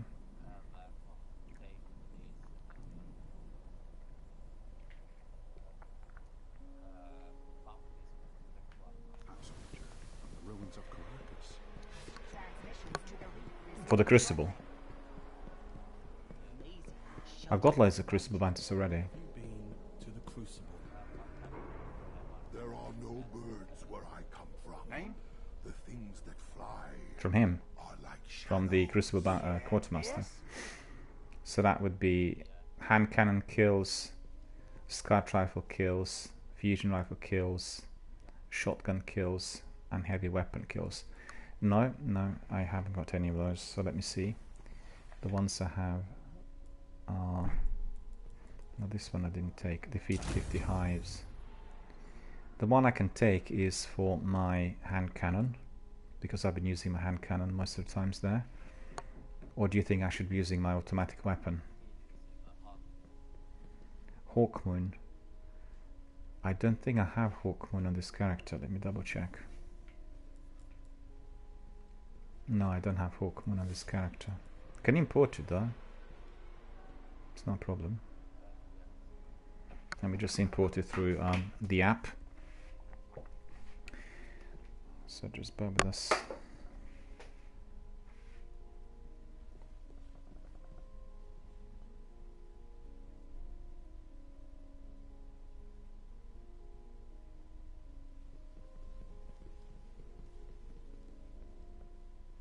Oh, it's just really one of the panelists that was doing the presentation last week, at the Twitch European headquarters, has been in contact. So very, very glad. We had a wonderful event. It was just absolutely terrific. And she's the person behind one of the big games, one of the big multiplayers that was very, very popular during the last couple of years. So really, really cool to hear from her. Wonderful. Let's go to the Ishtar Legacy as quickly as possible. Ishtar Legacy, and we'll just transfer Hawkmoon to our Titan from our Hunter.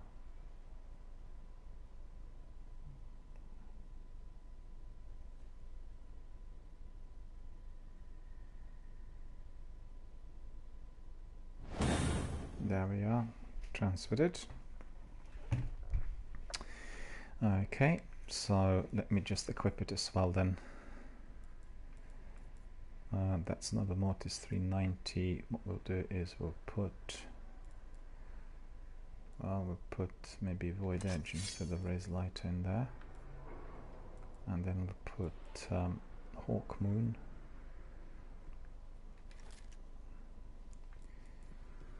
We'll put this weapon on, and Bastion. Okay, that's enabled. Alright, so we'll go to the Crucible, yeah? And which one shall we approach?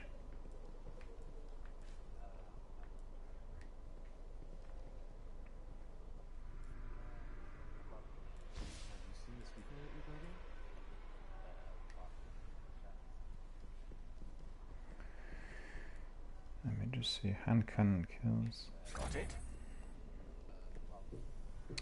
I collected lots of bounties for the Crucible. I have Hunt for Glory, Sharpshooter, I have Practical Shooting, Standalone, and Press the Advantage. Get back out. So the one that Lord Shax will have is, I think, It's the Hive. Hunt for Glory. I've got this one, Taking Control. That would be one of those, Taking Control, yeah. Well, mind you, I can just get rid of one of the other ones and swap it. And I'll keep the Crucible bounties, but I'll get rid of one of the Vanguard bounties, and then we'll take this one that is Taking Control. Superb. Yeah, that's it. All done. Welcome back, Guardian. So we'll go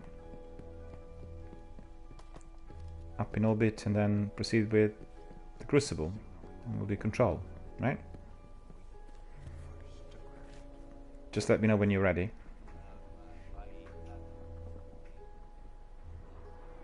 Okay, do you want to do one match?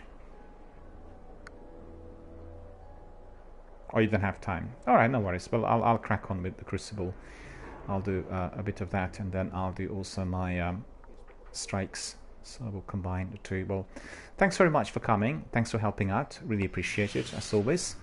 And then, you know, we'll touch base again tomorrow or on another day. And I wish you a very good afternoon. So take care. All the best.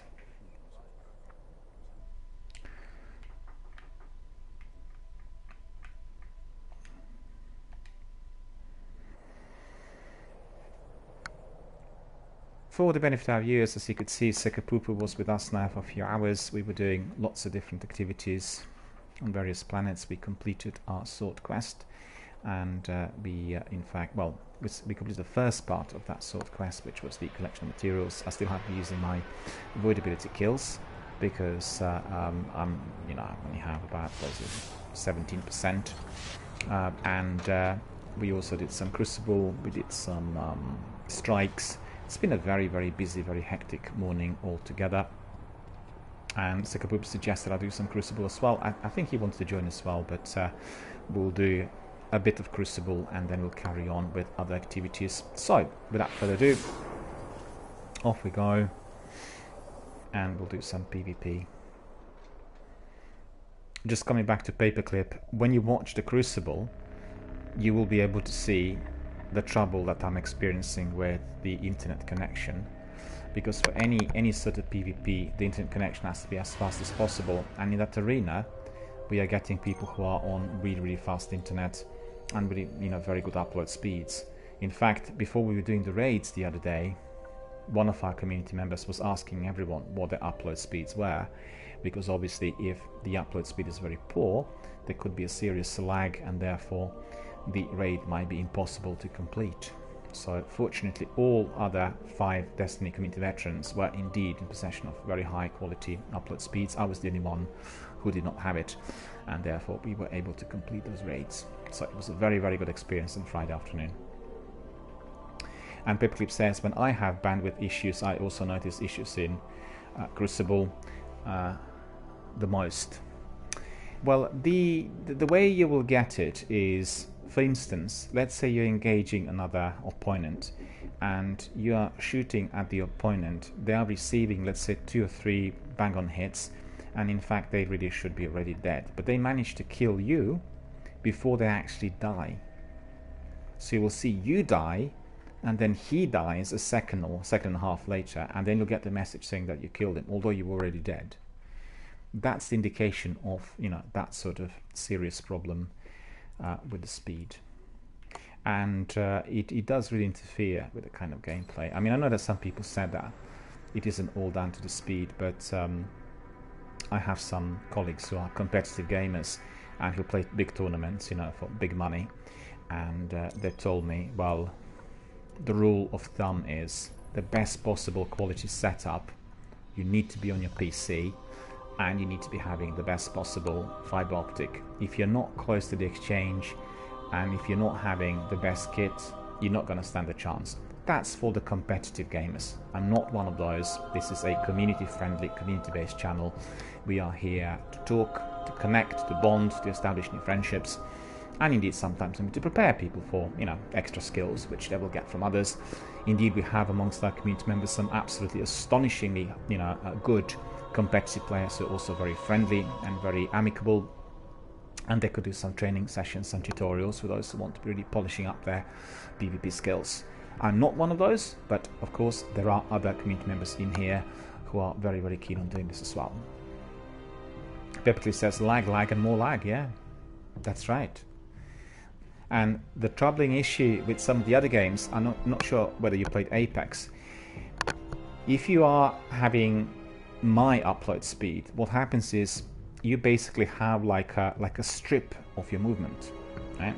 Which is not visible to the naked eye, and the opponents are firing randomly, and because they're hitting that strip, which is, let's say, a couple of inches long, then it's not just your character, it's the strip which gets hit, and therefore you get killed. I'm not really up on the tech, but I know some of the basics, and I'm sure other people watching, people who are really absolutely, you know, very knowledgeable on the technical side of things, I'm sure they'll be able to advise and tell exactly what the problems are. My understanding is it's affecting the tick rate, it's affecting the ping rate, it's affecting the positioning of the character, and because of the lag, it is easier for people to be firing randomly and then obviously hitting that strip, and the strip is obviously elongated, and therefore each time the strip is hit you're receiving damage. And also what is troubling is when you're firing at the enemy, your hits do not register appropriately. They're massively delayed, and that is what causes problems. Therefore I don't really do any PvP. This is just really for fun, you know, just to really illuminate a bit, to provide a bit of variety, and sometimes it is also connected to the quests. The only reason I've gone to the Crucible is to do with those exotic sword quests, and obviously there's a part of that quest where you have to be doing Crucible kills, 25 Guardian kills in the Crucible, and you know, you can't really evade that if you want to be getting that sort of exotic weapon.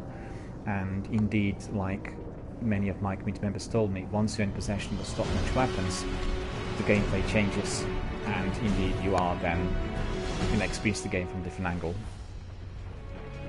Peppercliff says, I have opened up my router. It looks like I've been brought in already. Zone C neutralized. Just bear with me, sir. So obviously it looks like I've joined somebody else's game already, and I just need to focus on this a bit. Zone C secure. Make sure Total that all is control. Good work. Yeah, I got killed even before hearing or seeing anyone. So, tragically so. Zone B lost.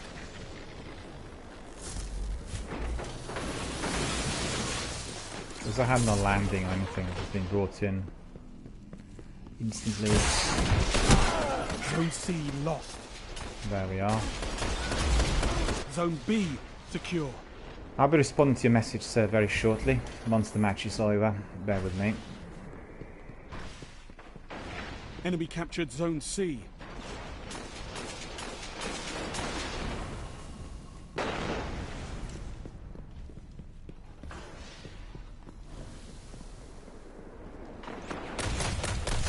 You neutralized Zone C. Zone C captured. You control all zones.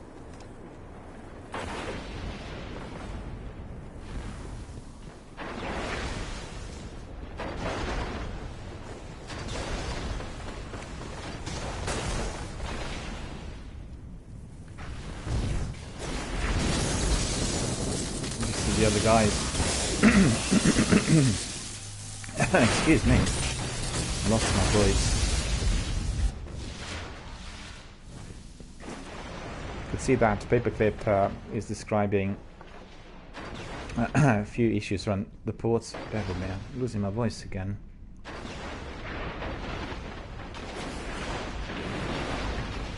I've discussed this with my ISP, and they said that this is possible when you can be adjusting upload speeds on your router. On the router that I have, this is not Enemy possible. captured Zone A. They're not providing, you know, that sort of facility, the ISP, so you know, the router has is not providing me with these options.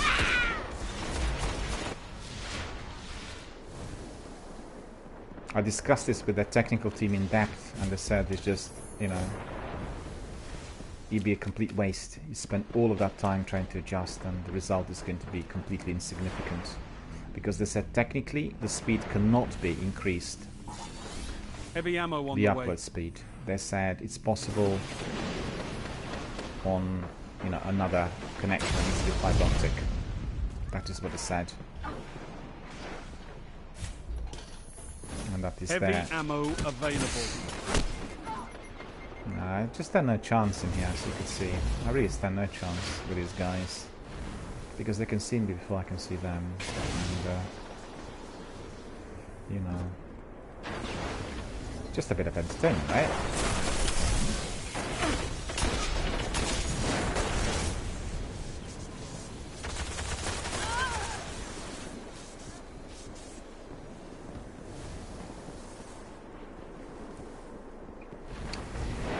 Yeah, Paperclip says about the Destiny community on the Crucible. In fact, the Destiny community on the Crucible is the biggest one. And there are hundreds of thousands of people doing it every day. And I didn't really know that, but I've investigated this through some of the trackers. And that indeed is the score. You neutralized Zone A. You captured Zone A. Total control. Good work.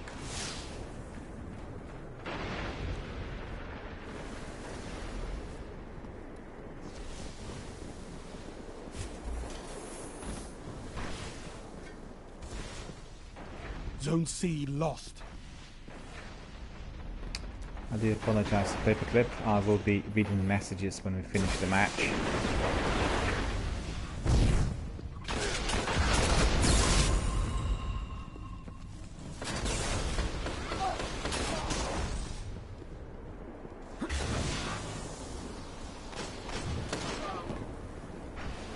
Zone C captured. All zones held.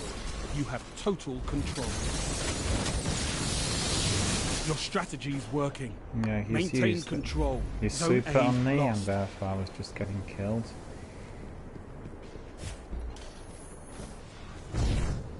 Enemy captured Zone A. Well, you know, I read messages always when I'm doing all the other activities, but it becomes a bit difficult with PvP, which is so kind of dense and erratic. Because obviously it's timed, and you know what I mean, it's just a different ballgame altogether. So the idea is to do it during the break. Zone C lost. You neutralized Zone A. Zone A's captured. It's yours. Enemy captured Zone C.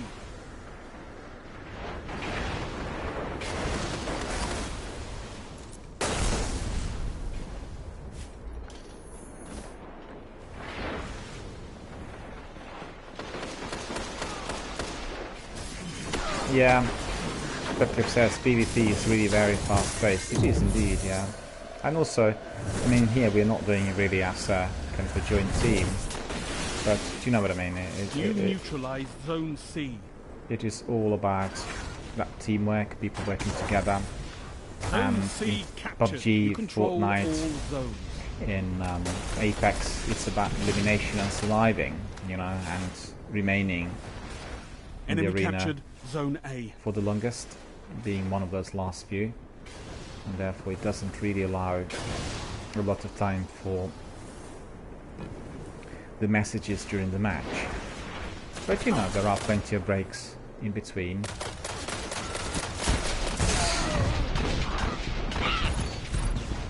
I got him with my Hawk Moon, did you see that? Astonishing. It's quite good that my Hawk Moon worked. Finish them. Didn't register really as quickly as I wanted it.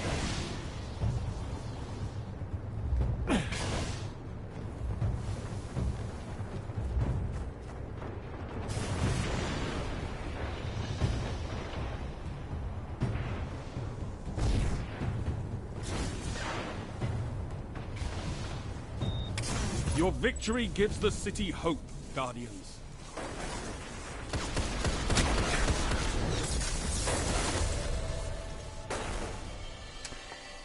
There we are. I'll be able to respond to your messages, sir.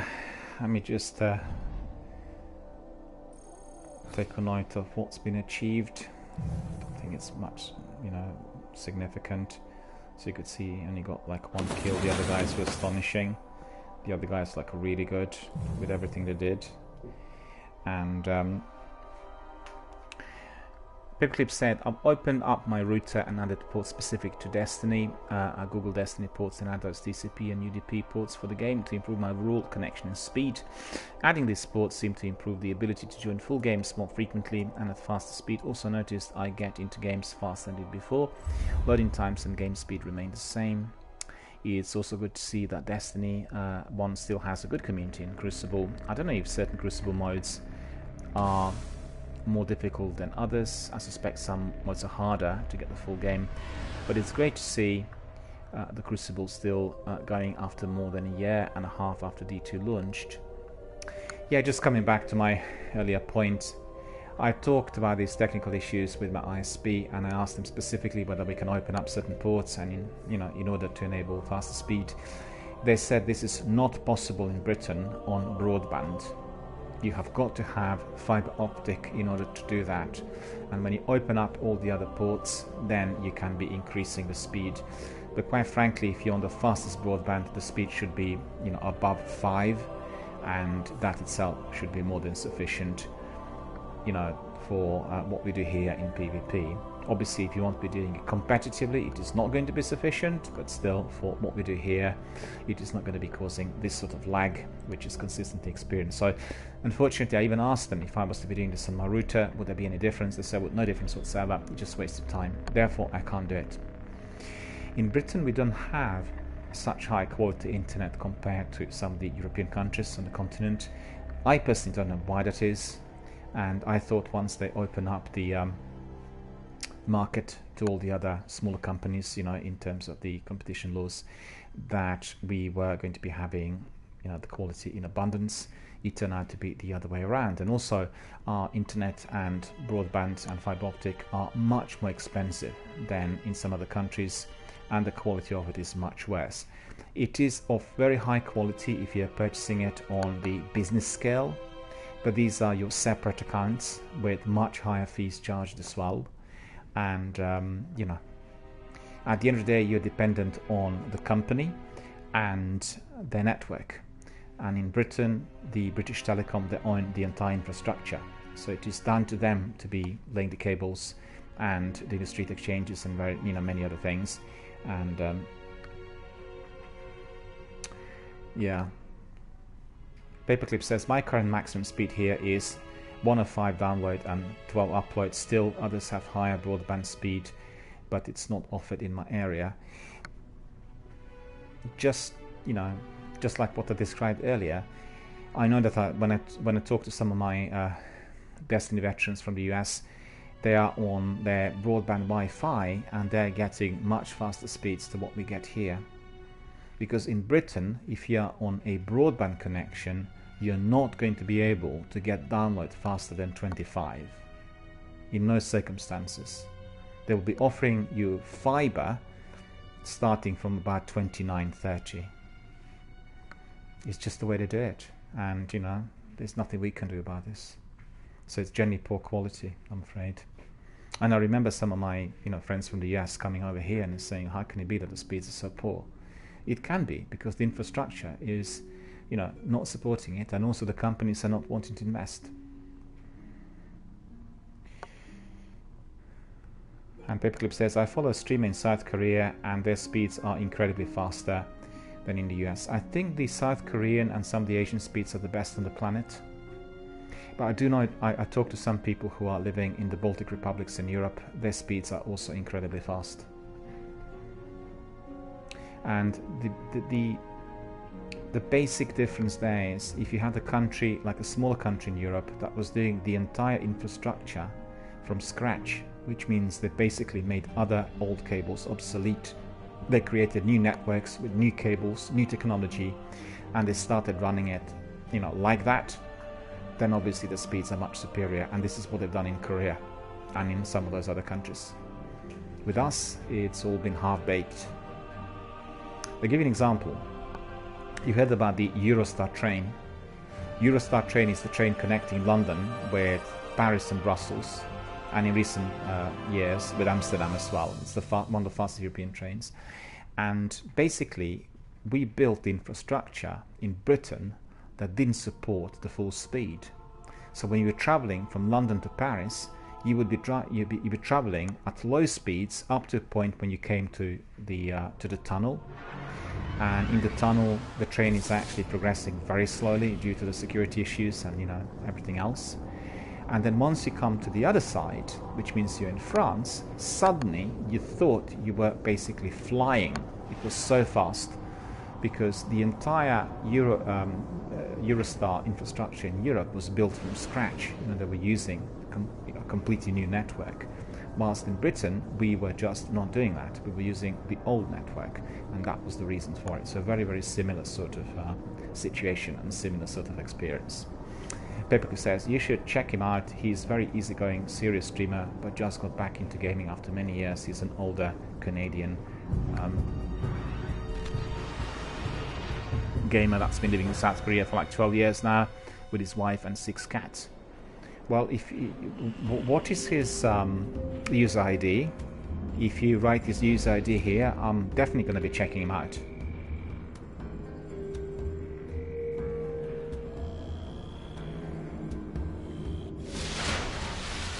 Control.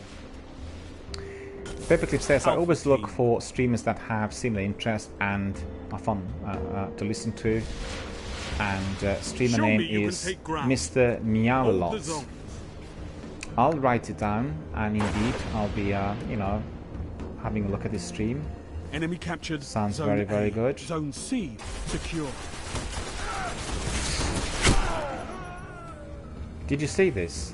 That's the example of lag. Secure. He was hit 3 times and then he died eventually. But I don't think it was my hits that killed him though. Gained the lead.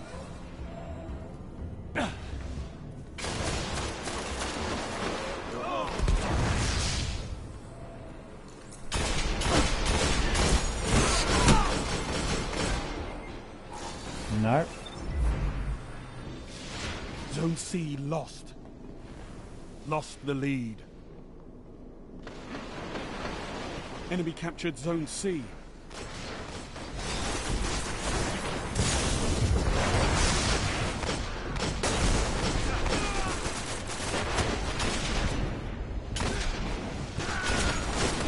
You neutralized Zone C. Enemy captured Zone B. Zone C captured. The other guy's on much faster internet than myself, and that's the reason,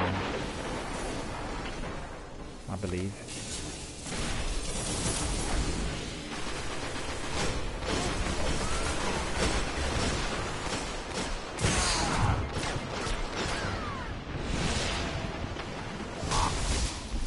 Zone A neutralized.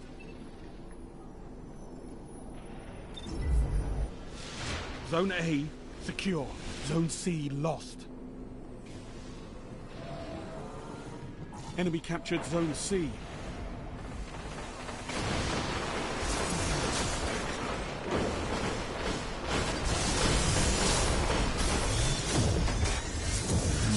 Going the wrong way, I think.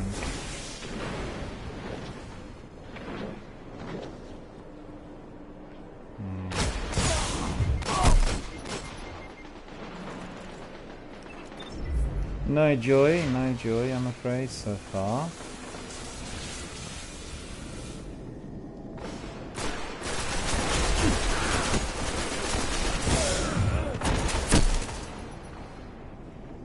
Yeah, I did manage to neutralize him, but he was taking lots of shots, as you could see. And the reason is quite simple. He is also on, I guess, somewhat slow internet speed.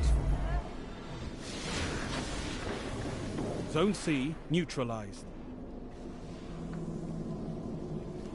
Zone A lost. Zone C secure. Yeah, he's very good in that. But Enemy obviously captured Zone A. we Zone have B some really good neutralized. team members here on our team as well, which is going to help. Pepperclip says, Zone yeah, I B saw the lack of secure. experience in the Crucible. I feel like all of us have experienced that issue. However, I think you probably experienced it a bit more than others at times because of the current bandwidth. Well, it's two things together, you know. It's one thing is my speed, and the other is kind of my lack of experience in the Crucible as well. Zone So I'm not A really neutralized. taking cover and, you know, doing the things which other people might be Zone A secure. more skilled in Total doing. control. Good work. Because in here it's all about your rapid speed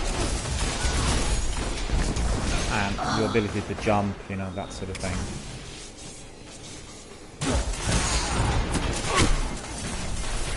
Zone B lost.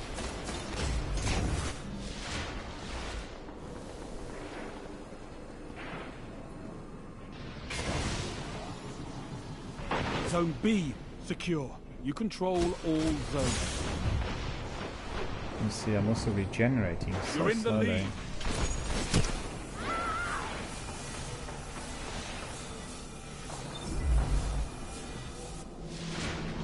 Pepper says you like him, he's very similar to your gameplay, he engages a lot like you do, he's more of a variety streamer for PS3 and he Heavy plans ammo inbound. to skip the PS4 generation. He's currently playing Uncharted 2, played Hitman, Tomb Raider, Red Faction, Assassin's Creed and many other games in his queue.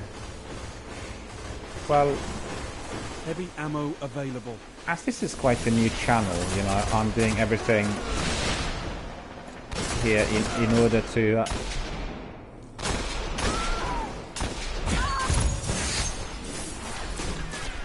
yeah, really delayed.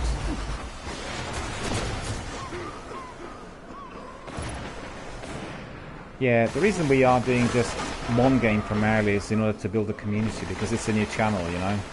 And then in due course we'll have one game, Destiny, or Destiny related, which is going to be here every day, as it is here already. And then we'll have shorter streams which are focused on, you know, other games, i.e. rival streams.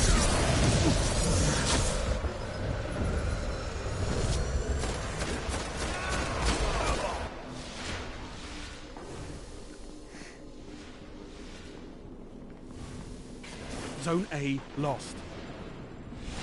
Zone C lost.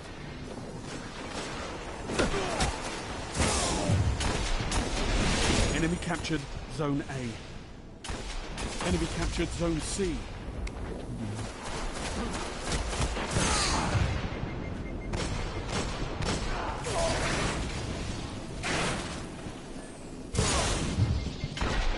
Zone C neutralized.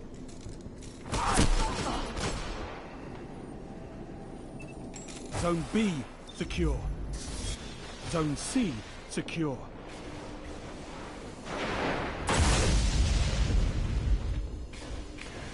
Yeah, it registered a bit late, as Zone you could B see, lost.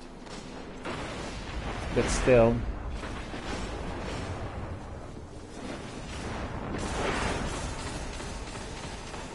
Five minutes remaining. You neutralized Zone A. Enemy captured Zone B.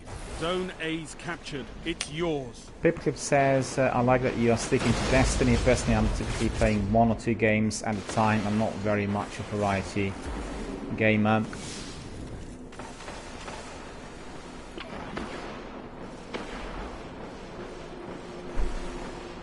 Personally, so I really like enjoying coming knowing you're playing Destiny or one or the other games that you've streamed.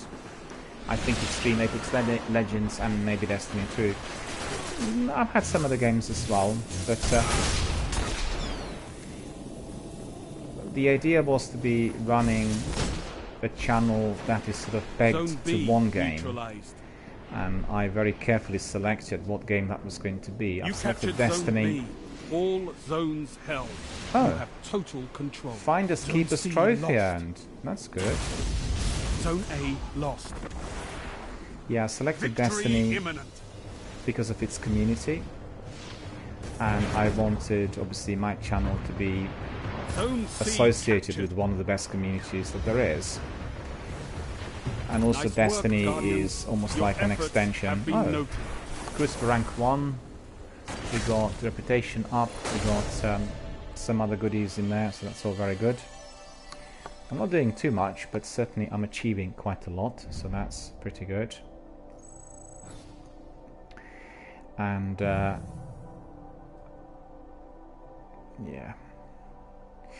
What I want to say was, the reason I've chosen Destiny is because Bungie obviously were affiliated with Halo, and Halo had one of the best communities ever. So, you know, lots of people migrated from Halo to Destiny, and this is a community that will remain for many, many years to come. Whether people stream it or play it today is, I guess, you know, not as relevant. The reason for that is simple: people will be always coming back to Destiny 1, always playing it and enjoying it. And that was the idea.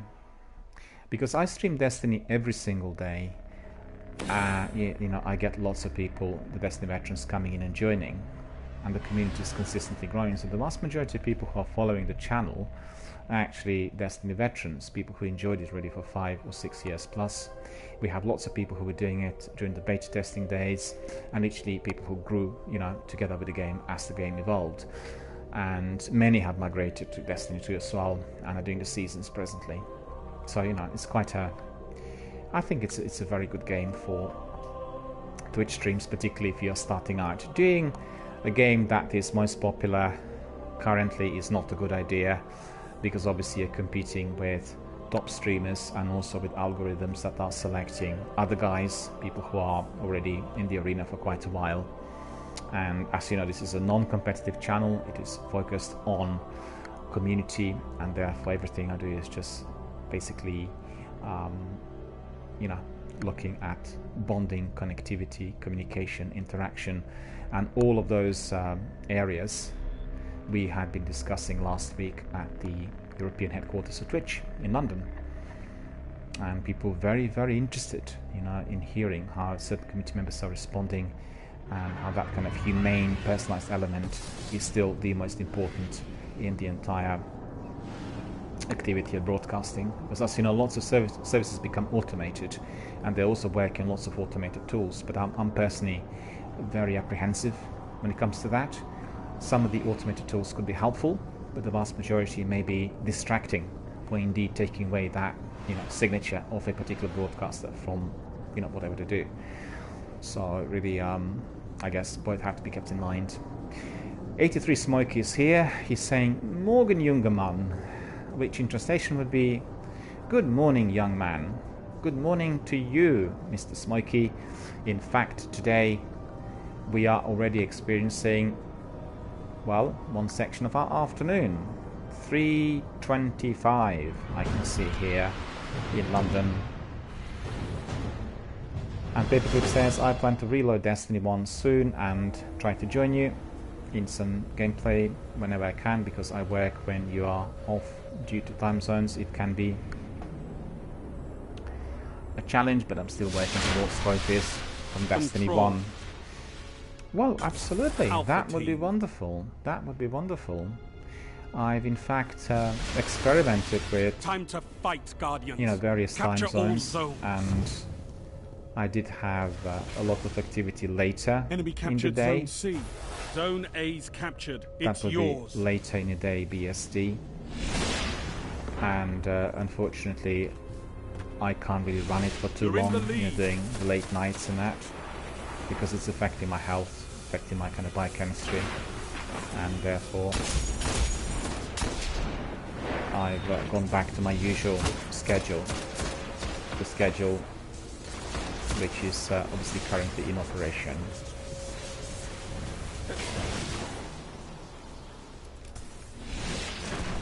Zone B secure.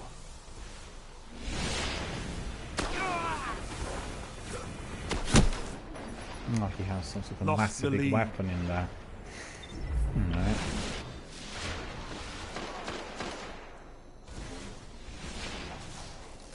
Gained the lead. Tonzak is here as well. Hello Tonzak, how are you doing, sir? Good to see you. Tonzak said, yes, I've got maybe 2 or 3 trophies to complete, but I have more quests to do too. Not pressed to finish them though. If I complete any, it's because they were within easy reach. And Paperclip says, yes, indeed, there are lots of quests here to be completed, and trophies as well. Well, you can always find one of those which is still, you know, unresolved. Tonzak says, I only just finished the quest that was hanging over my head for a long time. And Tonzak says, hello Daniel Miller Gaming. Hello sir, how are you doing? Good to see you here with us.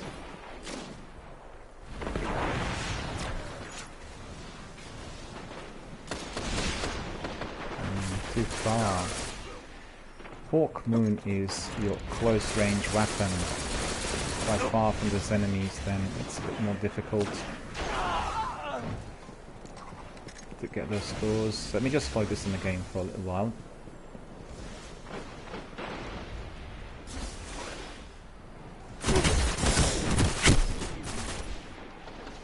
Hitting me with that machine gun.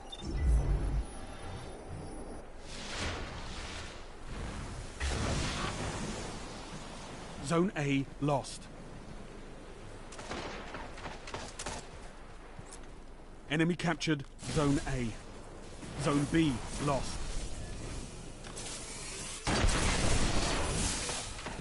Zone C neutralized.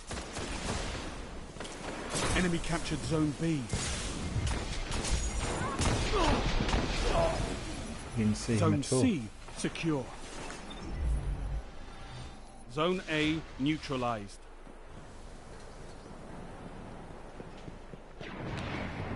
I'll respond to the messages when we finish the match. I apologize for that. I can't, unfortunately, Zone B neutralized. I'll do 2 of those at once. Zone C lost. You captured Zone B. Zone A secure.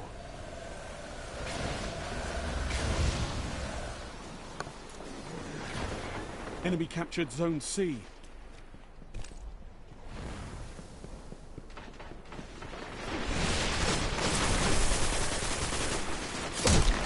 Oh, he saw me. You see, that's the lag, because definitely he could have not seen me otherwise.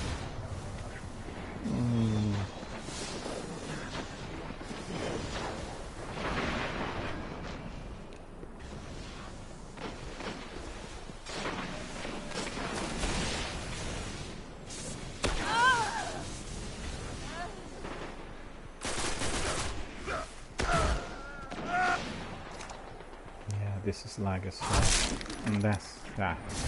This is altogether just one lot of nonsense. I think I'll wrap it up after this match, and then we'll go to some strikes.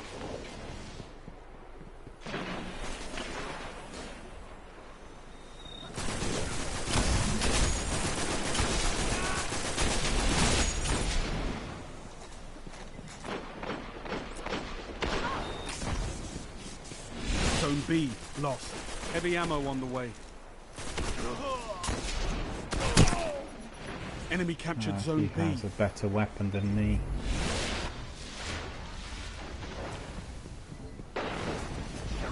Heavy ammo available.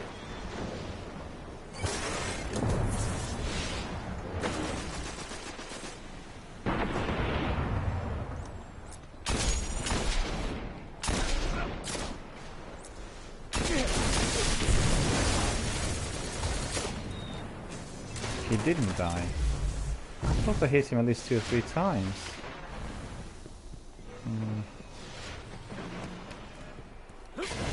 You're falling behind.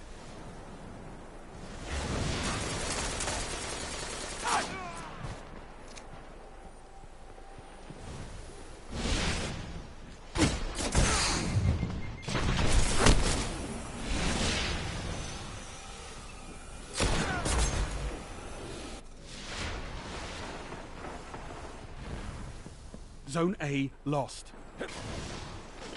Zone C neutralized. Enemy captured Zone A.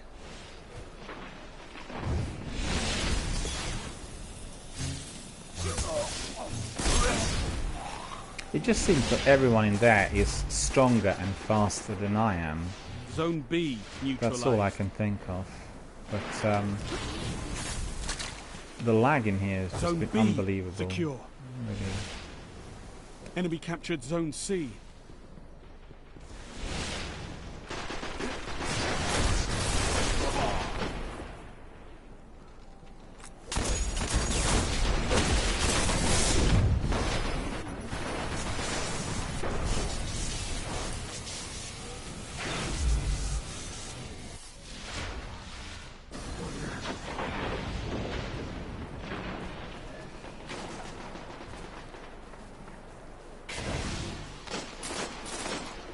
Only 5 minutes left.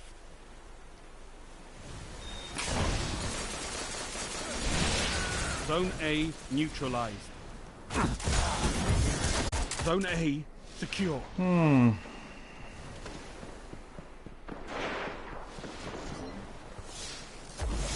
Zone C neutralized.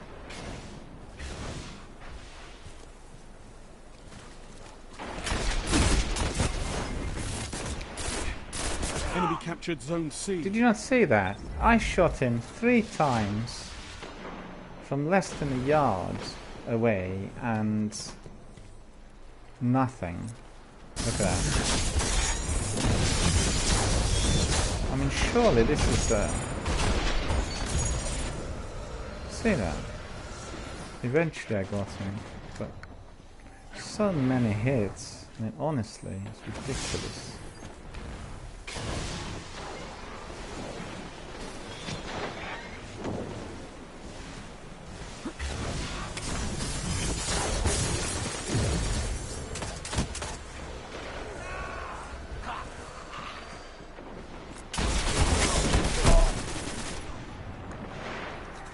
Hawk Moon's quite good for, you know, close encounters, and I'm quite close to these guys and Zone still B nothing. lost. Maybe it's my aiming then, and the speed, and the lack of skill, and everything all together.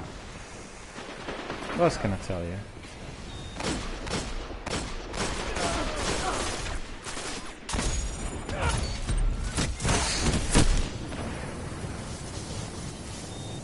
Zone B secure.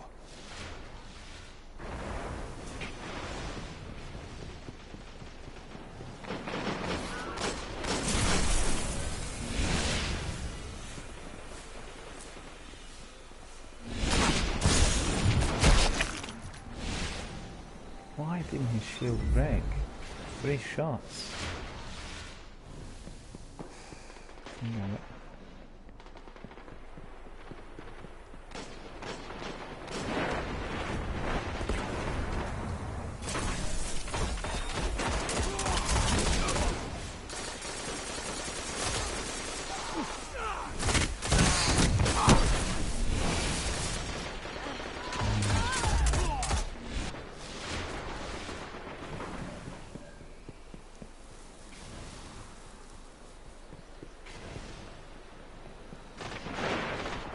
The enemy's almost won.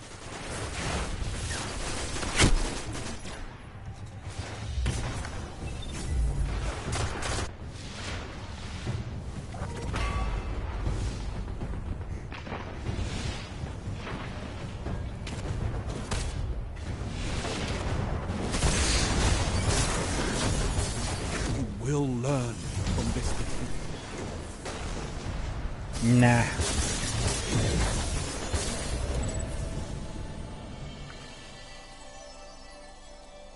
We'll leave that for now. I think we'll go and do some other tasks.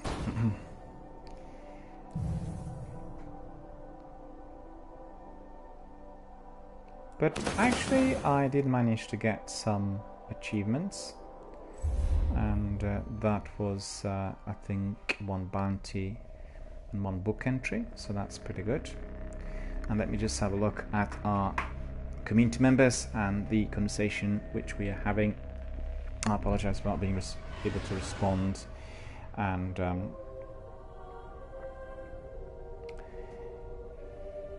Yeah, Tonzak joined us. We already said hello, and Paperclip said, I have to reload Destiny 1 and see what I'm still working on. I have been into Destiny 2 since the launch. Took a year off last year to play other games, but I would love to get back into Destiny 2 and go through more quests and challenges. Well, the quests and challenges are obviously great, and there are lots of those that can be completed, and Destiny 1 can be approached from various angles, and as you can see I have some very very lengthy grinds as well, so it's taking me a while to get to a certain level. Presently I'm doing the exotic sword grinds on 3 separate characters, and therefore they're very very lengthy.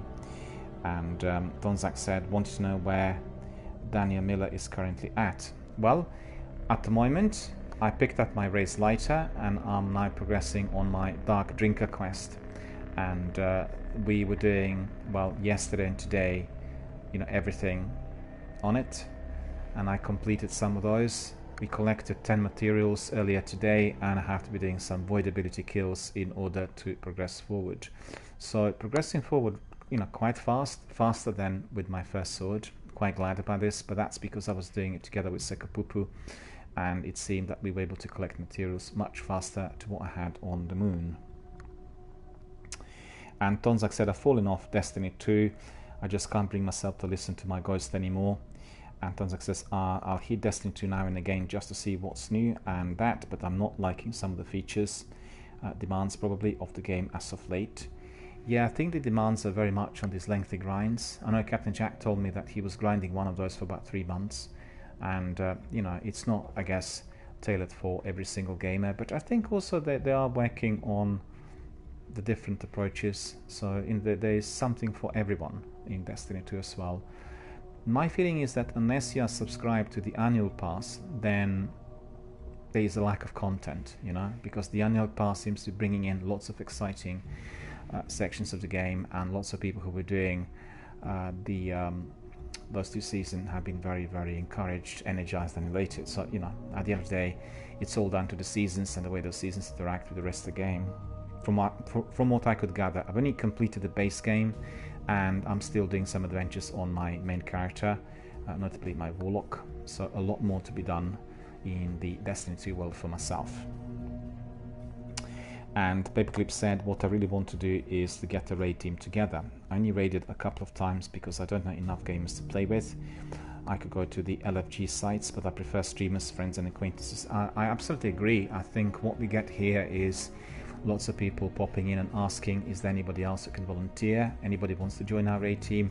And we already built and created quite a few raid teams throughout the last 8 months, but I've not been really taking part because I've been waiting for the right moment, and I wanted to kind of advance in my own game before joining raids. But then on Friday we did play 3 raids and completed 2, so that was really absolutely wonderful. It was a terrific experience.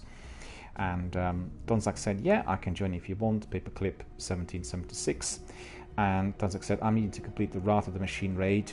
We were doing it last Friday, but there was a glitch, and then we were not able to complete. There was some degree of technical interference. And Paperclip said, awesome, thanks. And Donzak says, well, needing is probably the wrong word. I want to complete all of the raids, but I need to complete the trophy when you run through a raid without any of your fire team dying. That's more difficult one to get, at least I would think it is. In fact, Captain Jack told me that that's one of those he did not complete as yet on Destiny 2, and that's really very very hard to get.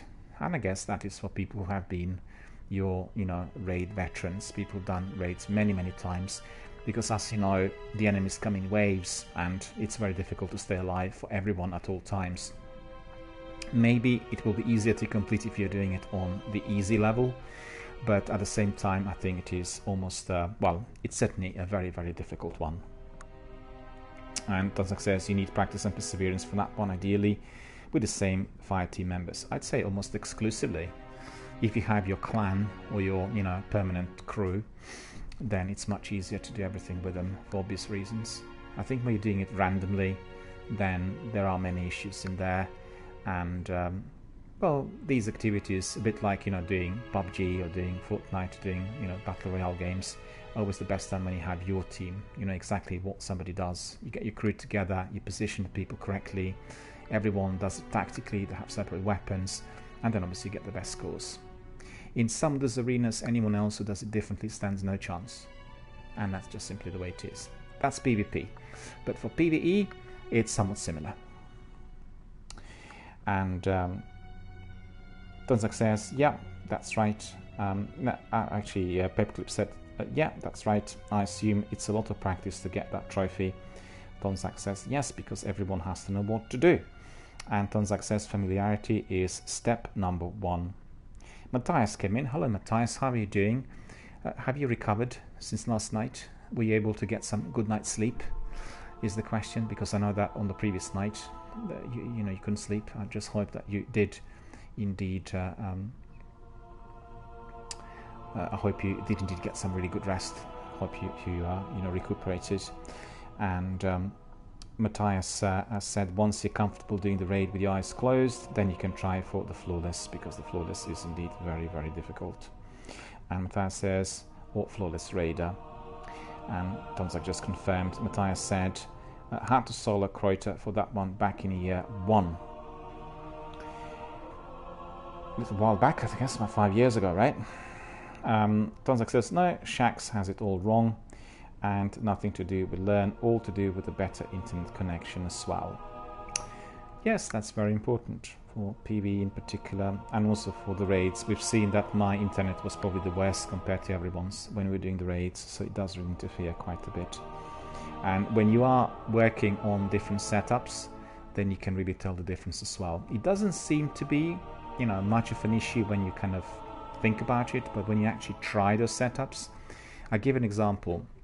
I've gone to a new game hub, which is run in the very centre of London. It's on Tottenham Court Road, and they basically replaced the home cinema section at PC World Currys with a new game hub. It's a very big one, and it has lots of computers and screens that people can obviously use and try out various games and facilities.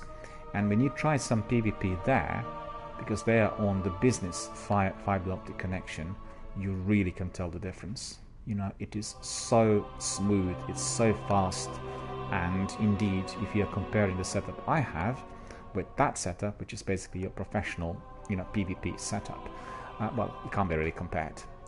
It's a massive big difference. And Paperclip says 2 trophies for the Platinum, Flawless Raider, and Raiding Party. And Matthias says, well, Raiding Party means you need a clan. And Tonzak says, yeah, not the numbers, though Flawless is 2%. Well, Captain Jack was telling this to all of us yesterday, that the overall number of gamers who completed the Flawless was somewhere within range of 2% or even below. So evidently these are your hardcore veterans, people who are battle hardened, people who've done many raids.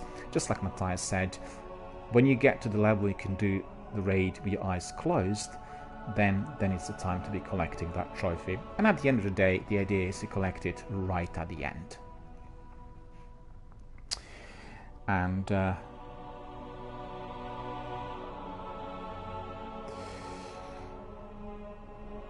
Pepperclip says, I have to join some work meetings, so I will catch up with you later. Thank you very much for another great stream, and bye Tonzak and Matthias for chat. And Tonzak says, Raiding Party would be harder if you haven't a clan. Tonzak says, no worries. Tonzak says, yes, see you later, Paperclip. And Matthias says also,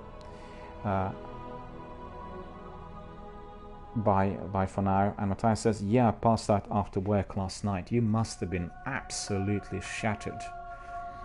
Doing it on three hours of sleep. It was just, and also I need to go to work and do the long hours. I hope you did not have to drive to work. I hope you just walked instead, because if you walked, you could just obviously get a bit of fresh air, and the experience of tiredness perhaps would have been lessened. But what can I say? The funny thing that happened to me today, you drove. Oh no! Were you able to drive so tired? What happened to me today was the other way around. I woke up early after sleeping about 7 hours.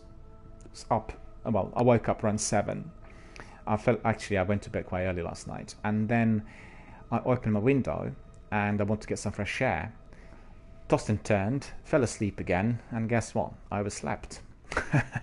because I like sleeping with my window open, you know, nice fresh air coming in, and I get much better quality sleep. In fact, I was telling Sekapupo earlier today, my personal preference is to be sleeping in the field. I get the best possible quality sleep, and I get, you know, I can sleep only about 5 hours, and I could feel completely refreshed, and that's all to do with that fresh air out there, you know. Well, we get some of these days. I get them sometimes, or I should say I used to get them sometimes.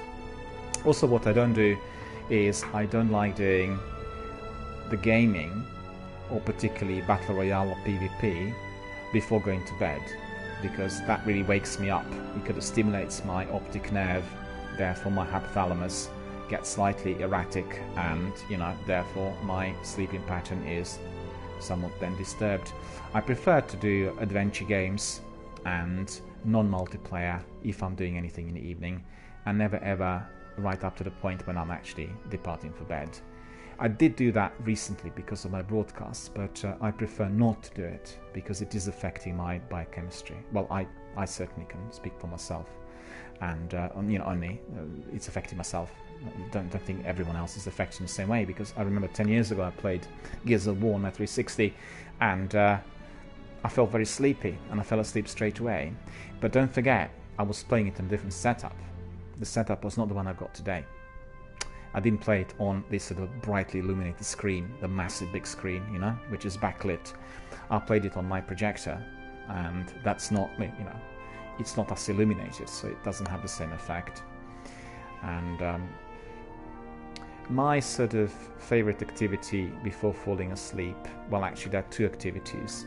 One is reading, and preferably reading a novel. When you read a novel, you engage with another part of your brain that is kind of picturing the activity that's been read, and that has quite sort of a tranquil, you know, the kind of oozing off effect. And the other is watching a documentary, or watching a film. And in the recent times, I've watched lots of documentaries on Android, you know, through YouTube and various other channels, Netflix. And very frequently, after about 25 minutes, I'm already gone.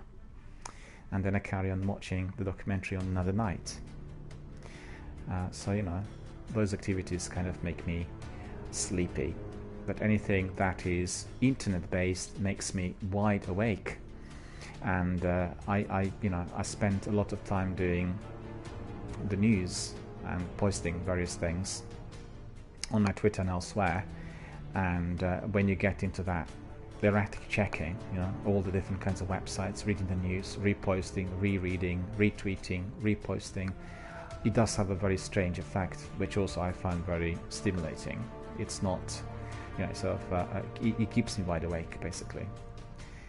Yeah, alright, so we've done a bit of Crucible. That was just a bit of target practice, a bit of, you know, excitement and entertainment, and I think what we are going to do is we're going to go back to the tower to do some admin, and after that I'll crack on with some strikes. And the strikes are going to be the final section of my broadcast for today. So glad to see that our community friends and community members from the US come in around 3 o'clock, 4 o'clock BST, and it's very early in the US at that time, and unfortunately I'm not able to be streaming late at night anymore, and therefore I guess it makes it a bit more difficult for our US community members. I apologize for that.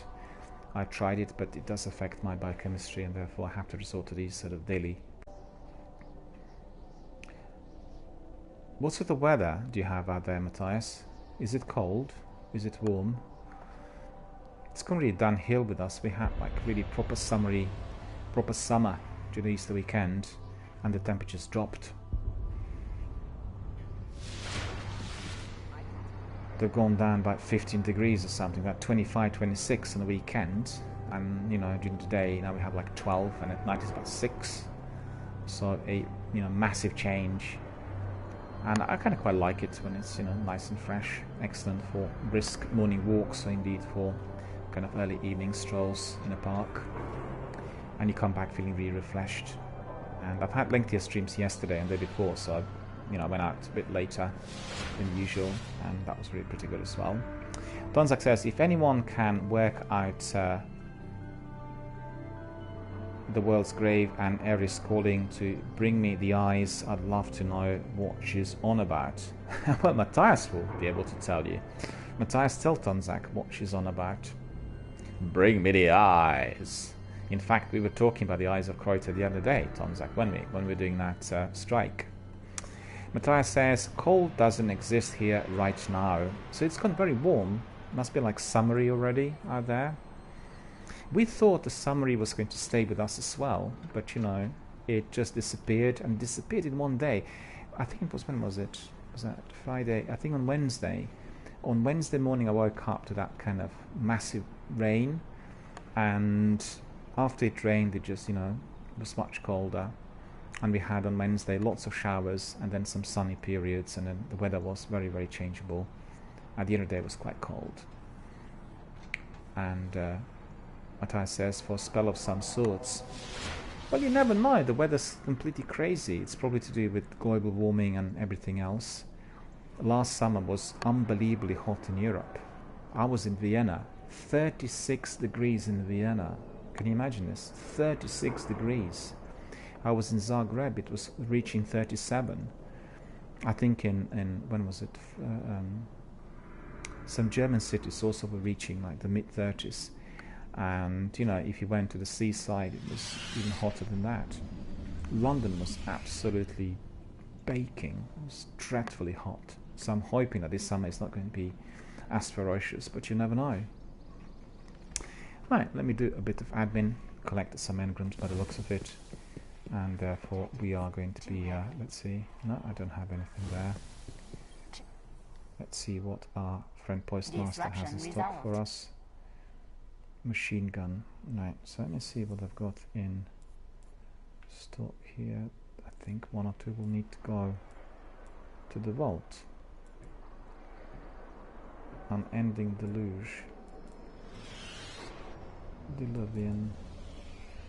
Oh, I've got two of those. Okay, I don't really need those two.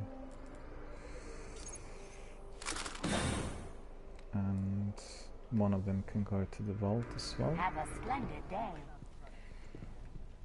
Plenty of space for my weapons in the vault, so that's quite good. Let's see, we have Unending Deluge and Diluvian, and then what we have, rocket launcher. Keep Diluvian put in there. We'll keep that Delusion now. 393. 393. Yeah. 393, and then this Hawk Moon. We have.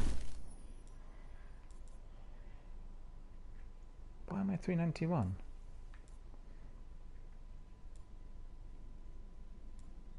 Ah.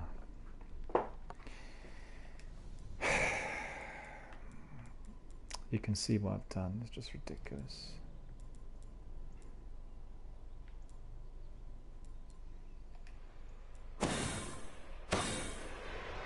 Get out of the vault, and need to equip these, and need to put the other one as well. 393. Yeah, so we're going up the ladder a bit with our Titan, and then there's something else in there. 385, we don't need it, and then there was another one in there I've seen. 385, we don't use either. All of that is gun. So we go back to Check. Underway. our friend Postmaster. 385. Acknowledged. Yeah, not really Whenever you need me again, Guardian. particularly useful. Get rid of that as well. Yeah, so that's all. And somebody wants to talk to us on the lower deck. Let's see who that is. Lord Shax. Yeah. Let's get started. Oh, he's giving us some rewards. So we have Crucible Armor, Crucible Chroma, Crucible Weapons. Crucible Weapons. We got Might of Flight and Strange Coin, so that's alright. Till next time. Till next time, sire. Fear God, honor the king. Be back after another battle. And we'll carry on and we'll do some strikes and then we'll call it a day. So, see what heroic strikes there will be. That tower's empty, isn't it?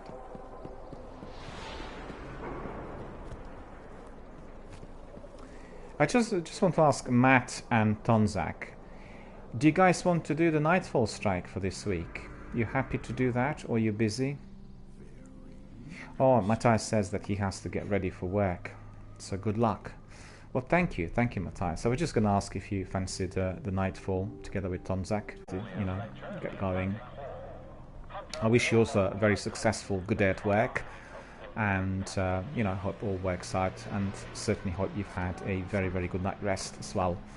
You managed to kind of, you know, recuperate and relax and feel kind of revived, because having little sleep is always affecting our abilities. And Matthias says, bye everyone for now. We'll see you soon, sir. I look forward to seeing you again, and have a good day at work indeed.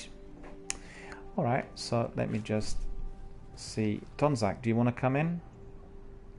Tonzak, do you want to come in? We can do some strikes together, because I have about an hour left on the broadcast. And we can then, you know, maybe do, if you fancy, do a few strikes and we call it a day. Let me know if interested, because okay. I think what I'll do is I'll open it for you, and then, yep, hang on, that's not it.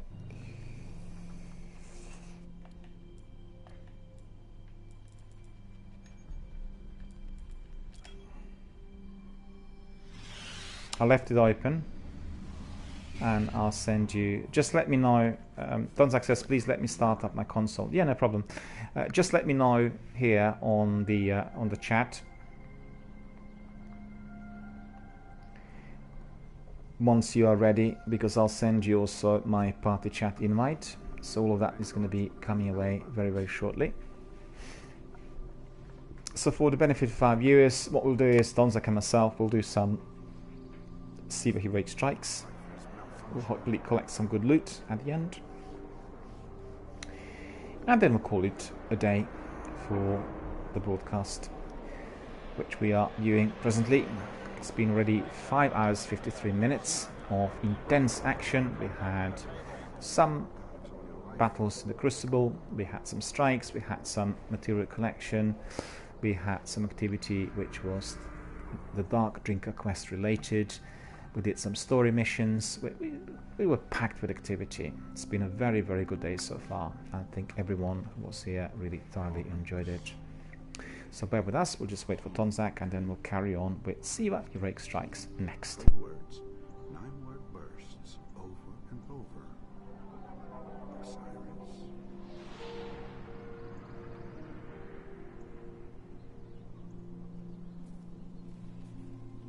Interesting. Oh, very interesting.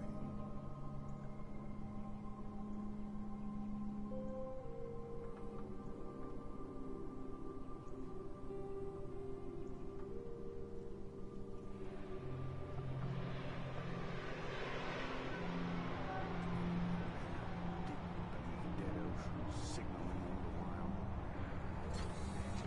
First degree.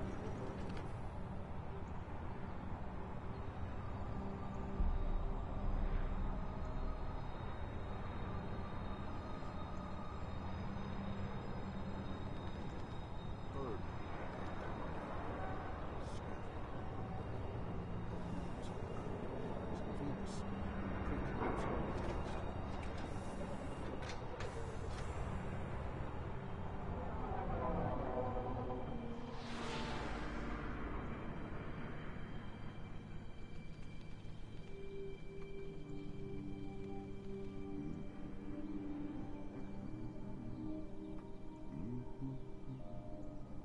House of Wolves raiding party in Reef Outer Zone reported resolved. Guardians responsible, please claim your bounty.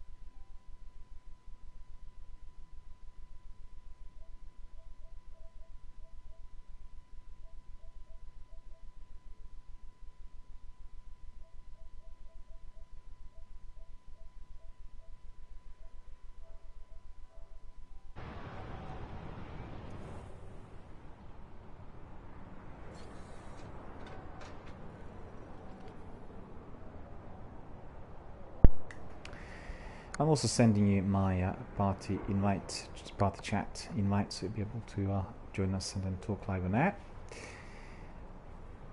Yep, cool. I'll wait. And then I'll close the fire team. There we are. Hello, sir. How are you doing? Yeah, I'm good. I'm good. All looking nice and rosy out here, but not out there. Out there, it is pouring down with rain. So bright sunshine here inside of my office, but actually cold and miserable.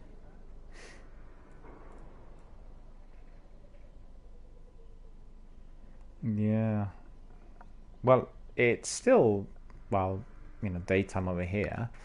It's just gone so dark because of the cloud and everything.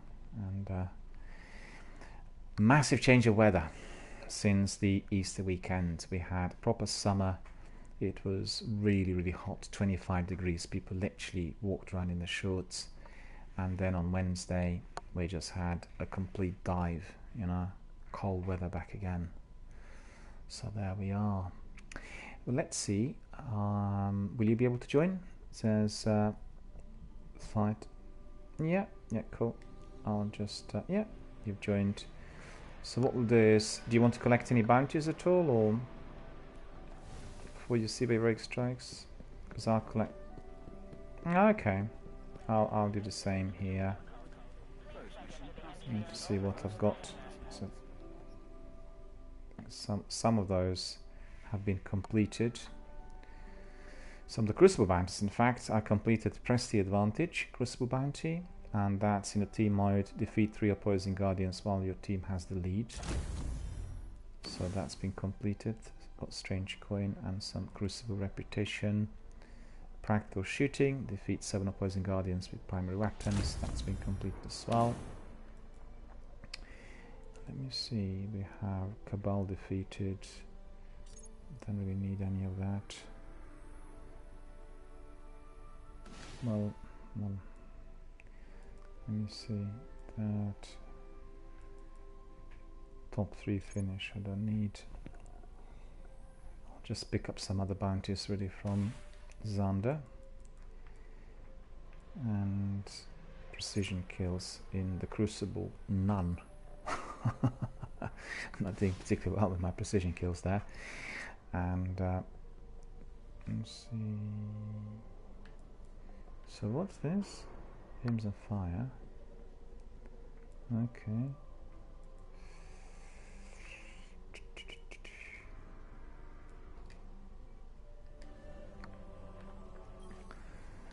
Collect some bounties for the strikes. Assist medals. Medals and updating schedules.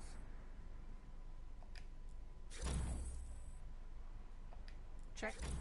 Okay, picked them all up. So we'll see whatever. Available bounties now. There we are. Yep, cool. We'll go to the front and then we'll fly. Looks like I have another engram in there. I didn't realize I picked it up in the meantime. Cade scouts have brought us some in. Stay safe. Fire mile mark. Well, that's not really going to be of much assistance. I'll get rid of that as well. And come back if you learn anything of interest. Come up here and then go to orbit. There we are.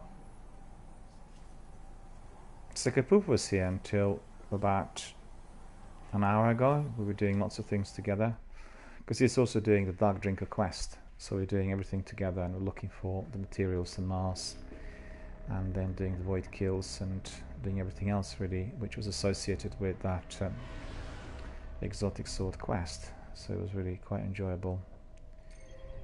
And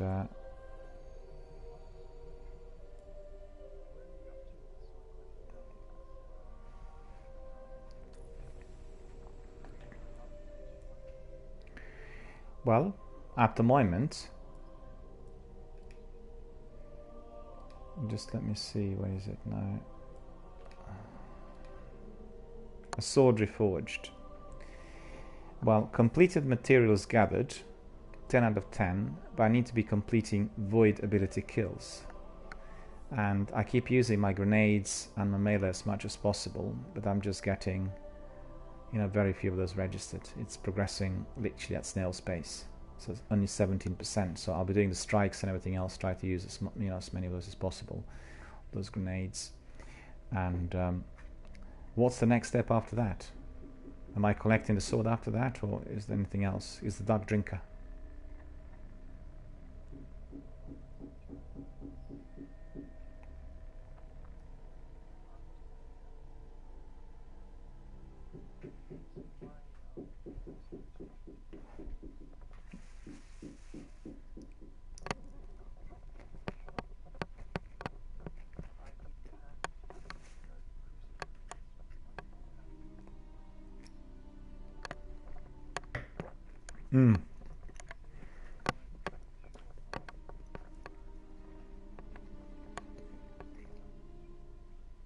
Oh.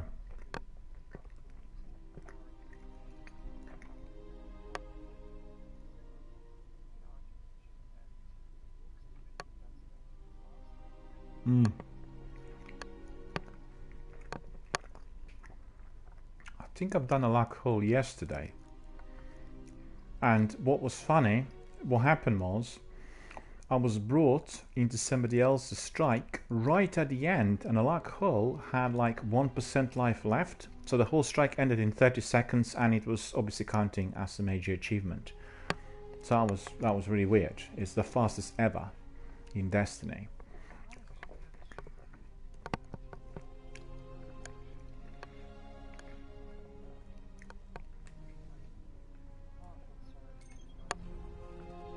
Yeah.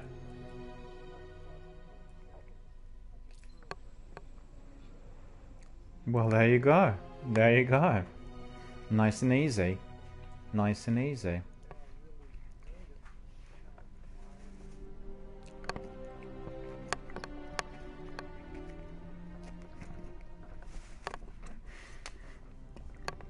Well, the trouble is sometimes you get people coming in and they may not be aware of what quest you're doing. Do you know what I mean? We had somebody earlier joining us, it was Sakapupa and myself in the fire team, and he was stealing our kills all the time because he might have been doing something similar. We didn't realize it was actually interfering with our activity. And he had, you know, we were trying to use our void ability all the time, not using our primary, you know, the best weapons. And he used his best weapon and just whacking everyone. So, you know, he's throwing grenades and bang, bang, bang. He was just destroying all the enemies. And it happens. What can you do? You ready? Let's see what we have here. Catapult. Grenade recharge is greatly increased. Exposure. Guardian shields are increased but do not replenish. Arc burn. Arc damage when your sword is greatly increased. And heroic enemies appear in great numbers. So let me just change my weapon because I'm a secondary. I want to put my fusion rifle Panterai.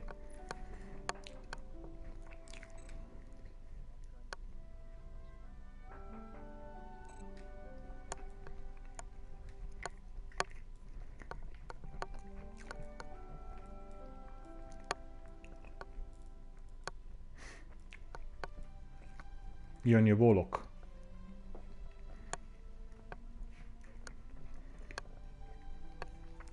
What character are you? On warlock, yeah, I thought you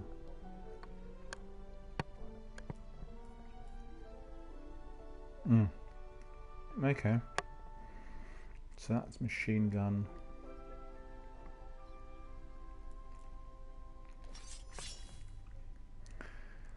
My razor lighter on, fusion rifle, imago loop. You know, I was using that Hawk Moon early on in that Crucible, and Hawk Moon should be really quite good for kind of close range combat. And I came very close to some of the guys and fired off the action about 3 or 4 times, and they suffered almost no damage at all.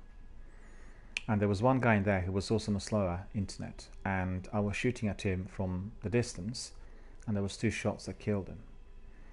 So really, I mean, I can just do the Crucible for entertainment, but in terms of the actual, you know, scoring. And I was fortunate yesterday because there were a few guys in there who was on a slow internet or slow upload speed, so I was just registering my hits instantly. I was able to get about, I think, 17 or 18 in a couple of matches, which was really good, and that was with my sword hilt. But otherwise, you know, it's a non-starter. Excuse me. Excuse me. 1 second.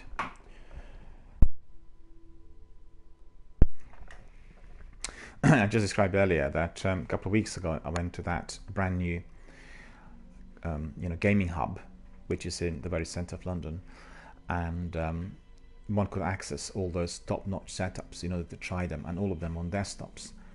And you know, the difference for any form of PvP was just unbelievable. As soon as you sit there, you start it, you try it, you realize it's a different game altogether. So, you know, what can we do? Let's just carry on with our Seevac break strikes, and we'll do a few before I come to the end of my broadcast. Because during the last 2 days my broadcast was extended by 2 hours, but today we are ending a bit earlier than that.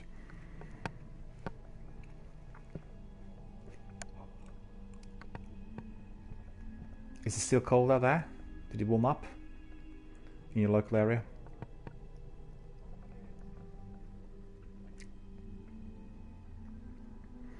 Yeah, that's the way it is out here. It's 12:13 during the last couple of days since Wednesday, and probably about 5 or 6 at night, 4 maybe even. Oh, so it's colder. Which is probably correct. So that's quite cool. Well, we enjoyed 3 or 4 days of that public enemy number 1 after you trashed their prime early server. summer. Your old friend Sepix Prime is back, and apparently better than ever, thanks to the Devil Splicers in Siva. Zavala's not too happy about the idea of the Splicers playing Godmaker, and I can't blame him. So what you're saying is it's time we return to the scene of the crime. I'm sure the Fallen will be happy to see us. There we are, so it's Sepix Prime that we need to destroy. Yep, yep. We are indeed.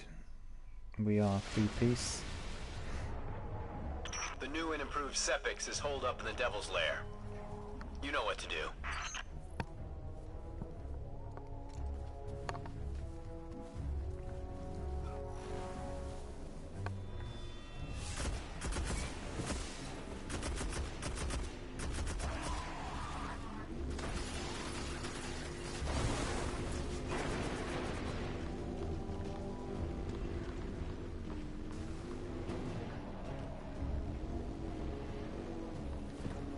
Yeah.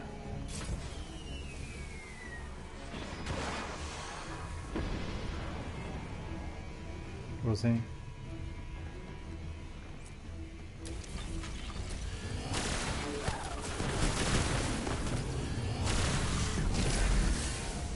Yeah, that servitor did take 5 hits.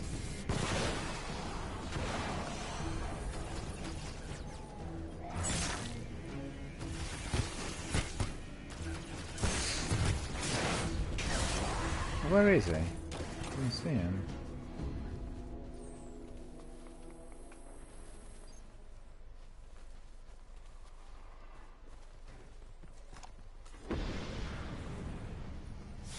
Are we going the right way?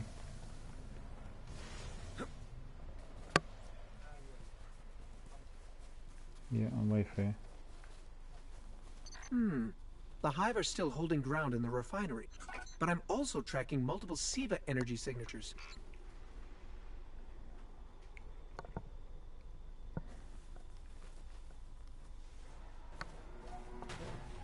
There we are.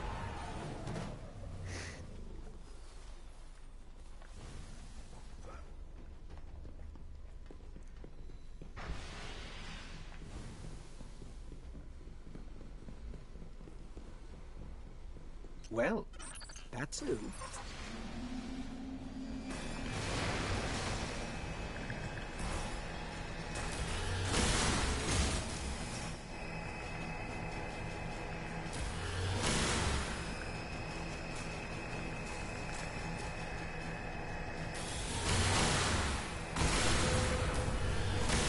No, one of those doesn't want to.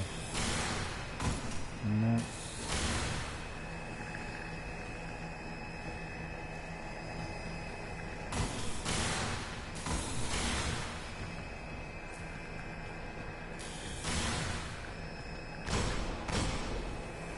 No, up here.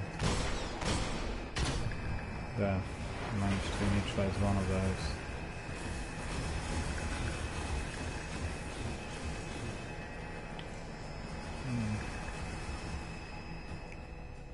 Go the other way, basically.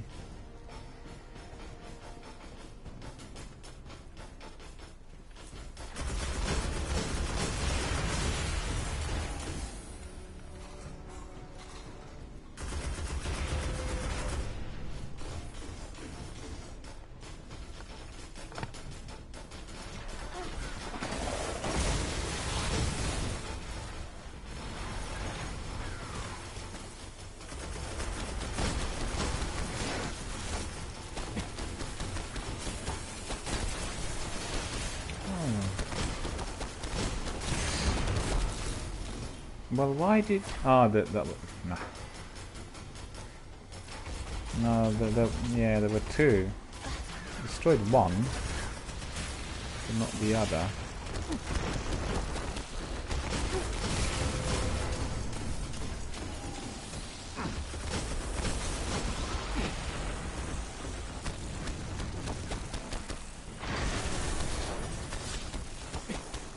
God, so annoying. And there are some other ones as well, as we progress. Not just one or two, but many more.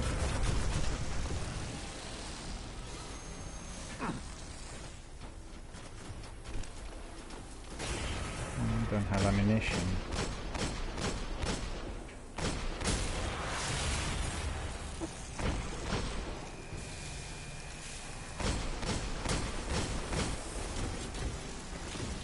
Guardian down.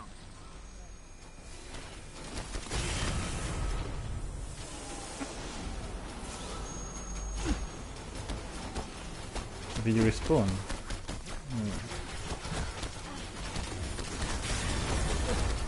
No, but I'm trying to revive you, but you're not reviving. Why's that?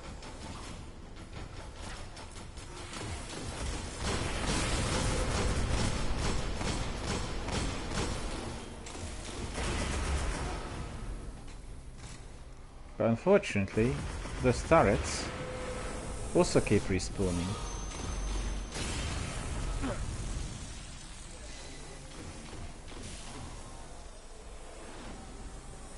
Yeah. No. So where do we go from here? Out there.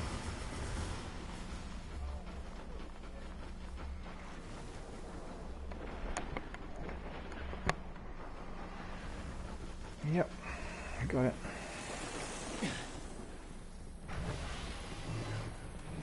Definitely need this.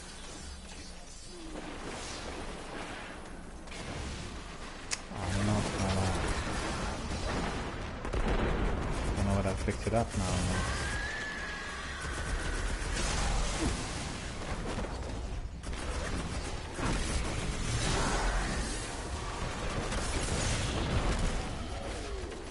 Don't know what destroyed me.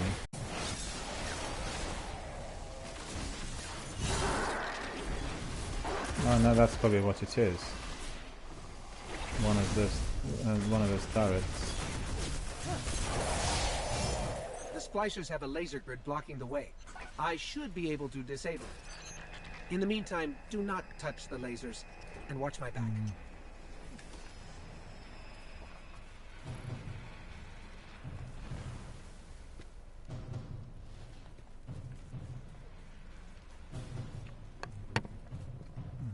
Oh no, there's turrets out there as well. Don't go to that left flank. There's loads of turrets in there.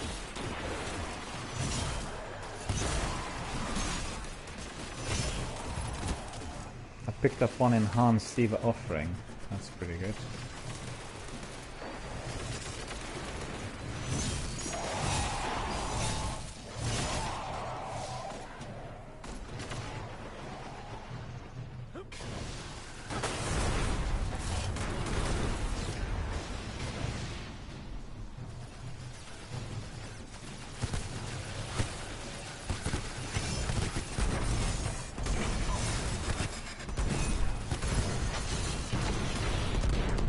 splicers really know how to encrypt their systems. But I got this. Okay. Halfway through.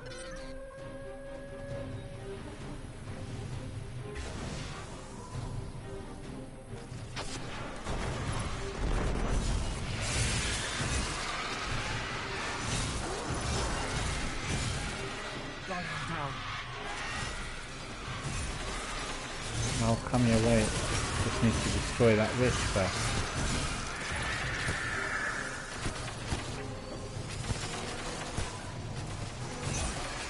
Where are you?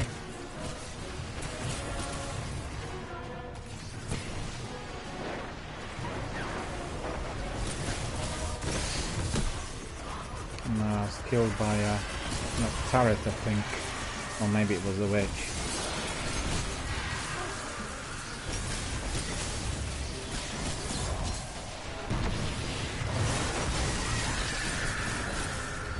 It worked eventually.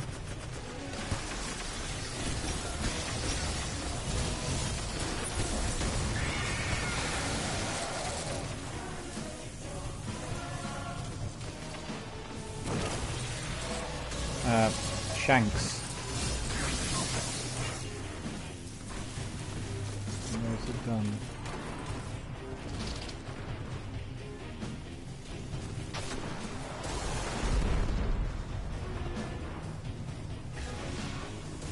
Guardian down. Turret. Turret.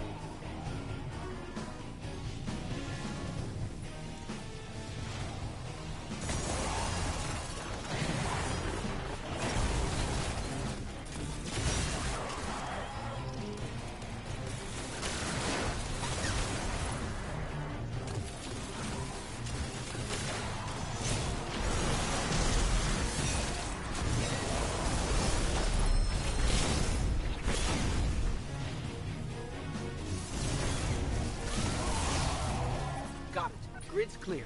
Let's Oh, get he out of was here. invisible. Okay.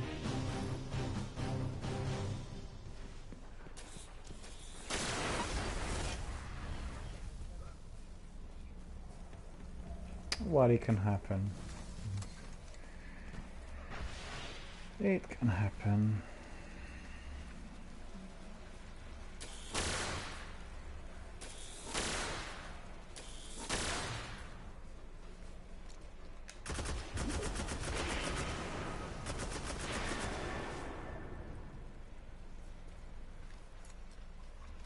Yeah, you eliminate them, okay.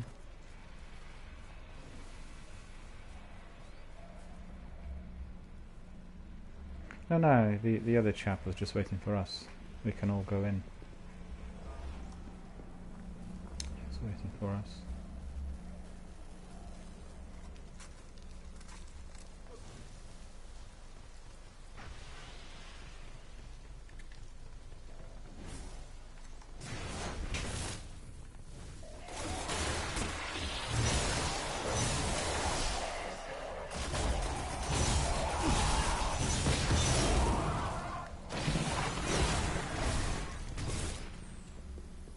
Okay, that's good.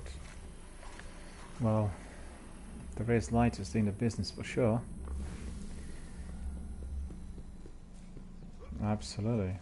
Makes a big difference. Also when you come to the champions and the bosses, when you use that Deja vu. Me, R2 you, control, a sea you know, of devils and an angry machine god giving waiting that on kind the of other decisive, deadly side. I'd strike say as well. lock and load, but I'm sure you already did.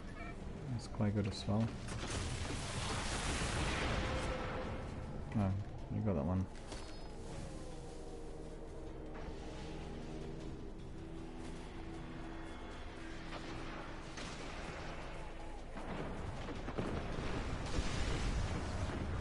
Oh, I need to change my weapon now. What's that? Walker in there will require my rocket launcher.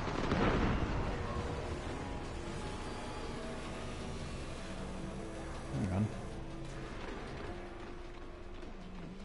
Put my heavy on.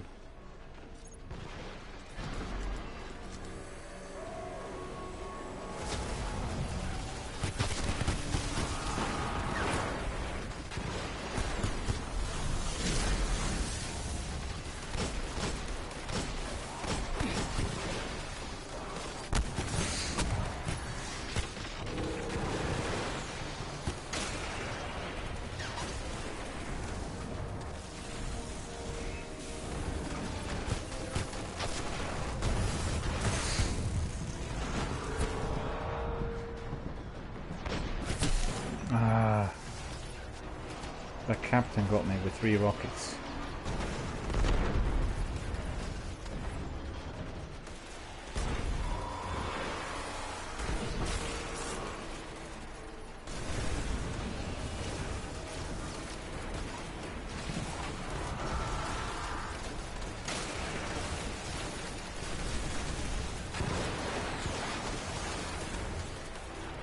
No, don't worry about it. I'll respawn now.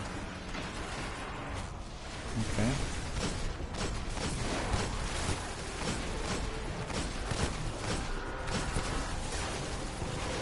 Well, that's because you were obviously in crossfire and it's like a lot of, yeah.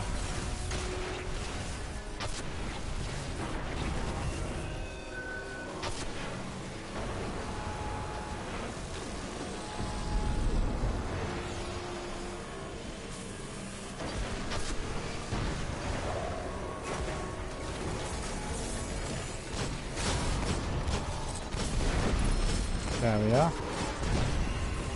The rockets were useful.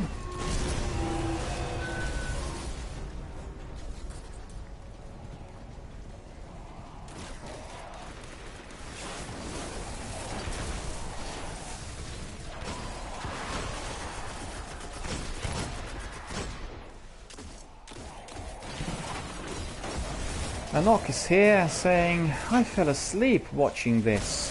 Well, that's pretty good. We definitely want people to be relaxing and feeling, you know, sleepy after watching everything we do. And sometimes you have our community members saying that it's very difficult to fall asleep. So that's really, truly rewarding when I hear people are being helped and aided in order to get some, you know, good quality sleep after watching my stream. That is simply terrific. Why would the splicers rebuild Sepix? They already have Siva. I can make a guess. Maybe an offer to the other devils. A show of power? You know, in Siva we trust, and in Siva all things are possible. Get in there, and show them that their god is nothing but metal and tech. Okay.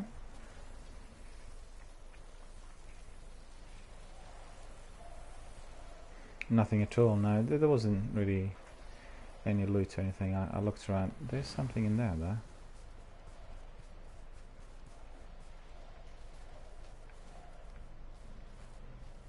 No, it's not really an engram. You gone in? Yeah. Okay.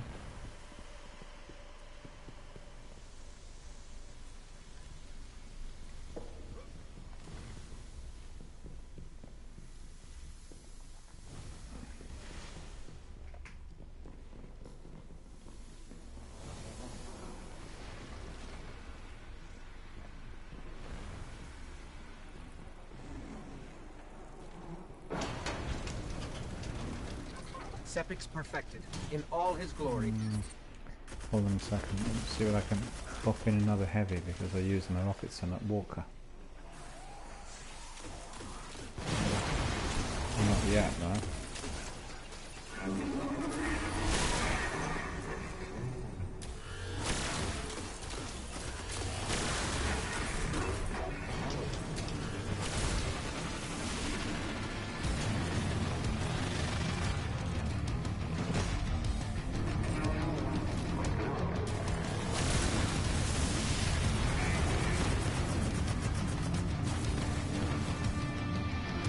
Another one. Some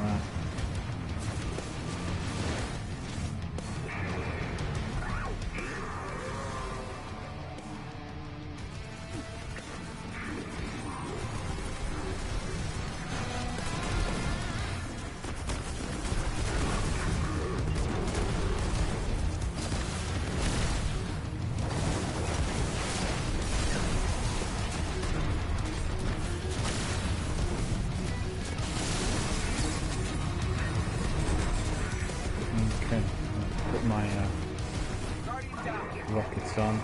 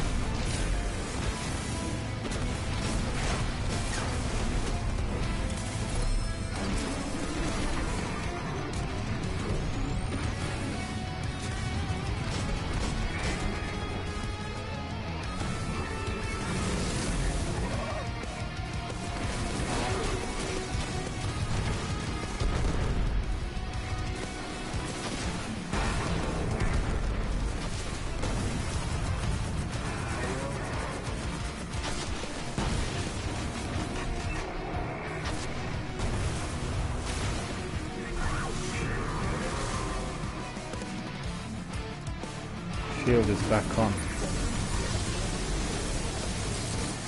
Well, I hit him with 3 rockets.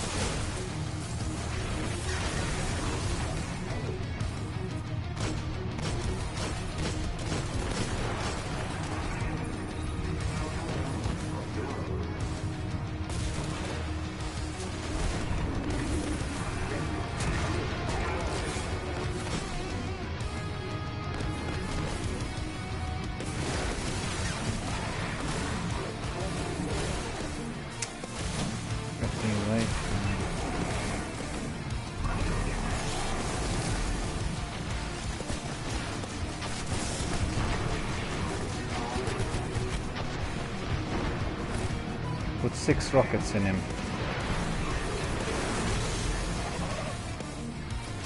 And now I'm out of heavy ammunition. Nowhere for Sepix to run this time.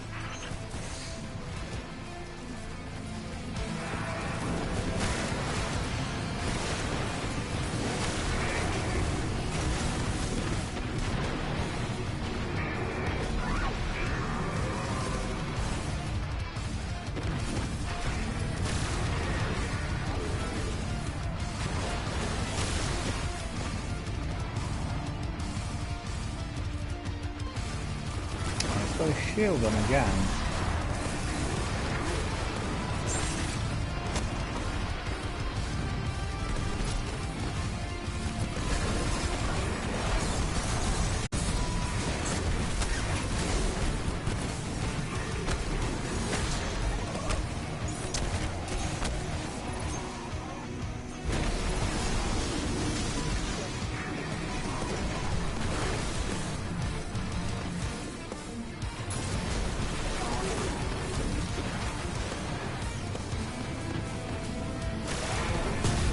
There we are.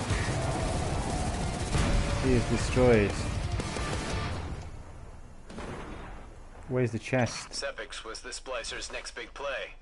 Present a god for all to worship. Then control the flow of ether to control the house. I guess they didn't factor us into the plan. Any wrench we can throw in their works. Same is a good story. thing. Same Guardian, story every single you time. make one hell of a wrench.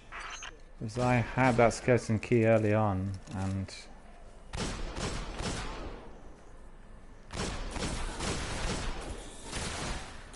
Jasper Kitsune is here. Hello Jasper, how are you doing? Good to see you. Thank you for joining us. Just to put you in the picture, it's Tonzak and myself doing Siva Heroic Strikes. We're having lots and lots of fun. There we are. Kill Fuzzy Rabbit and Tonzak got the mystery bag, and I didn't get a mystery bag. Boo! No. It's just oh yeah, I did. Yeah, every day. But today, this is just the first lot of strikes today in today's broadcast.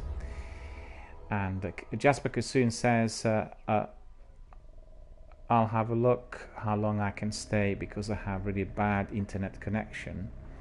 Very sorry to hear that. We are also having some issues with our internet. It's not really like a bad download speed. We have some problems with our upload speed, and that's not much to do with us. But yeah, it's always the trouble with our ISP or our ISPs in the UK, and Tonzak is in Australia. Funny story for you. Remember that Centurion Oryx took right after Jasper, are you in the US? The Centurion and the Taken Ogre tried to stop you from killing the king? On the continent. So the Centurion's Bond brothers are pretty in the US, they lost their commander. Lots of our friends are very, very fast up their speed. So. Core goes, most of the system goes with it. You're going to make sure that doesn't happen. The trouble with us is that they didn't want to start with the new infrastructure when they were converting to, faster internet. And it's only down to the provider, down to the BT, i.e. British Telecom, to be basically doing the cables, and it's just ridiculous. Can you imagine? I live in a town centre, and they're not willing to do the fibre optic here in this, this section of town. Cade, why do you Jasper think they crashed Katsune their says ship into the mine is Dreadnought? poor because Those I'm are extreme at tactics school. from the Cabal. Okay, They're using The Wi-Fi. Vanguard intercepted a signal, a message from the Cabal from way outside the solar system. A direct order to crash the ship, use it as a beachhead, and take out the king. Now that's loyalty. Jasper says, I got Xbox Gold so I can get the Dread Fang. Oh, cool.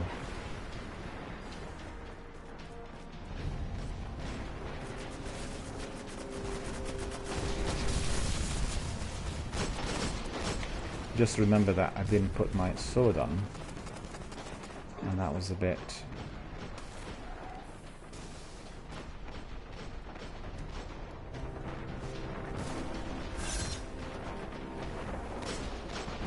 No heavy ammunition. Well, that would be remedied immediately. Where is that captain?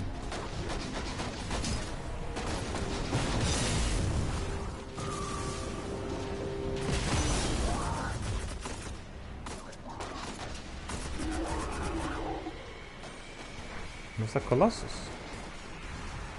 No. Sometimes one of those Colossuses also comes up here.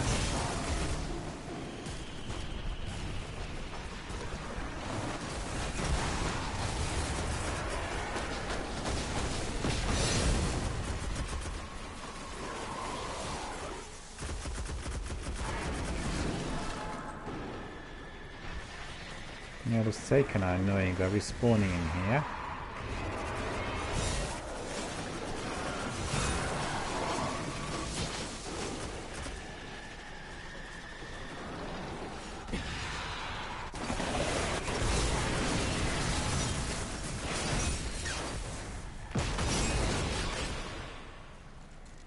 I think the other day Jasper and a few of us talked about Xbox Gold and 360. Correct me if I'm mistaken. So I'm glad to hear that you got Xbox Gold so you can get Dread Fang. So that's terrific.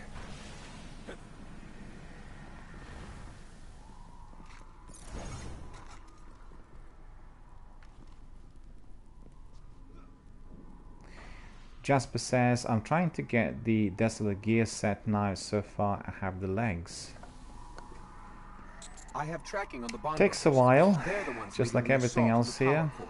Marking the coordinates now.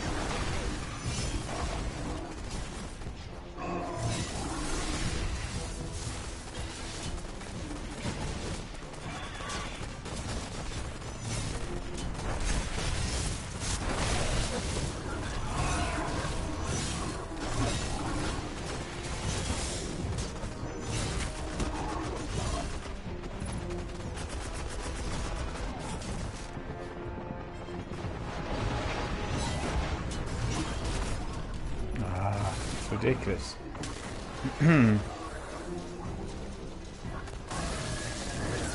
Jasper says, I'm really sad that the Rise of Iron isn't for 360. Well, unfortunately I think it's just going to be very hard for you to do anything Rise of Iron related, because I think it will have to be on Xbox One. Why would you bring a tank to space? Hang on, I need to put my rockets on my rocket launcher.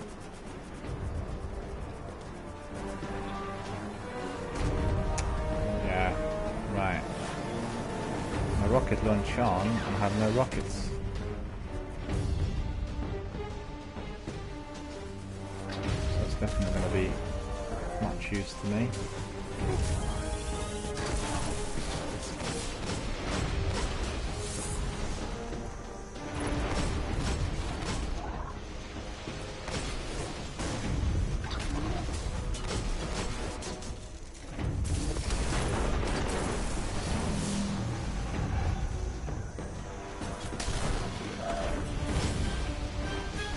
Remember that grenades are recharging so fast, which is good.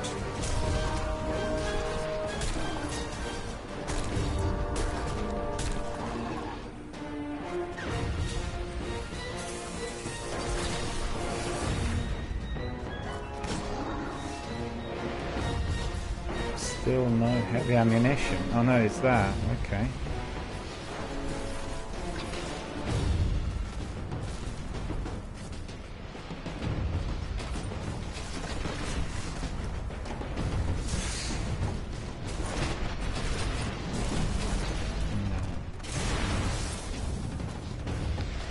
My arrow though.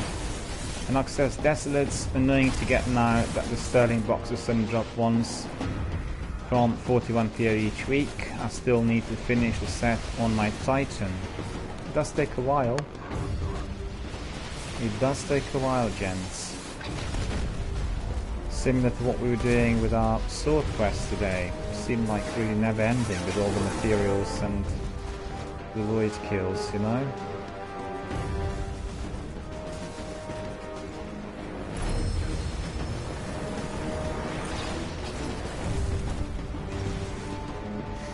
I got my rockets, so that's good. Now it's too late. Alright. That tank was a present from the brothers. We need to find them. Let's check the bridge. I heard Ikora say once that Jasper says, I can't buy silver on 360. I'm really not one for fancy speeches, so when you find him, shoot him.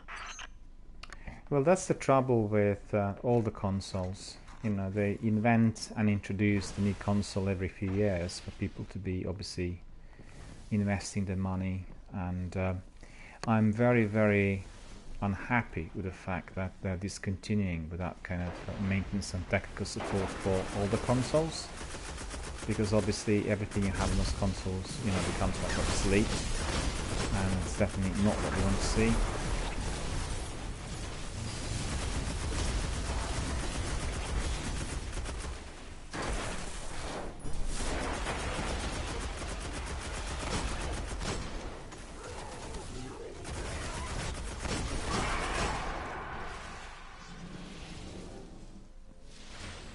Yep. Anox says, how's that going, by the way? You get Dark Drinker yet, or are you still getting kills? Well, what we did was we collected all the materials. I still have to be grinding the void kills, so that's still taking place. But we've gone to some other activities, you know, because obviously this is a broadcast. We want to make it pretty diverse. Wherever the brothers are, they aren't here. Let's keep moving. Jasper says, I've got to go because I got class. Keep up the great stream. Thanks very much indeed. Indeed. We'll carry on. And join us every day. Destiny streams are here every day. 10 to 4 BST. 11 to 5 European time.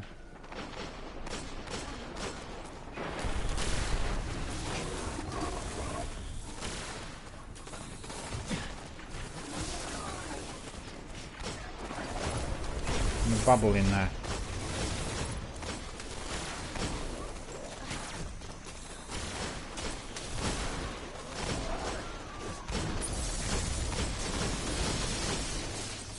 Thanks to Jasper for coming in. Thank you for joining us and enjoying our broadcast. Thank you for being here with us. That's the power of the Brotherhood bond. Appreciate it. Kind of reminds me of Means of Allah. Less yelling, of course. Okay, picked up these orbs. And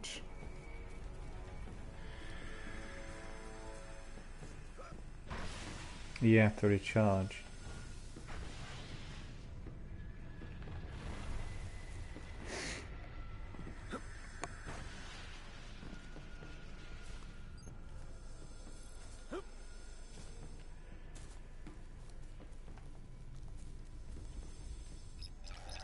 That is a lot of Cabal explosives hooked up to the Dreadnought core.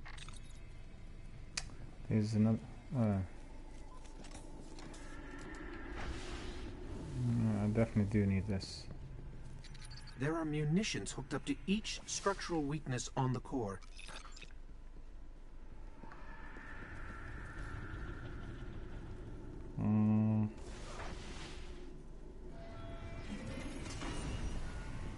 That got their attention. Go get him, Guardian. 5.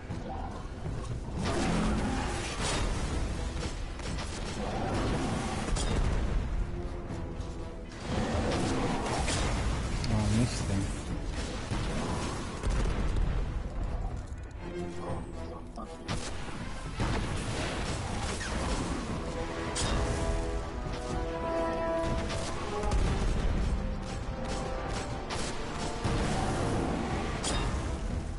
Guardian down. Nearly got me as well, nearly.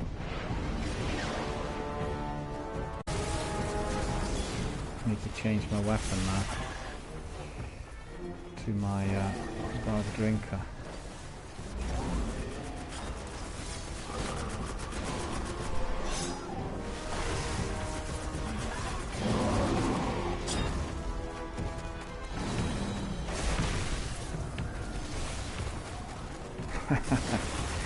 Oh wow.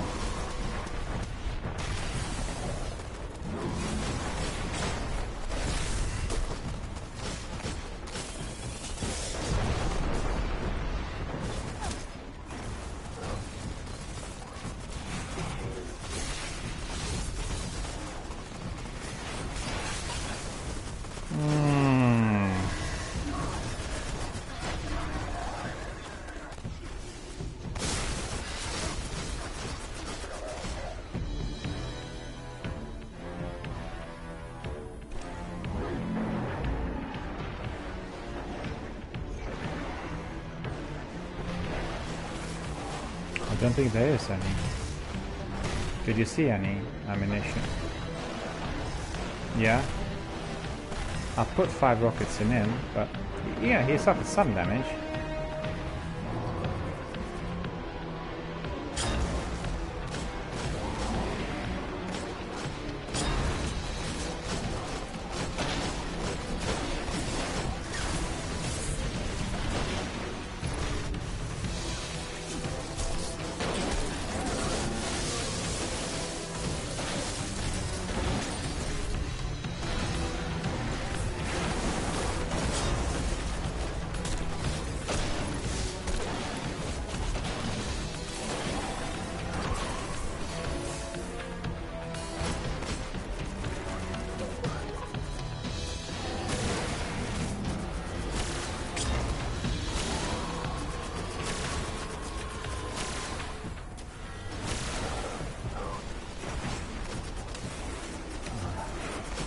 Nearly got away.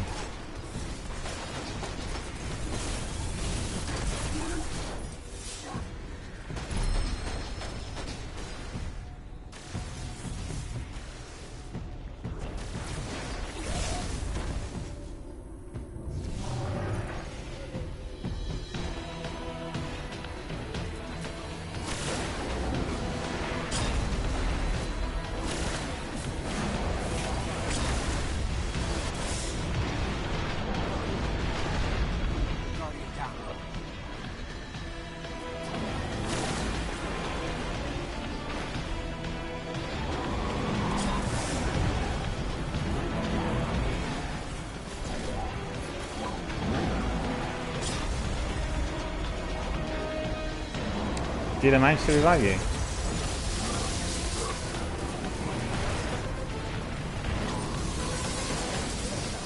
Must have done then.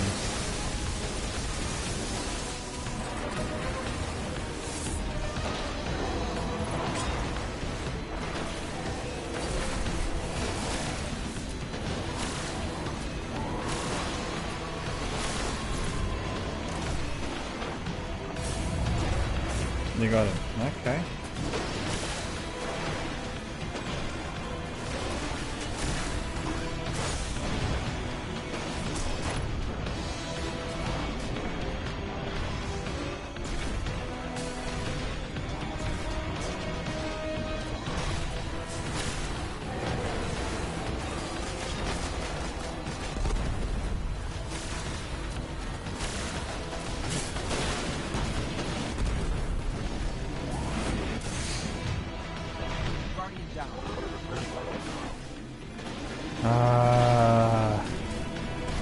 just gonna put a grenade. Oh no, no, all three of us died.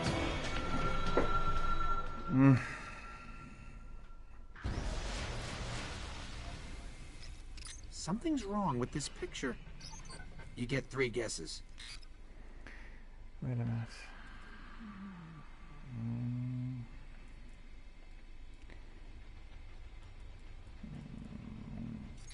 There are munitions hooked up to each structural weakness on the core. Okay, I didn't pick up the heavy. I left it. I can try later on.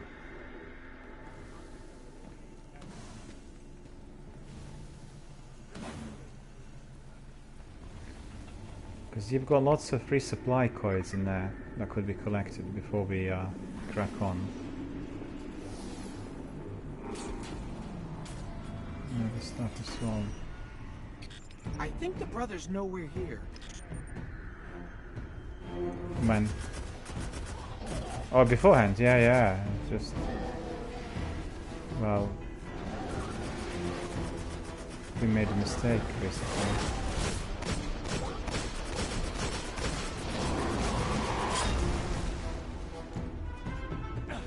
Because 3 of us died in sequence, you know, like really quickly. And our teammate in there could have been just running up to the point where we kind of revived.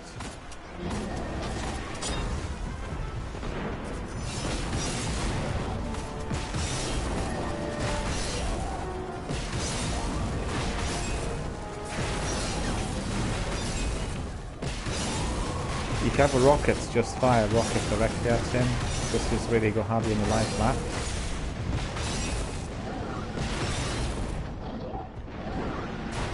No, he killed me. But he's got like less than 15% life left, so that's good. So the main task has been really accomplished in here. And in fact what I can do is I can pick up heavy ammunition and put rockets in him, he'll die.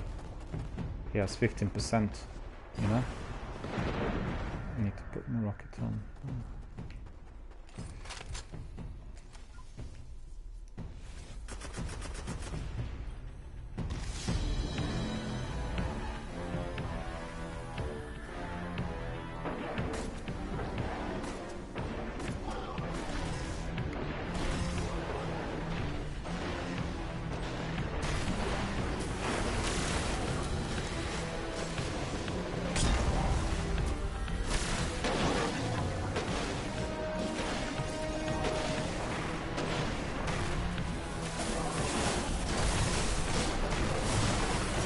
Oh, that was good.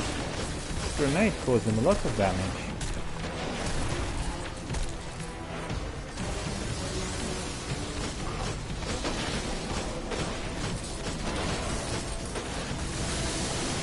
Another one.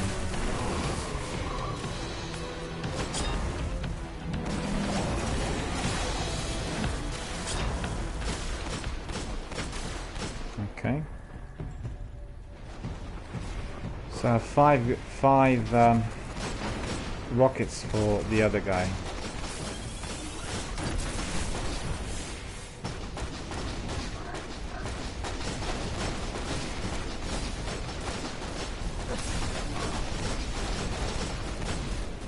God, I can't see a thing. I'm blinded. It's all red.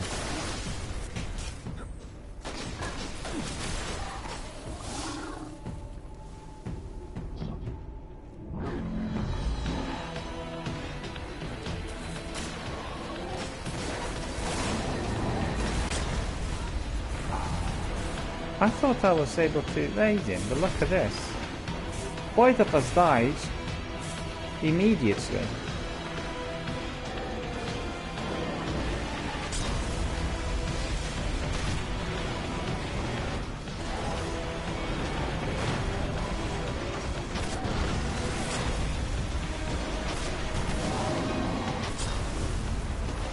He should be dead. I put 3 rockets in him. Still alive. He's dead, yeah? Well, it worked. He was just down to less than 0.5% life. The rockets really did help.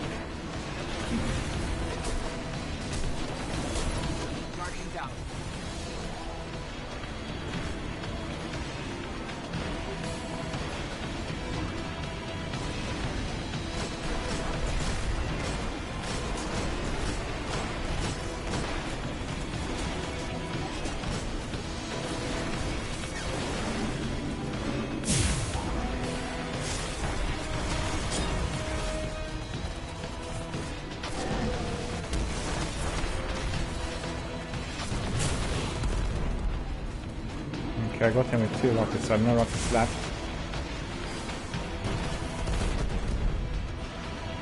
Get him with my fusion rifle then.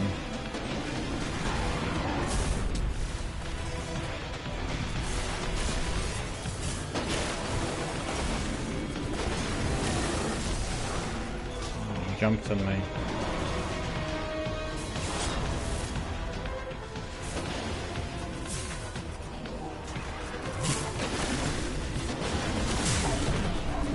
Run. Targets are neutralized. Targets are neutralized Somewhere, indeed. an awful long way from here.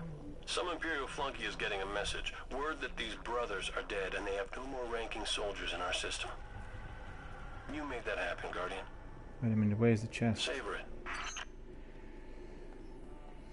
Over here.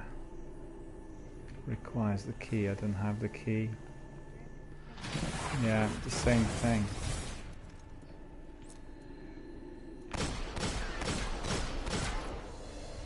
Boo. I did pick up some other bits, but no skeleton key. That's annoying. But you know, we did well there. Our second wave was good. I thought the rockets did a lot of damage. It was good. Let's carry on still for a little while, still have some time. I always enjoy Zero Heroic Strikes, they're always good. Do you want to do the Nightfall Strike? We need somebody else. Shame that Matt couldn't join us. Do you fancy doing it like 2 of us together? But we can still do a few more Zero Heroics before we crack on. I'm not sure what Nightfall Strike there is for us today.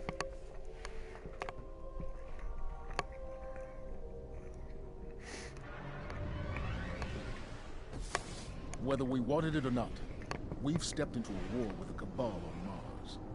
So let's get to taking out their command, one by one. Valis Ta'arik. From what I can gather, he commands the siege dancers from an Imperial land tank outside of Rubicon. He's well protected.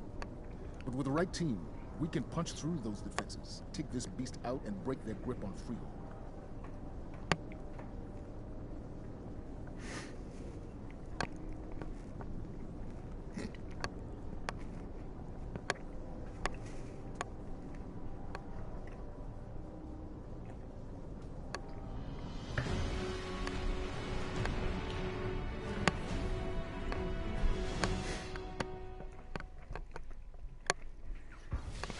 Let's find access to their system.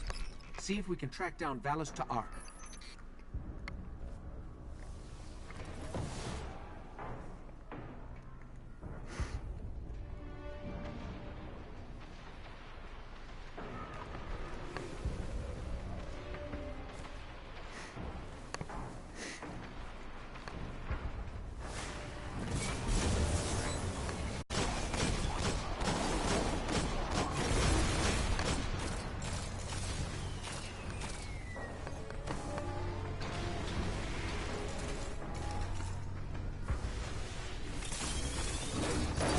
Really?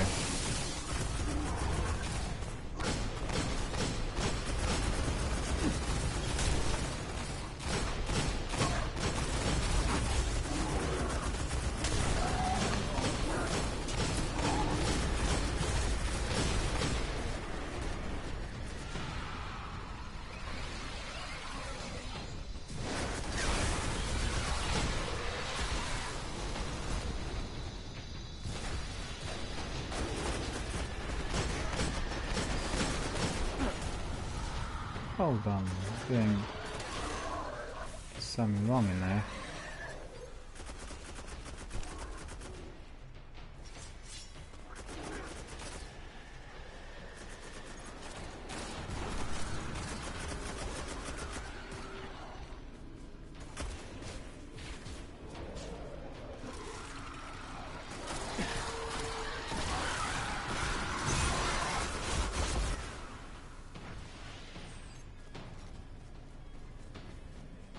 Okay, so these ones are done. You can. You can't. Okay. So close this out. Good, good.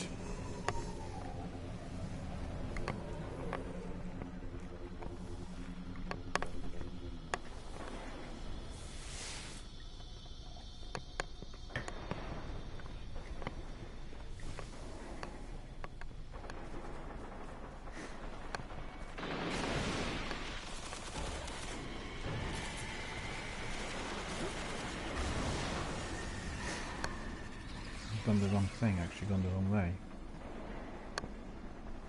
Oh, no, I haven't. What am I doing?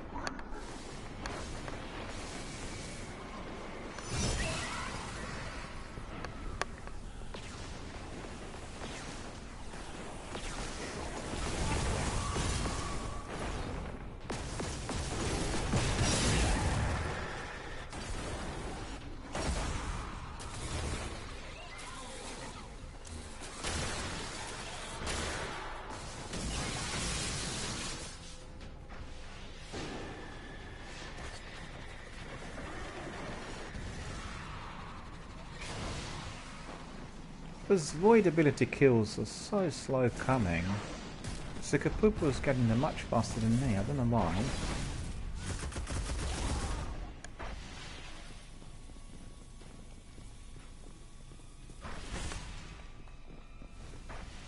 Because I'm using them all the time, using this, yeah, void grenades, using void melee, you know, everything. And I've gone up to 10%, and I've been doing like, what, 2 days on a trot. It's just ridiculous.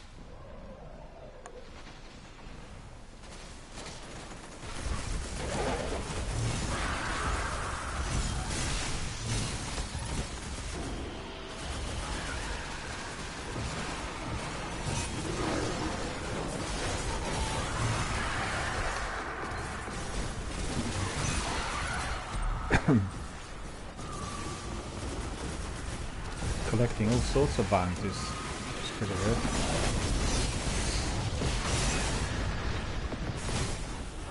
Oh, hidden buckle, the big one. Hits him twice with the best I have. We'll do it again. Glitchy.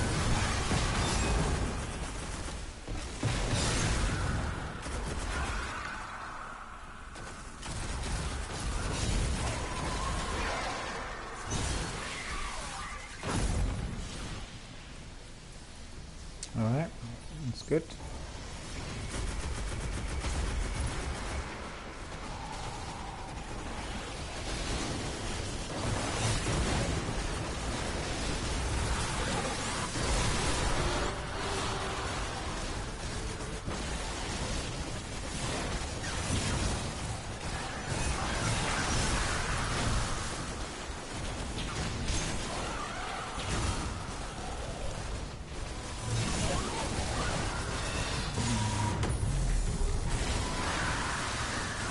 Hydra's there.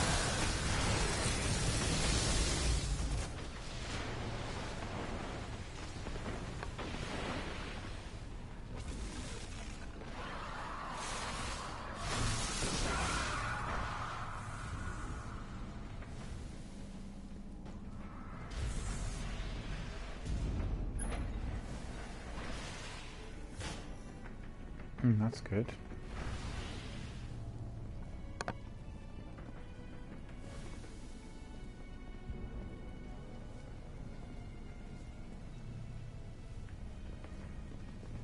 Yeah, I got mine back. Getting a bubble. It's the first time I'm using the bubble. Not used it before. Yeah.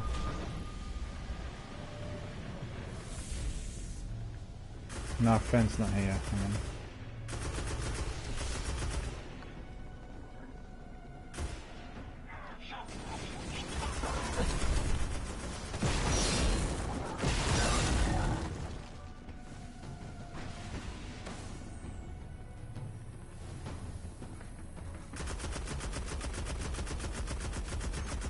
What, was he not one of the guards?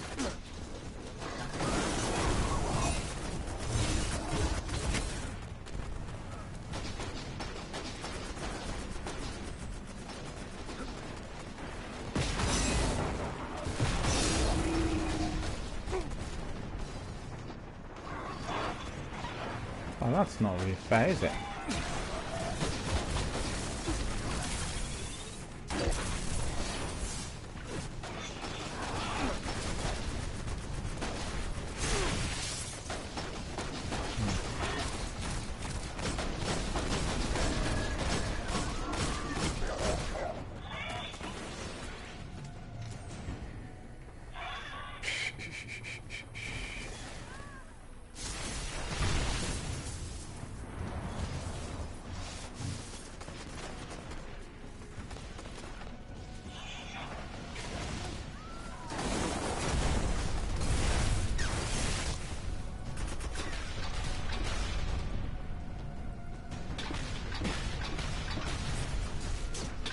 Oh, all of them are respawning down there.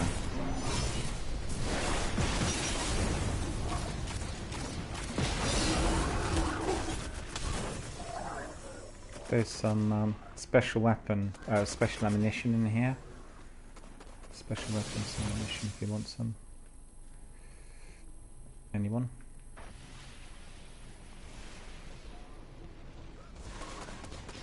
Okay.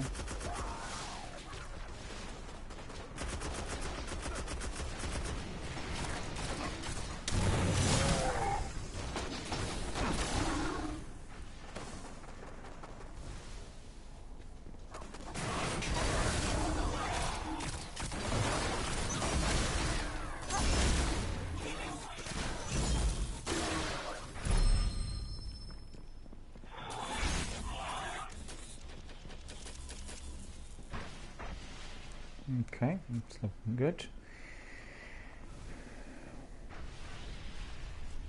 What's quite good on raised lights is also you get a lot of ammunition, like 63 or 65.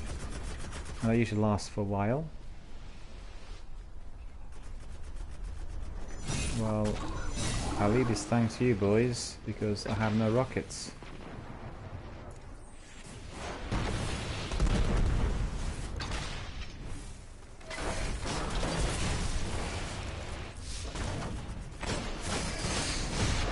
This menace dealing with a tank and he's attacking from behind. It's ridiculous.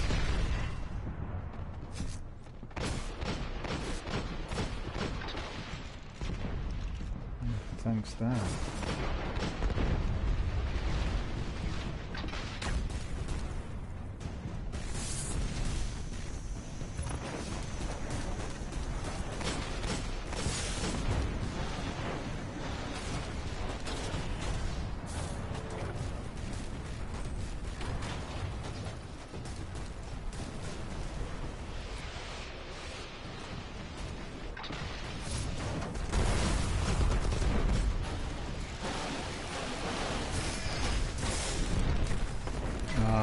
He has all these Stinger style rockets that were obviously tailing me. I'll use my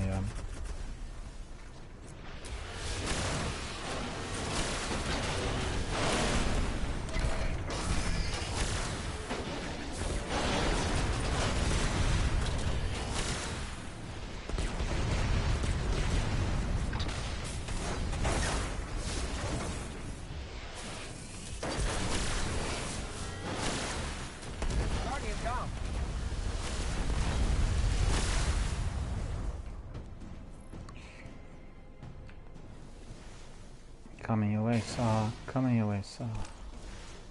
There we are. Well, two of us helping. Yeah, this tank, unlike the other ones, has tracer rockets. So I got killed once.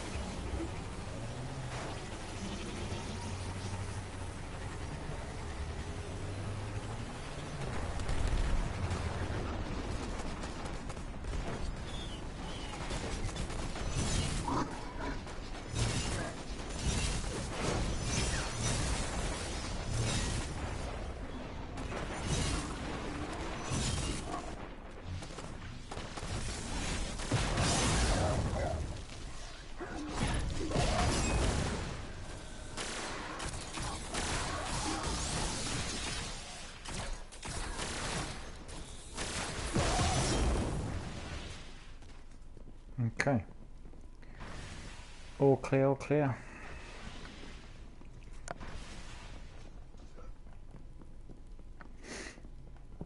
These tracks are quite lengthy actually. What are those?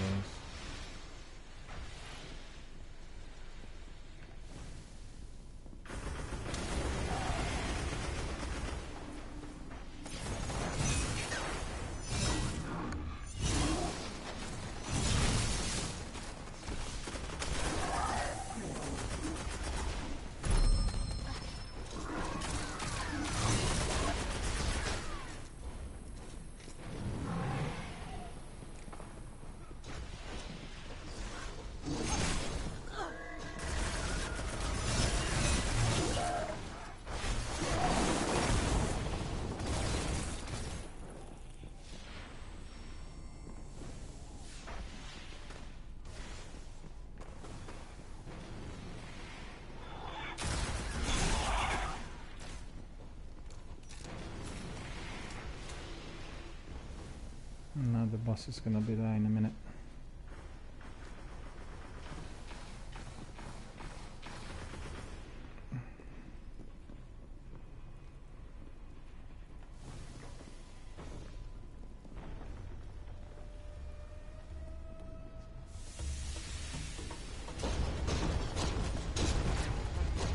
There he is.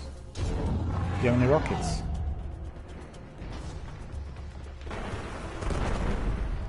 So there's something.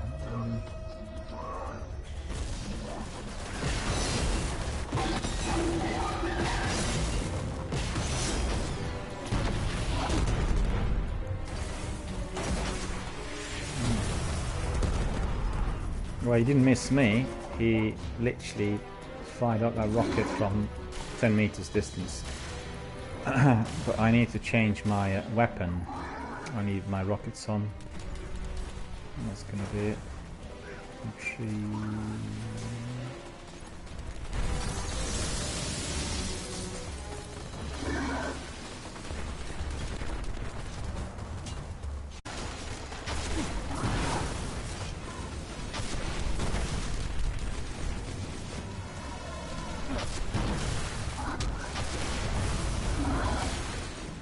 No more rockets. There's 5 rockets in him. Try to do him with my arc.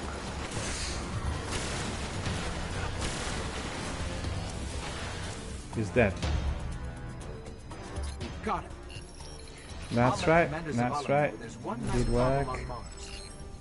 Valus Ta'arik has finally been defeated in the Cabal Command dealt a great blow.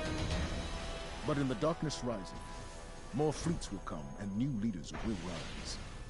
We must be ready to face them all. No more skeleton key. You had your skeleton key. You picked it up. Did you get anything good?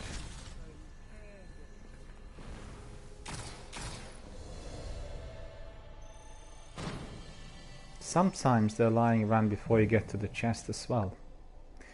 I did have some of those sometimes. Well. Let me see what I got, if anything. Anything? Yeah, I got some. Well, and knee pads. Knee pads I've got. It's just one of the perks on my arc weapon, my fusion rifle.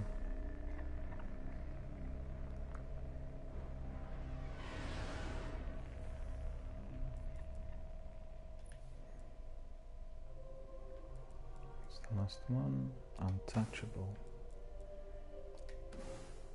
Titan Codex 1, 2. The Black Garden may not stay among us for long.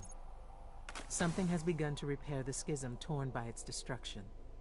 Vex now flood the garden channels to protect it. We must stop the Weavers before they seal the garden and begin to summon back its heart.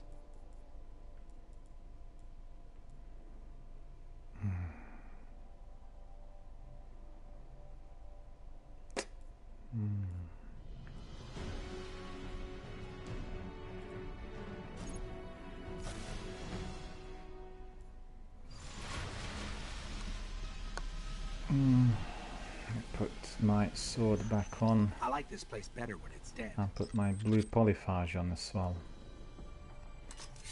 I think.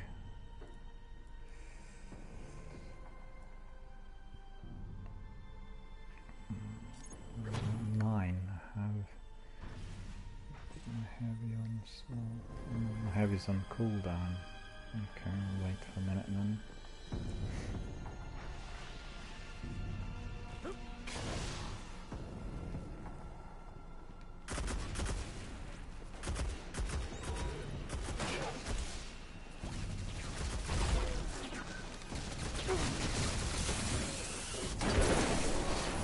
It's the first time I managed to get 3 kills on a single grenade in here. Still 21% on the quest. It's just ridiculously slow. Even Sakapupa was like shocked. He said, how can it be? It's so slow.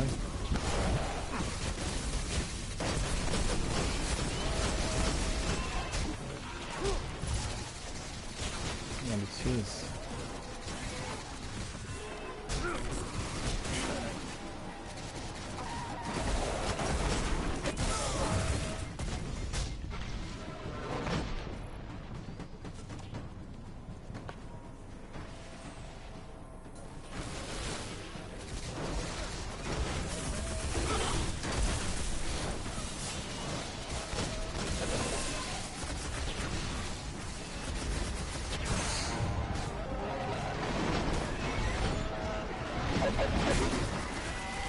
Yeah, hopefully my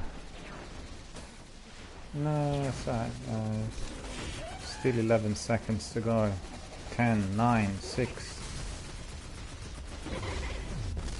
I'm waiting for that synthesis. Yeah, there we go. Now we are back in business.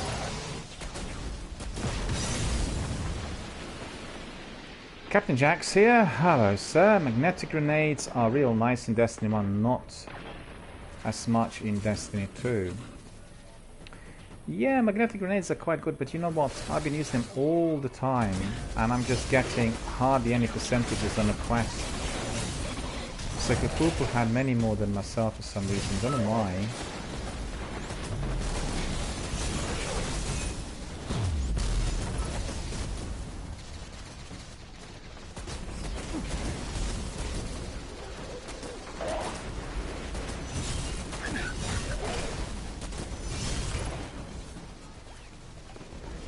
Coming to revive.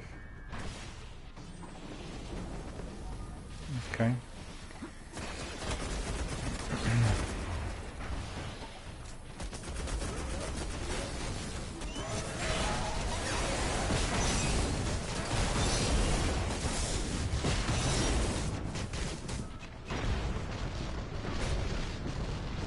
So where is he? He was glitchy. He was disappearing and appearing, wasn't he? That Minotaur.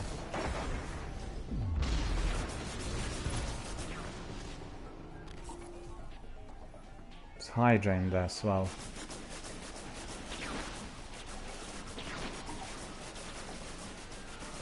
Captain Jack said, are you using the armamentarium chest piece to hold 2 grenades?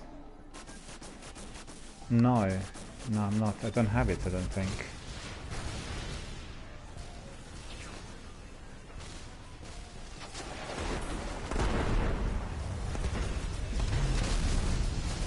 Unfortunately, I don't have that chest piece. Guardian, down.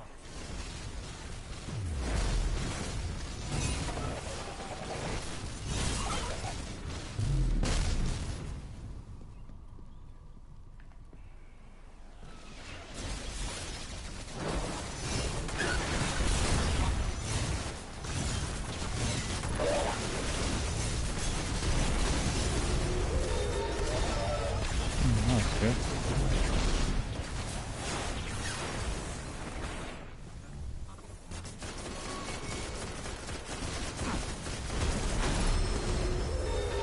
Yeah. And they're always hiding. But just a minute. Just bear with me. Just hold on a second. Because I want to double check whether I have armamentarium chess piece on another character, and if so, I'll just transfer it to my Titan. I think I've had it on my Hunter. Need to double check.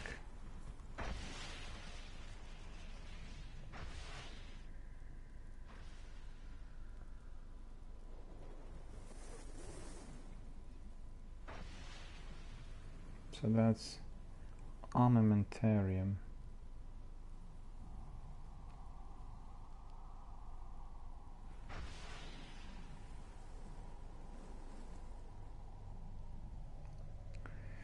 No, unfortunately not. Purify robes, I have Endling robes, Temporis flow, Rakuizumi, Bark and Dune, Desolate robes. The answer is negative. I do not have it on any of my characters, unfortunately. And Captain is saying, what are you trying to get? Just void ability kills. Yeah, void ability kills for my Dark Drinker quest. As you could see here, materials gathered 10 out of 10, void ability kills 21%, and I'm using the grenades all the time. I've done this for 2 days in a row and still nothing. It's like really slow. So where are my friends now?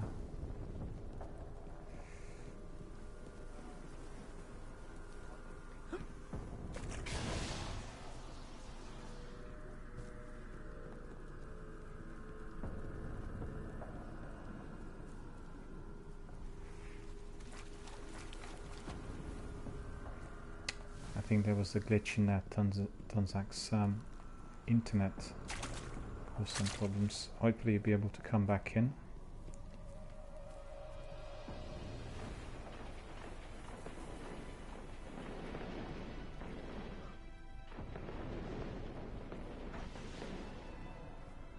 I think you probably would have not realized that the part is gone.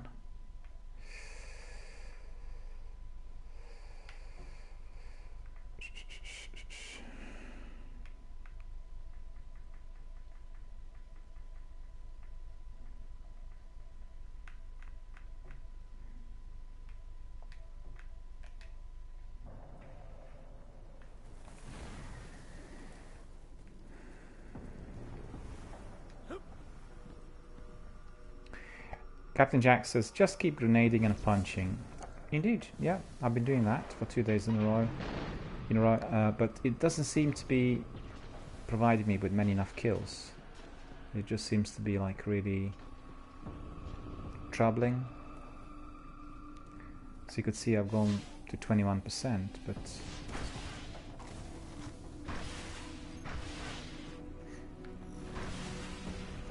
to read my Tonzak for the party.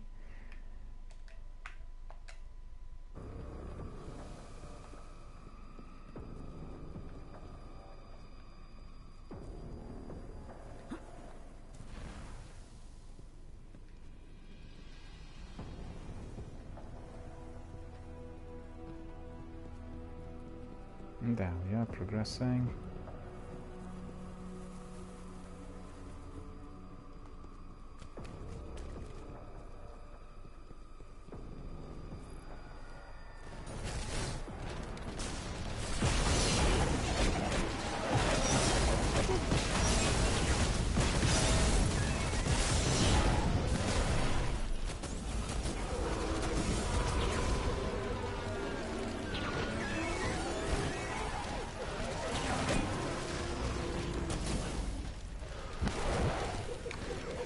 Captain Jack's asking whether you need to have the Void Sword equipped. We tried that today and it didn't seem to register because one of our community members was telling us, if you remember, that we can be doing it on the Void Sword as well. And, you know, didn't seem to work. So I think in logistical terms I'm doing alright. It's just that they're very, very slow coming.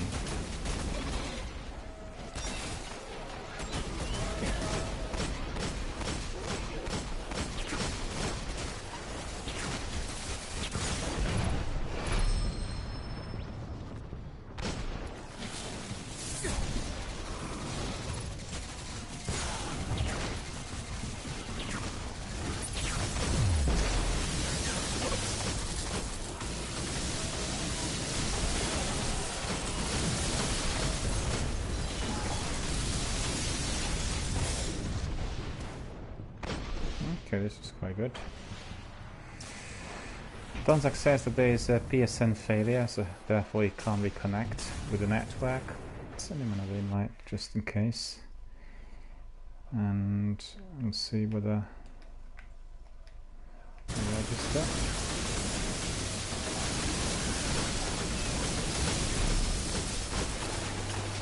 Well, I do need to do is I need to put my heavy back on. Carry back in business. So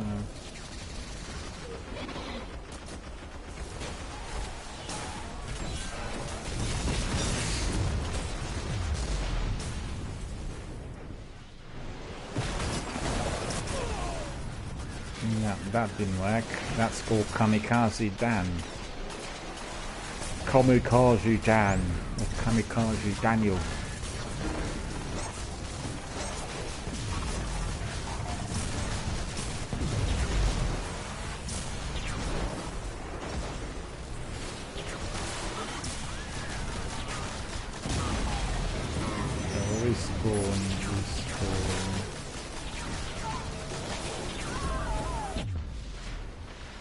Just in case, so we don't suffer too many liabilities in there.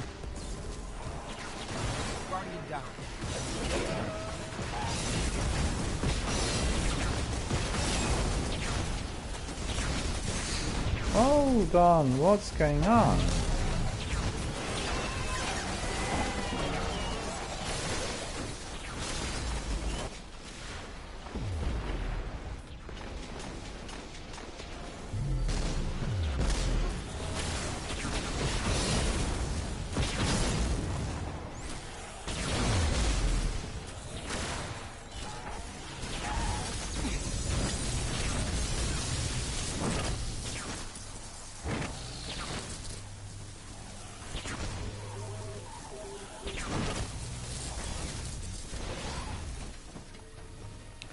Looks like all was indeed.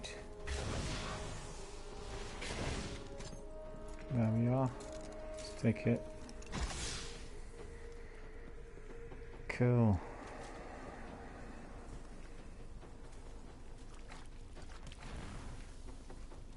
The other way up.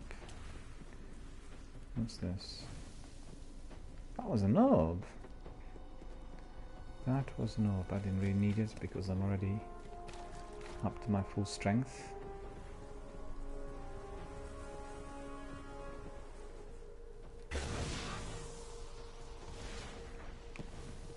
It looks like it began to work again. The party.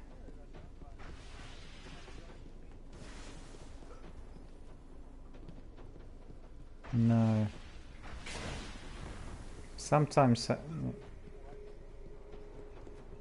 yeah. It's the speed. It's the speed. I had the same problem with Suckerpoop a few times in the past. And it's all down to the internet connectivity.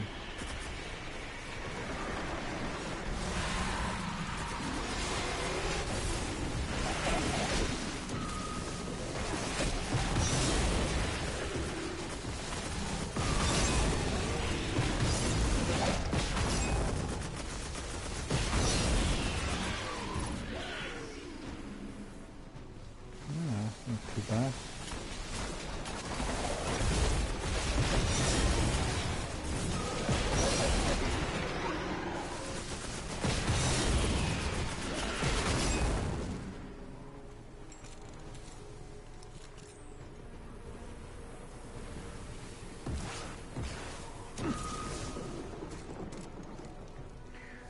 Yeah, I got some heavy ammunition. Oh yeah.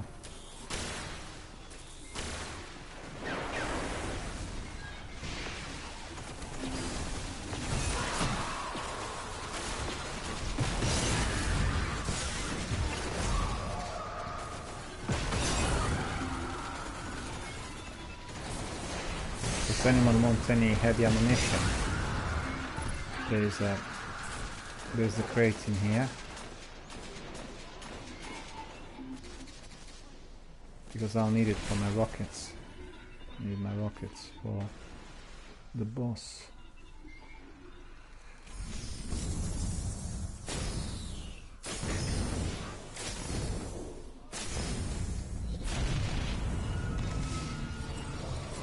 Okay. 5 rockets I have.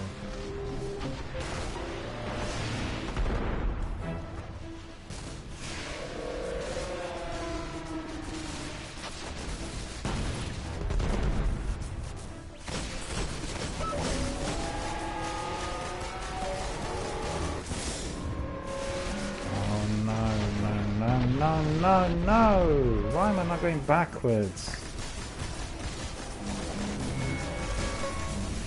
What was there that was preventing me from going back?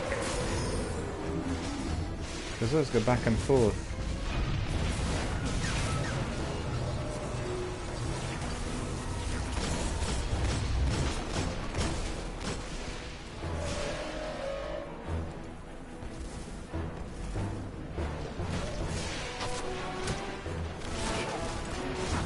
Now he disappeared.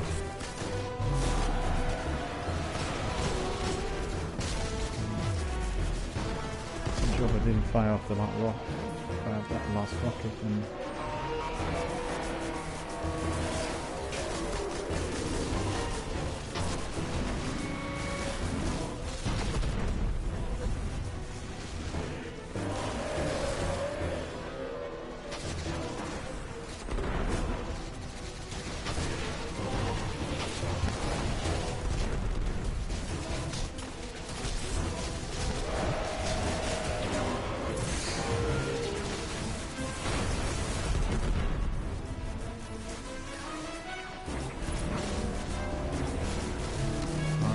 he's gone the other way.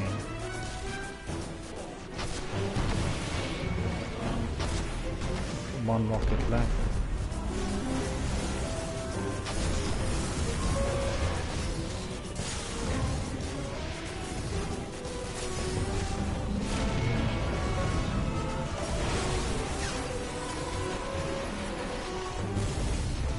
He got me as I was landing in there.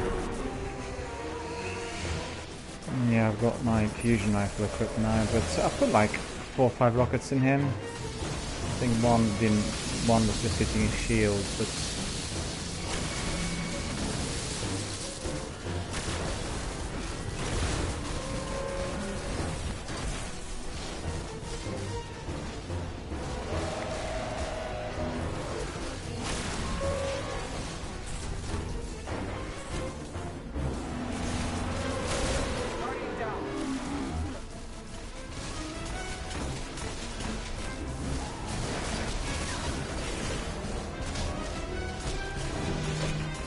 yeah, coming.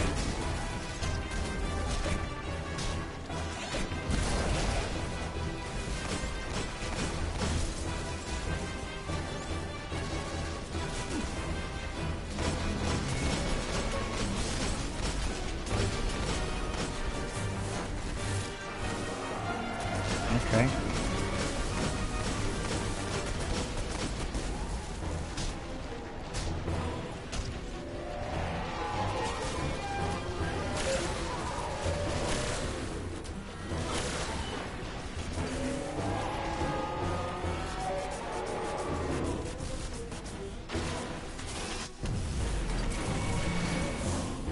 Did it cause him any damage? I put the grenade on him, you know, the magnet grenade.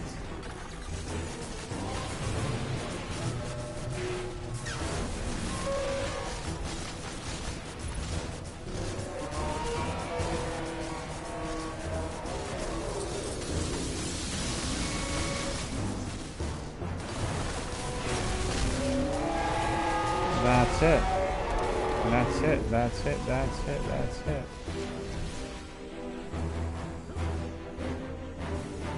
Big beast is out of action. Legendary anger and blue polyphage. I'm collecting all sorts of good in here. Among the light. But the Vex will never cease until their birthplace is restored. And we must keep it here until we can understand its origin.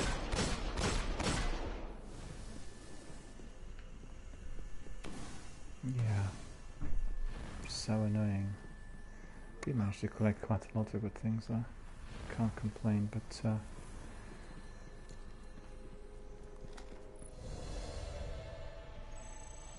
yeah. Alright, so that'll be the last strike for me for today. And we'll just go back to the tower if you want to do some admin in that, and we'll call it a day for today. It's been a very, very good day. Lots of action. It's been very packed and hectic throughout from the beginning. From, you know, the Crucible to strikes and all the other activities, and it's been really quite good. So, cancel that. Set destination. We're going back to the tower. Looks like we need to talk to several people in there as well. In addition to just paying some decoding. It's been good and enjoyable. It's fun, isn't it? You can replay the strikes again and again. They're never boring. They're always interesting, and bringing other people, and I find them very, very dynamic. And we do them every single day, and they're very popular amongst the viewers. And although you know what's going to be happening, many of them are always a challenge. And there were a few of those I've done earlier today with Sekapupu, and they were quite tricky. Talking about Big Oiga, a massive Big Oiga. Well, that's very difficult. I'm not even trying. It's just I got with the flow, basically. And there was some discussion earlier. There was some discussion early on as well about those raids where nobody would die, and that's the most difficult thing to achieve. You know, to get that kind of platinum trophy, and everyone else has to be obviously alive at all times. Everyone, the entire team, yeah.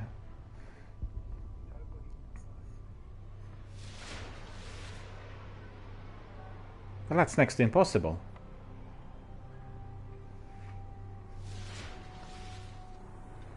If you remember Gears of War, this would be your insane difficulty level.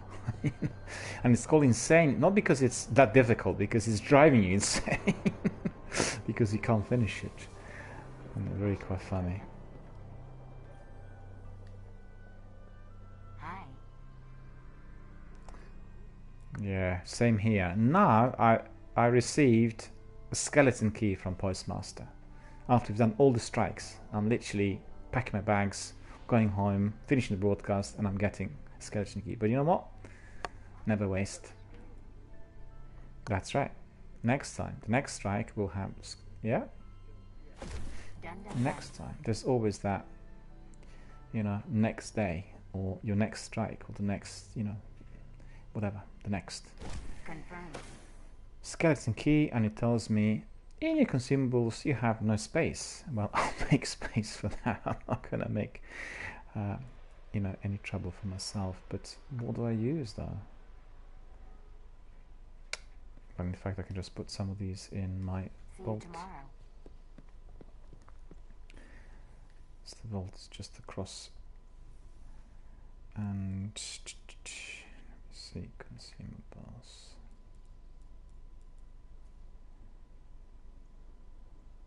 Hansiva offering, Flighter Shadows, Wim of Rahul, Heavy Telemetry we'll put in, we don't need this. Skyburn as Command Beacon, do that as well. Right, back to Postmaster. Checking. Checking. Received. Checking. Cryptid engram. And what's this for the primary? All done. We need to put some of those in the vault. What looks like this one. I see. Alright. Then Guardian. Glimmer. 600 Glimmer I got. Engrams. Now that should be interesting. Weapon.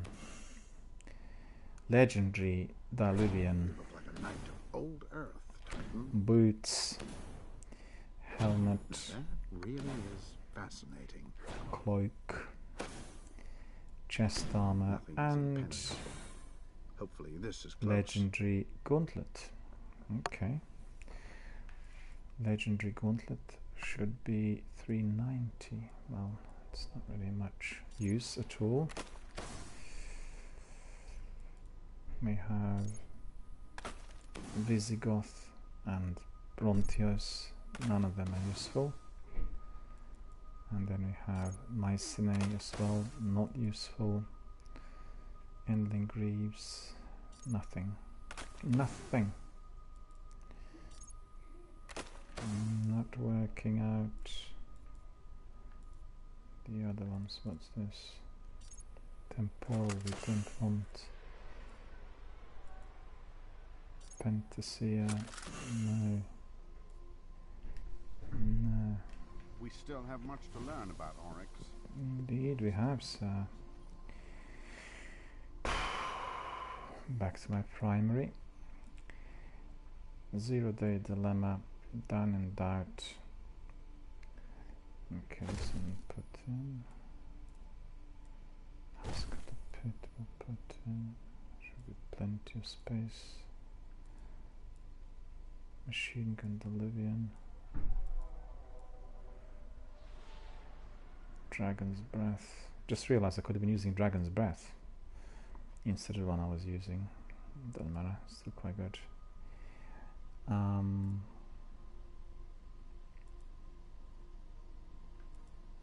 Okay, the Livian will put in there. Get some space.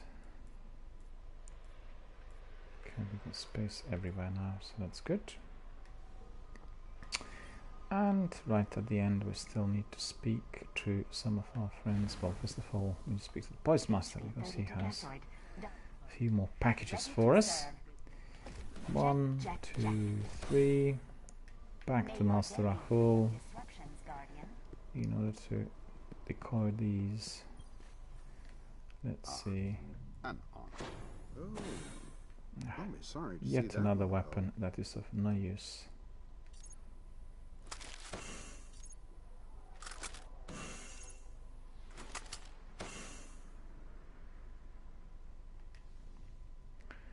All done, all done. And now we'll go and speak to someone down below, I think. Oryx is gone, but his armies remain. Oryx is gone. The dust and burrowed into flesh. Ikora wants to speak to us. Great. Quest rewards. With this success, you've joined the ranks of veteran guardians. Keep your head up, and your light-honed the tower will look to you when calamity calls. This helps. Another Delivian. I got 2 of them. They're in the battle. Vanguard Nightfall strikes. Right. So what's this? Asked to do a Nightfall strike. Yeah, need to complete the Nightfall strike. All right. So we'll do that some other time. In here we have Age of Triumph, and we completed some of the quests in there. Let's see. All the achievements, whatever they're called. There. Pride of Light. Win matches in the Crucible. I won 30 matches in the Crucible. And I can assure you, none of those were won due to my skill. They were all won due to the skill of other team members. I was just kind of struggling along. And thanks to those other guys, I've got Pride of Shaxx achievement. Well, that's pretty good. Completely undeserved. And okay, the other ones we don't need to do, so that's complete. We have those bounties. Goodbye. And we'll go to Xander very quickly. You can't go into those tunnels and not be changed. To complete these as well, and then we'll call it a day for today. It's worked out nicely. 10 to 6, and just about the right time for us to call it a day. Yes, Guardian. So let's see, we have There's bounties. The bounties are as follows. Strike efficient, get 150 kills in a Siva crisis strike and complete the mission to earn a brutal efficiency medal. Called brutal efficiency medal. So that is some reputation up. Heavy golting completed, reputation up. Weapons master, get 6 rapid kills with any weapon type to earn primary spree, special spree, heavy spree medals in Siva crisis strikes. Okay, so that's also completed. Some Might of Light, and we've been given some other quests in there. So we have a never-ending battle, we need to do another Nightfall strike, part of the Defender, and the Sword Reforged, which we need to continue tomorrow. So that is that long grind with void ability kills, but I can be using obviously my void ability elsewhere. Do not have to be doing anything in particular. Just have to remember to use them. There we are. So we come to the end of our broadcast for today. Thanks very much, Donzak, for joining us. Always a pleasure. Thank you for being with us. And thank you to all of our community participants and community members, everyone who actually popped in, had a look, said hello. As you could see, we had quite a few interactions. Loads of people came today. We had a session literally packed with action from the Crucible through various strikes and many other interesting activities, inclusive of our sword quest, which is carrying on. And we are going to continue with our adventures tomorrow. So thank you all for coming. Thank you very much for being here with us, and I wish you all a very, very good night.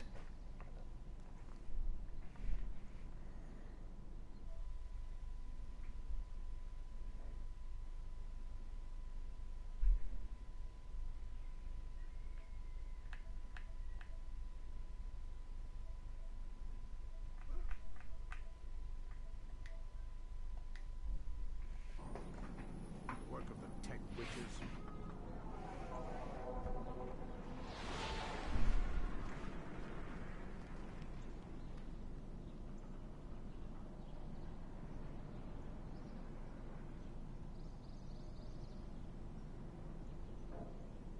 Message from the reef. Is that a faint flicker of memory? This idiotic cipher is malfunctioning.